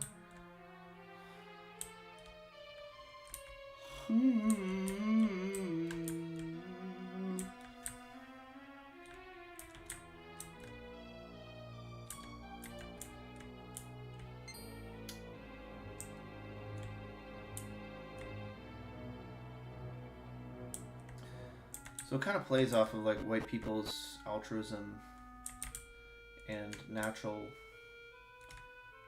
tendency to play nice. And then there's been programming. And it's specifically weaponized white traits like a shame-based culture, where now the mores of shame has become whether or not you support Israel or not things that actually matter.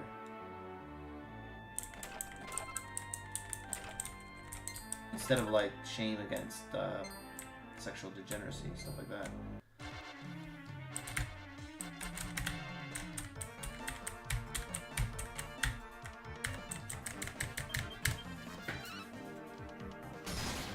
Nice.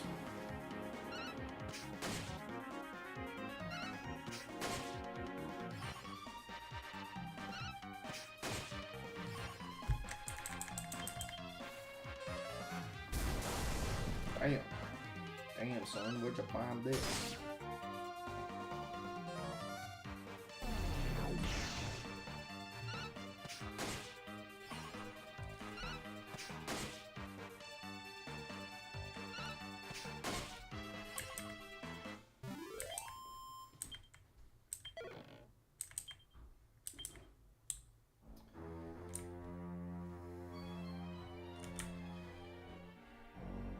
I think if you were like a selfish Indian or black person, you'd be more likely to be skeptical of like pro-Jewish sentiment, because white people are just naturally more egalitarian and good-natured, and it makes us more susceptible to the kind of fake programming.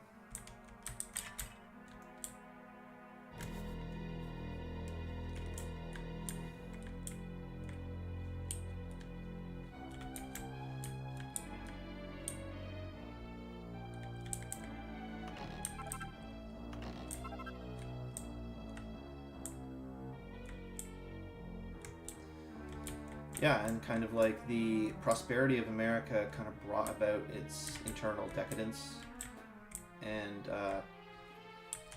made it more permissive and liberal, which made it lower its guard against external threats.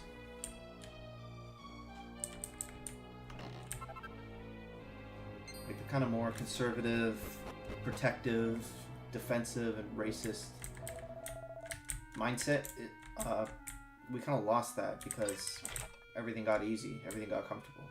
We don't need to be racist, we can all get along. Right? That's the mindset that kind of took over.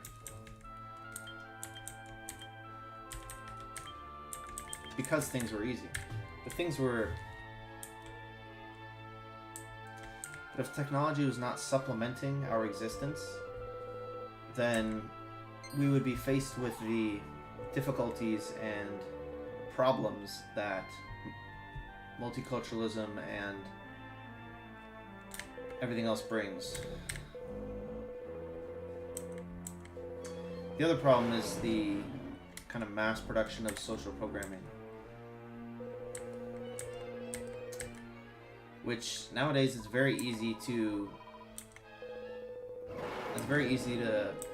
psyop tons of people into a particular position and manipulate entire countries of people. Whereas before you couldn't really do that. If you wanted to convince everybody of a stupid position, you couldn't really do that.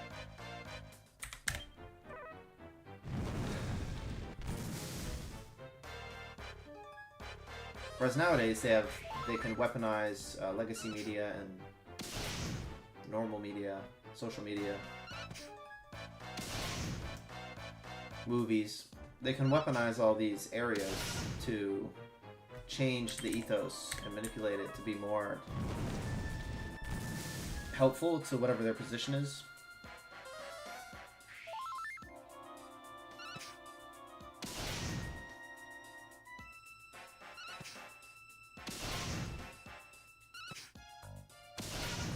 There seems to be a strong overlap actually between Jews and obsession with technology. It seems to be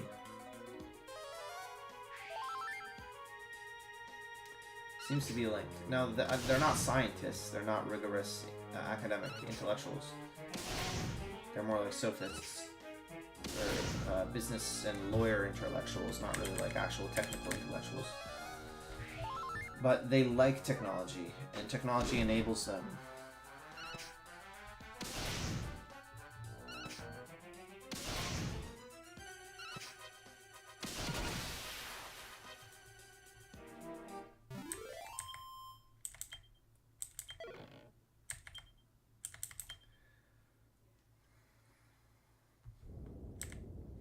First off, we see that they're quite obsessed with obtaining the nuclear bomb, which is a powerful piece of technology.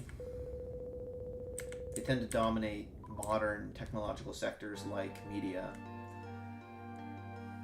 I mean, money is a primitive technology itself. It's a way to represent value or merit by disentangling it from work, right? So this kind of abstraction of value away from work or produced goods, which would require skill. Because if there wasn't money, you would have to rely on bartering a resource, which would be some kind of demonstration of skill or competency of a craft, right? So the economy would become much more tangible, and that tangibility doesn't leave room for kind of sneaky, clever ways of making money. So kind of the abstraction of money and value allows for the kind of Jewish ethos of clever business deals. That's why they dominate finance, and that's why they dominate business, is because business doesn't rely on making a good product and then just selling a good product. It relies on schemy advertisements and schemy, contrived, social manipulative tactics to get people to trick people into buying your product, which only comes about because of the abstraction of money. Because, for example, usury, making money off of loans, you can only do that in a system with money. You can't create value out of thin air just by moving money around. That only works because the system is abstract and disentangled from actual goods. Same reason they can only print money. The only reason they can print money and inflate the currency is because it's detached from gold, or it's detached from tangible goods that you could barter with.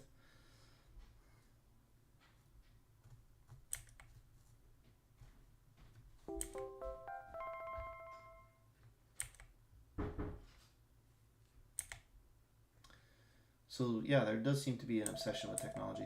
I mean, look at Palantir. Palantir is a massive AI. I mean, ChatGPT was started by a Jewish guy. All these Silicon Valley tech dude bros are all Jewish. The high up ones are pro-Jewish. A lot of them are just outwardly Jewish.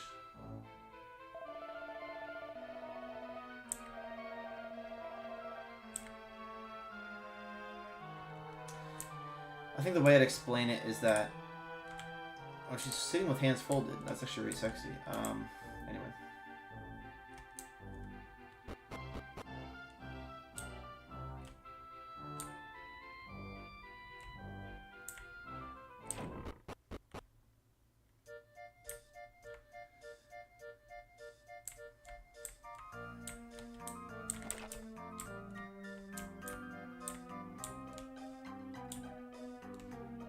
Yeah, technology seems to like abstract away the typical means of production or the typical, I don't know, exchanges of a thing. It's hard to explain.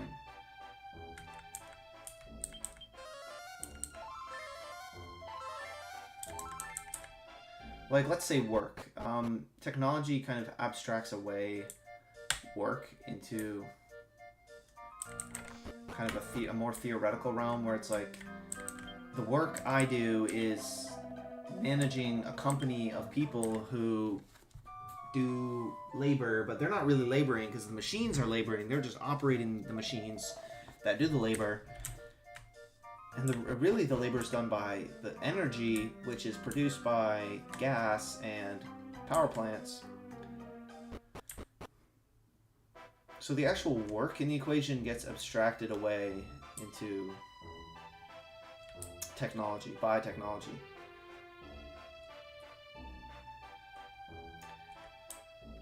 And it disentangles production from the individual. Which is also why you see, that's the only reason women really can be in the workplace in the first place, is this abstraction. Because the abstraction also obscures who is meaningfully contributing economic value to a business or enterprise, and who isn't. That's why you have these large bureaucracies with a bunch of people who do nothing. Elon Musk buys Twitter, cuts 3/4 of the workers. The company still functions perfectly fine. That's because large bureaucratic companies that rely on technology or a complex marketplace, which is a form of a technology, it's an economic technology.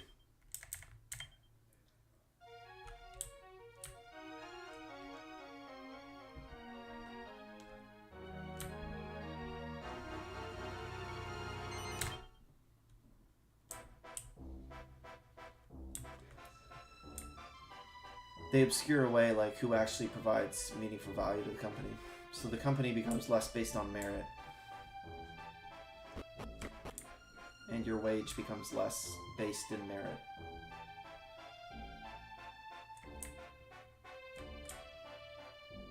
So that's why you have women like working HR positions at companies. It's not because the women are integral to the value of the company and women like definitely merit and earn every dollar that they get. It's more like massive bureaucratic companies can afford stupid HR departments because they're so rich. And so they can afford to just throw money at female employees.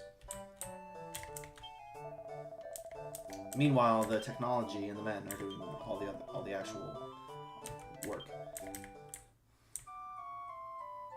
I think kind of the same is true of Jews, where they parasitize off an economic system by engaging in sectors that don't actually produce value directly. Instead, they just manipulate money and they manipulate markets to parasitize and extract value. Like, the reason they dominate finance is because banks don't actually produce value. Banks just charge people money for the sake of moving money around. Like, oh, this guy has money and I take your money and I loan it out to this guy. They're just literally moving money around. They're not doing anything. They're not building anything. They're not inventing anything. They're not providing a service. They're literally just moving money around. And that's why there's all these laws in the Bible and holy books against usury. It's because it's viewed as an immoral way of making money because it doesn't actually provide value. So even the Torah has this in it. Even their own book says, yeah, shit bad. Don't do usury. And yet they do it anyway.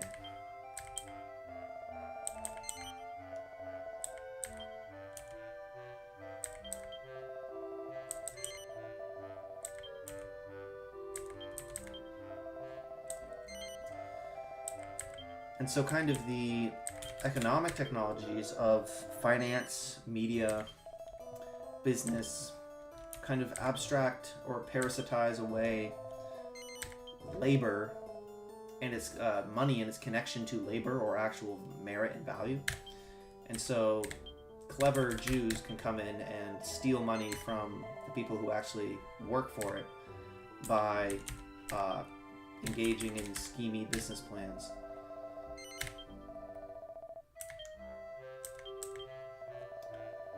Like, even business, the sector of business doesn't actually really make money. Entrepreneurs make money, employees make money, or even managers or bosses make money because they're doing actual work. But what does like a MBA do? They like scheme stupid advertising shit, and they manipulate the public into... All of the work that they do involves like manipulating the public into buying their product, or manipulating the way that they design a product to make it break down quicker so that people will have to buy a new one in 2 years. Planned obsolescence, right?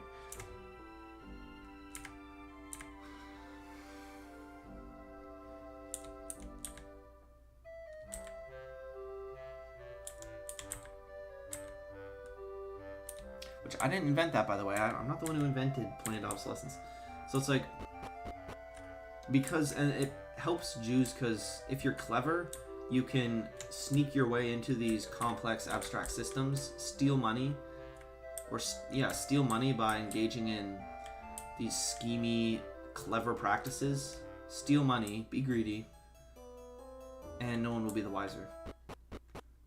Which is what taxes do, right? Taxes just take your money. They just literally steal your money, and then they put it into things that do nothing, or give it to their corrupt friends.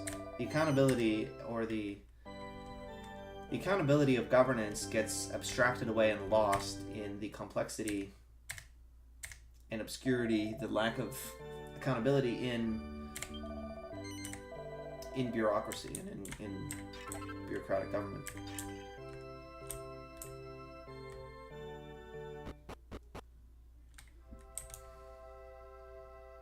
So I think the same way that women in HR positions don't actually provide value to a company, companies just afford to hire them. They say, why do they do that? Why do if they don't actually make money, why do they do that? One, because companies have goals that transcend money. First off, when a company gets big enough, they're engaging in social control, not just making money for the sake of it. The way they make money is by subjugating the minds, hearts, nature of people, not just convincing you to please buy my product, please. Instead, they're the one tricking and brainwashing you into being consumeristic, right? So companies become a vehicle of social programming. That's the first one.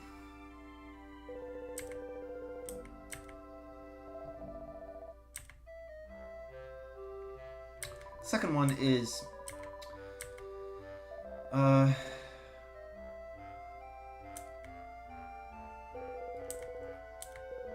second is people don't hire people just because of merit. Like, people are human too. They're gonna hire a woman with big titties because they like big titties.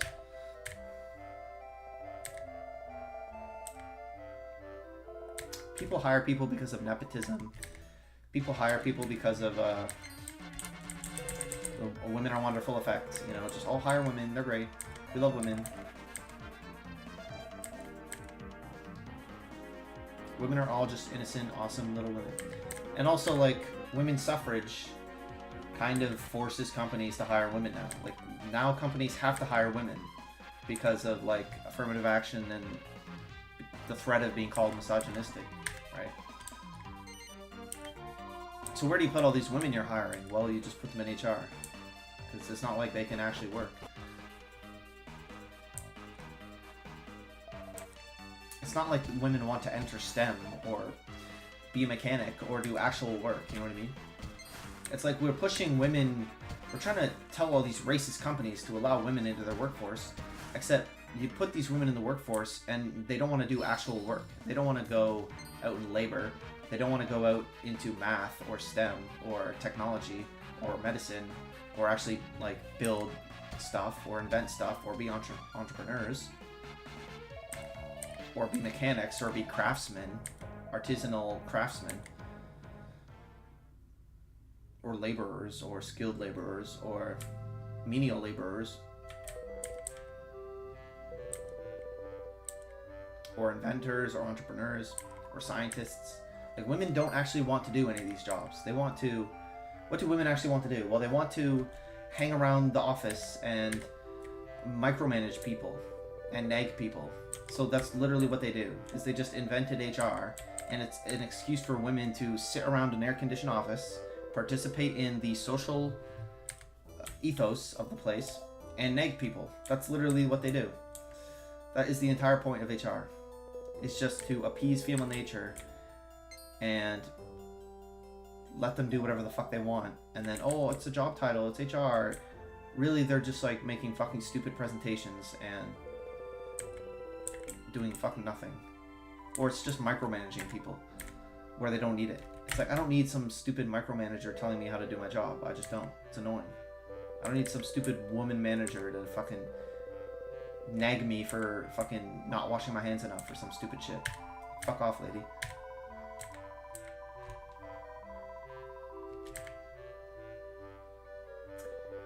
That, and women hire other women. So women are actually women are sexist. Women will hire other women, whereas men are egalitarian. Men will hire both men and women based on merit. Men are more charitable towards women, but when women are in a group on their own, they're not charitable towards men. They're like, no, I need to hire other women. I need other women around me. I don't want big, scary, evil, rapist men around me. So when women are the socially dominant group, they outcast men, they oust men, and they're sexist against men. But when men are the dominant group, well, we're actually permissive, and we're charitable, and we're kind, and we're generous towards women, and we, through our strength and through our charity, we allow women to work and have rights. And it's men who gave women rights. It wasn't women. Do you think women would give men rights? No, they'd say, you're rapists, you don't deserve any rights, right? So it's a charity and egalitarianism of men that actually even allowed women to work in the first place. But women won't return the same favor. And this shows up in hiring practices where it's like, women are just infinitely more likely to be hired because men like women because they like tits, and women like women because women operate as a social collective. Women huddle together like a little tribe of penguins who are all scared of the cold. So they all do this like stupid in-group thing.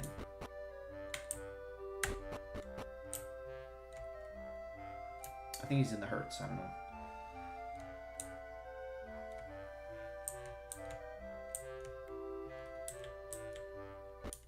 And it's the same thing with race, where it's like, it's the white people that are not racist. It's the white people that want to get along and be nice and treat everyone equally. The other races that we're inviting into our country don't think that way. So eventually we're going to get replaced by people who don't think like us. The tolerant, who are tolerant to everyone, will be tolerant towards the intolerant. They'll invite the intolerant in, and then the intolerant will replace them and assume intolerance, right? So it's a fallacy, or it's like a contradiction, or it's like a paradox. It's a paradox of tolerance. Is if you're tolerant, then you have to be tolerant to those who aren't tolerant. Like, you as a white person being racially tolerant are going to be tolerant to Muslims and Indians who are racist. So you're going to invite them into your country, they're going to be racist, and then they're going to change the social landscape to be racist. And then you no longer have a tolerant society. You have a racist Indian society. Same is true with men and women. Men are tolerant towards women. We like women. We invite them in the workplace. Then women create victim narratives, shame men, try to demonize them, get them fired from their jobs, and now women are sexist against men.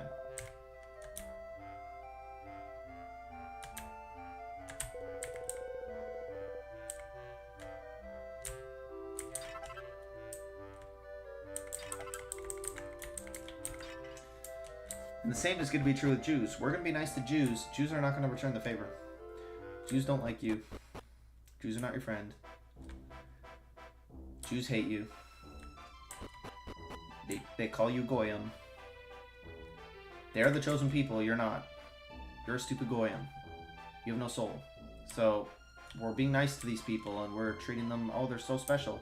They hate us, and if they get to run society, they're going to create a divided they're going to color society with their own lens, which is that of a racist, divided, segregated, hateful, selfish, pejorative, demeaning existence, which is what you see in all the news, which is this fear-mongering, hate-mongering, bullshit news.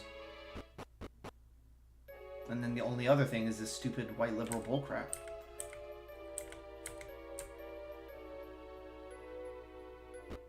I don't know where this fucking guy is.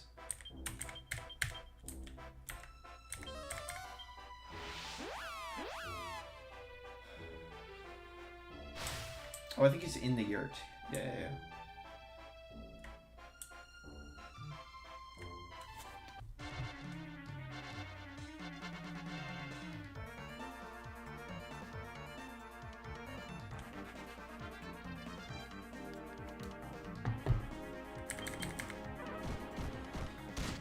So yeah, it's a real crisis, and we have to look to treat it seriously and not just hand wave it. It's like a paradox of tolerance. It doesn't make any sense.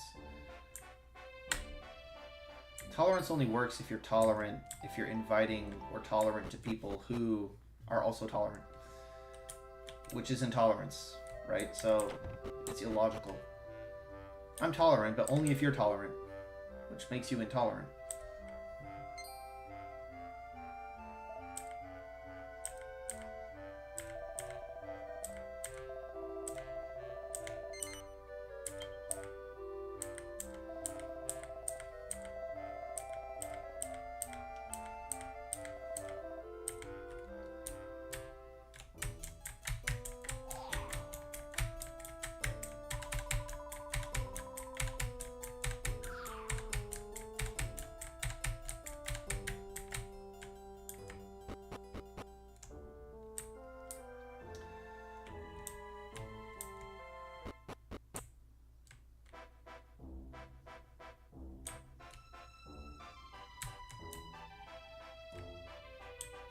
So yeah, big problem, guys. Oh, but yeah, I was making a point about why I think Jews and technology are related, which is actually a really big problem because it means that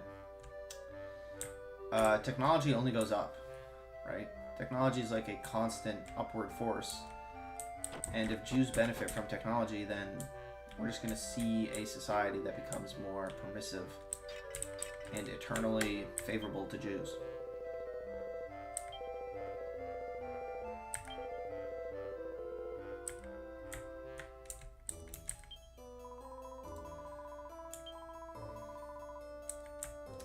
Okay, now I think he's in the grave, I think.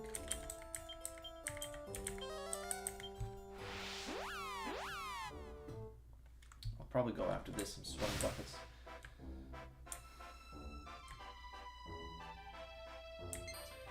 I'll just open the window real quick.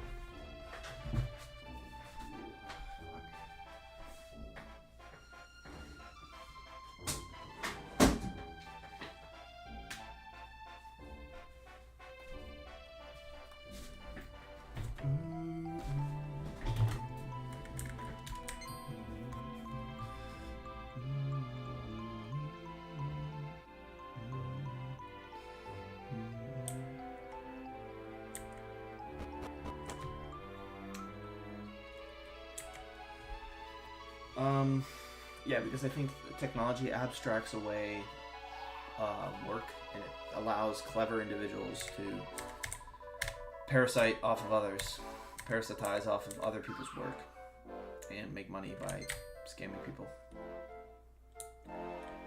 Example would be a business guru, MBA, creates some stupid schemy advertisement that tricks people into thinking it's a great deal, so they buy it. Which, like, advertisements don't create value, right?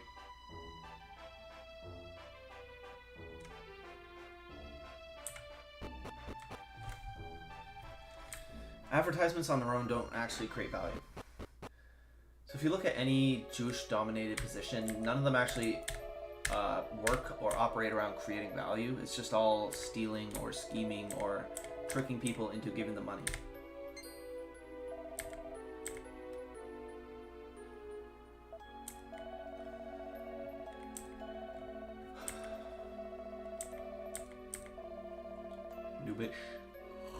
Wait, what? Not Nubish, it's Kuhan Bish. Kun Bish. Kun Bish. Come here, Kun Bish. Kun Bish. Saran. What is that? Saran Satsaral. How the fuck do you pronounce that?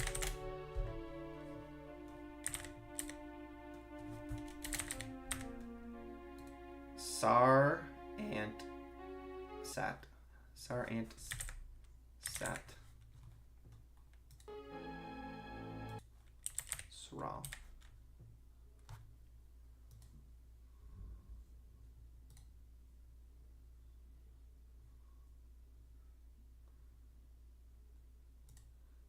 Hey, looks like you typed Saransatsral. Want to clarify what that means or what you're asking? It could be a name, a phrase, or a typo. Just let me know how to help. Saransatsral. Saransatsral. Saransatsral. Hey, looks like you typed Saransatsral. Want to clarify what that means or what you're asking? It could be a name, a phrase, or a typo. Just let me know how to help.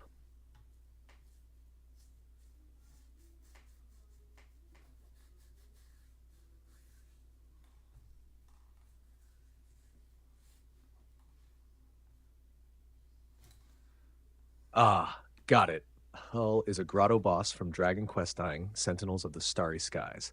Here's a quick rundown. Saransatsral overview. Okay, that's a weird pronunciation. Saransatsral.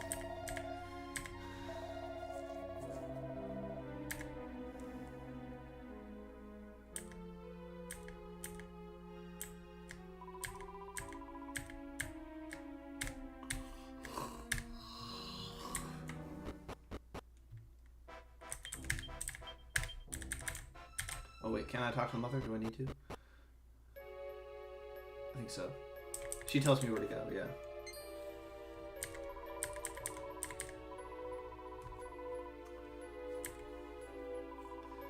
Bayarma. Bayarma.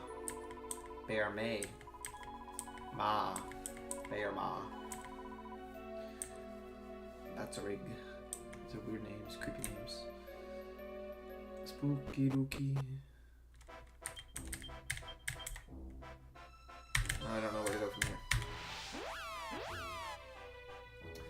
Oh, but yeah, that's kind of why I think like Jews are in these sectors, because it doesn't rely on like perfecting a craft or working hard or excelling at what you do or even being entrepreneurial, which requires bravery. I guess they're in the yurt. Instead, it just relies on being clever and schemy, which finance just relies on moving money around, doesn't actually provide any value. Just like clever systems to steal people's money. Same with insurance companies. Like, insurance companies don't provide any real value either. Most people don't need them. And then anytime you do use them, they just scam you more. They just raise the insurance rates.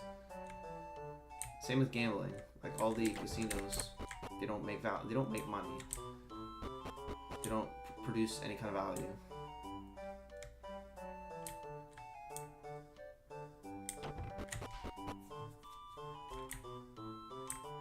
Bro, where the fuck is this guy?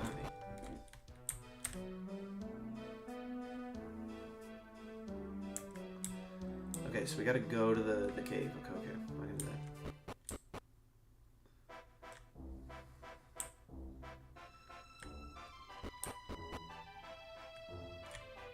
The only one that you could be debated actually produces value is like Hollywood.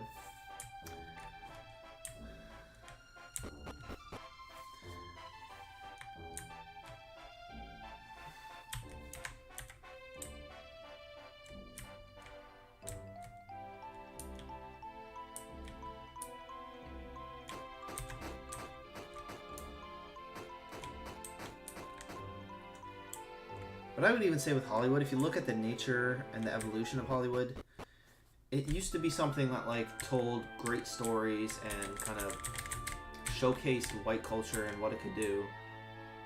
Hero's journey stories and beautiful cinema and like creative storytelling and beautiful cinematography. It used to be like a genuine multicultural environment where people could come together and share their cinematic talent, either as voice actors or I don't know, CGI people or whatever.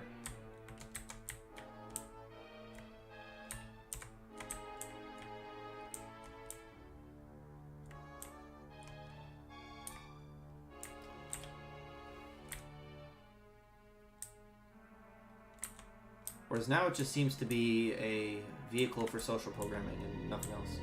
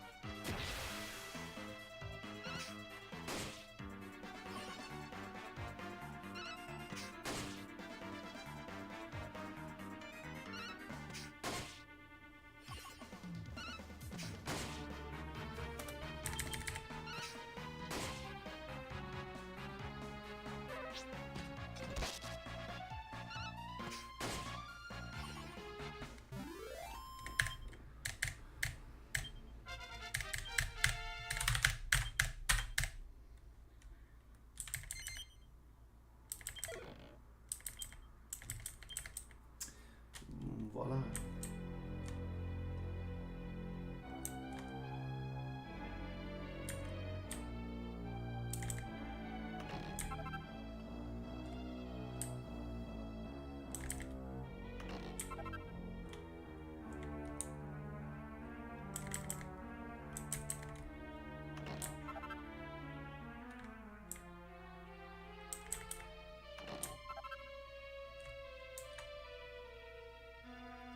It's also kind of debatable what or how music or art or media actually produces economic value.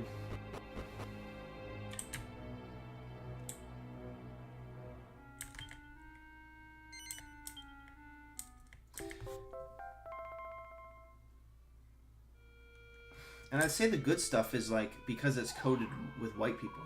It's coded off of white European culture. So even in Hollywood where there's good movies, I'd say they're good because they are white. It's good because the theme is white. It being like Lord of the Rings is clearly a Christian, white hero's journey.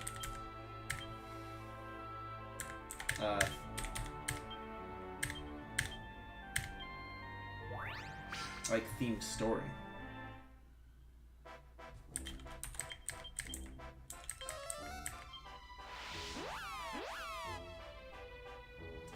I think I have to go to the yurt first and show them the grass.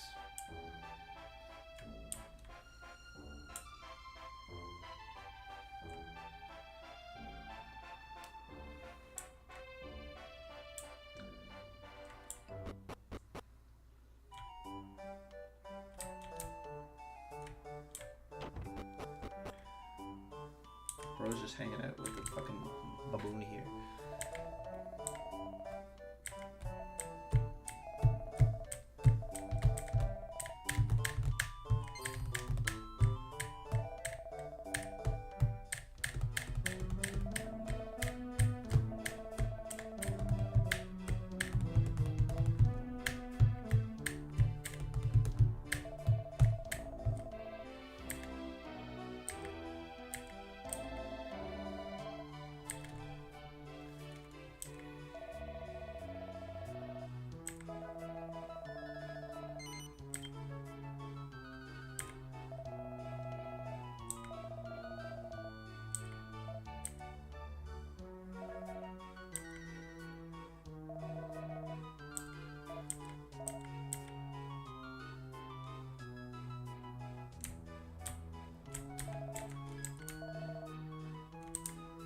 that what the beast says? Who says that? Or did I say that? Did I say that? To the beast? Is that the first time I talk in the game?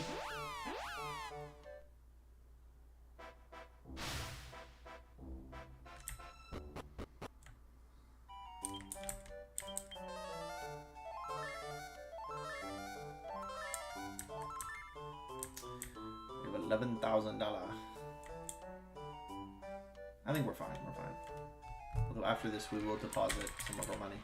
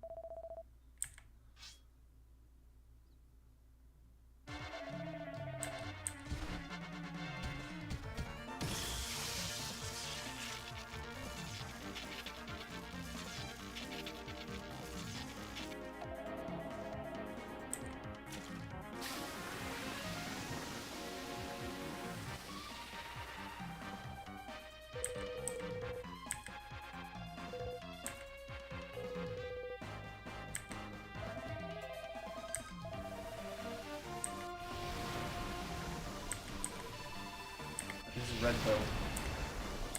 This is red pill and base right here.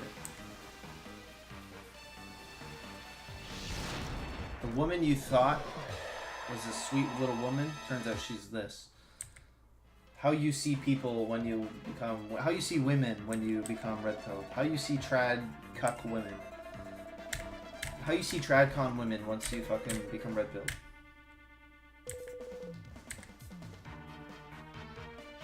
The men grieving over their wallets and over their broken families.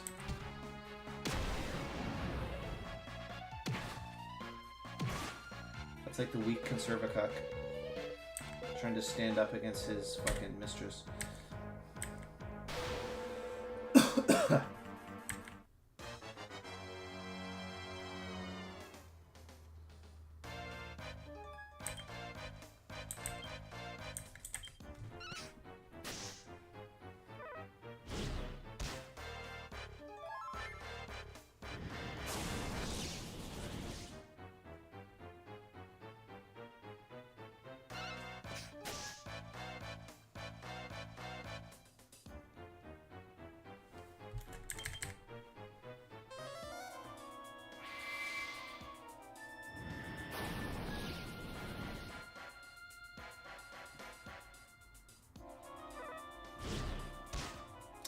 Yeah, shouldn't you be like healing?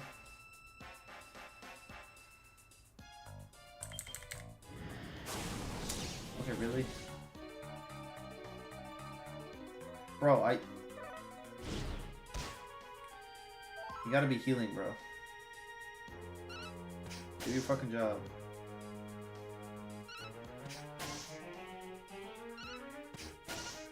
Nice.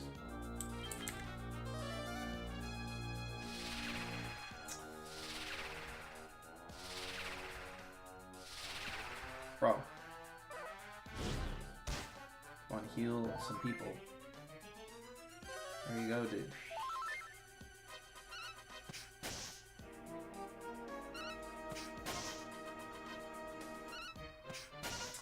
There you go.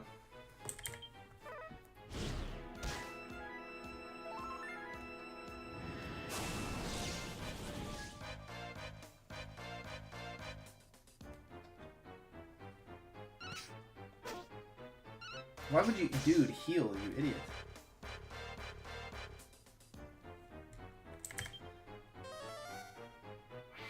There you go. Common sense, finally.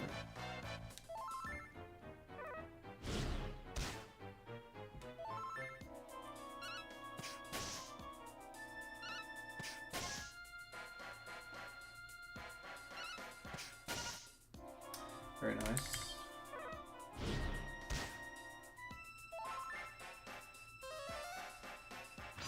Let me go ahead. We have no spells.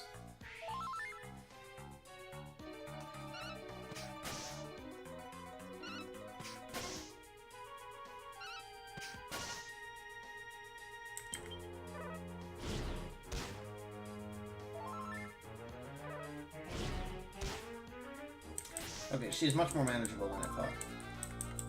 I was kind of worried there for a minute. She's lost most of her bite.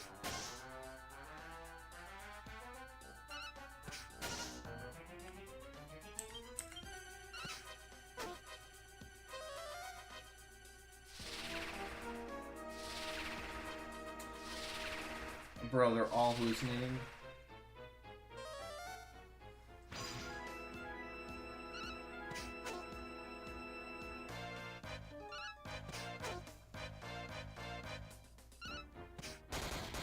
Nice. Carrying it for the whole team. Okay, wrong guy though.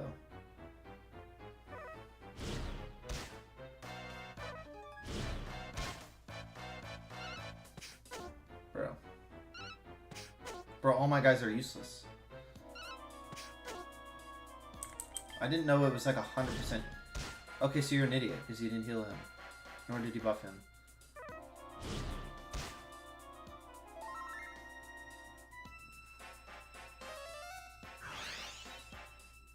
Nice. But bro, my guys are doing nothing. They can't even land a single hit. Okay, this is retarded. Fuck you.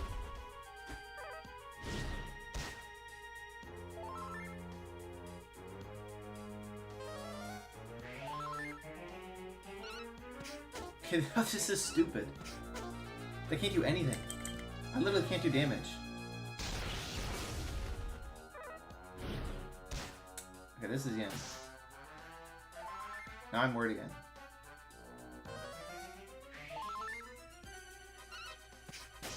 Like, land a single hit, please. There you go. Goodness. That was painful.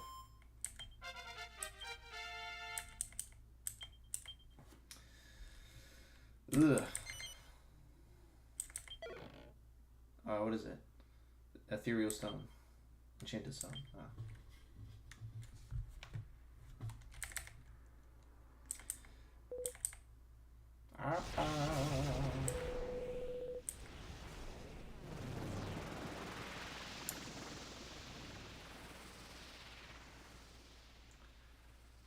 Lol.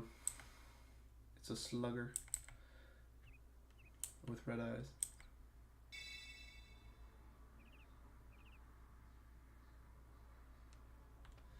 Lol.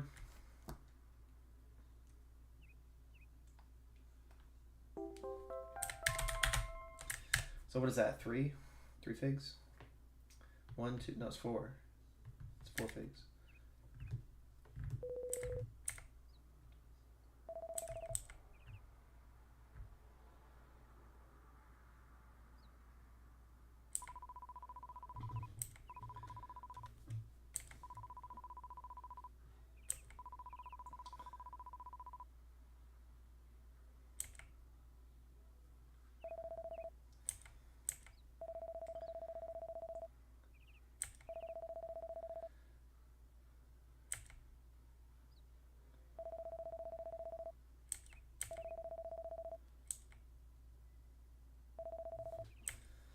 It's good Dragon Quest IX kept the idea that monsters are like sentient creatures too, and aren't just beasts, which is nice. It's like a nod to the older games.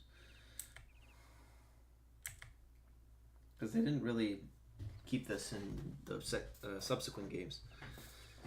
It's kind of like the last game that kind of reminds you that, oh yeah, like mobs can talk too, and they have souls and whatnot.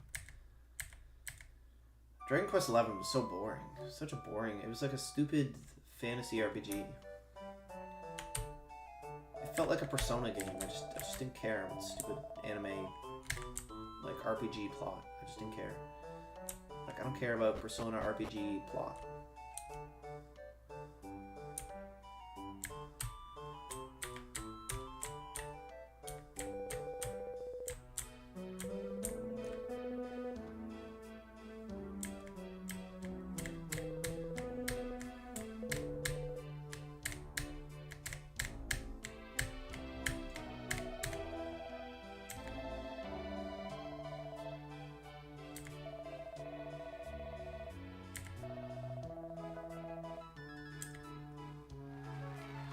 Political sovereignty.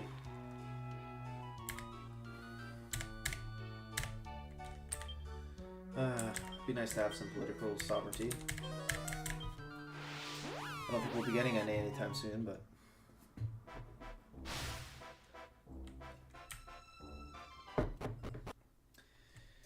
Hey, if there's a revolution to overthrow the government, then I would never do anything, but I'm just saying.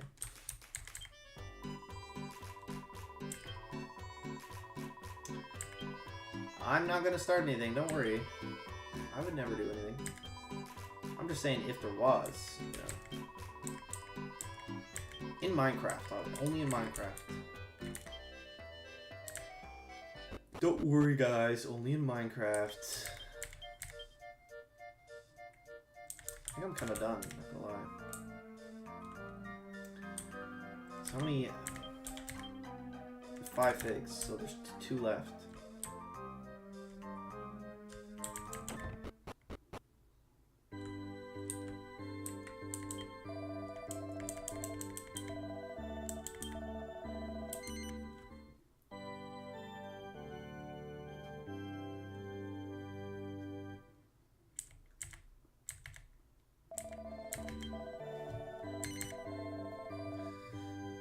Alright, we're gonna head out, guys. I'm feeling pretty dead. But there you go. There's my little racist, anti-Semitic, misogynistic, homophobic rant. Oh, I didn't say anything about gay people. I can't really hate gay people. I mean, I just wish they would stop turning all the kids gay. Can you, leave the kids alone? Can you? I don't know if you can. That's the thing. It's like, what if the next taboo you want to squash is, like, not touching kids, right? So, but with that, we're gonna head out. So, alright. Take care, everyone.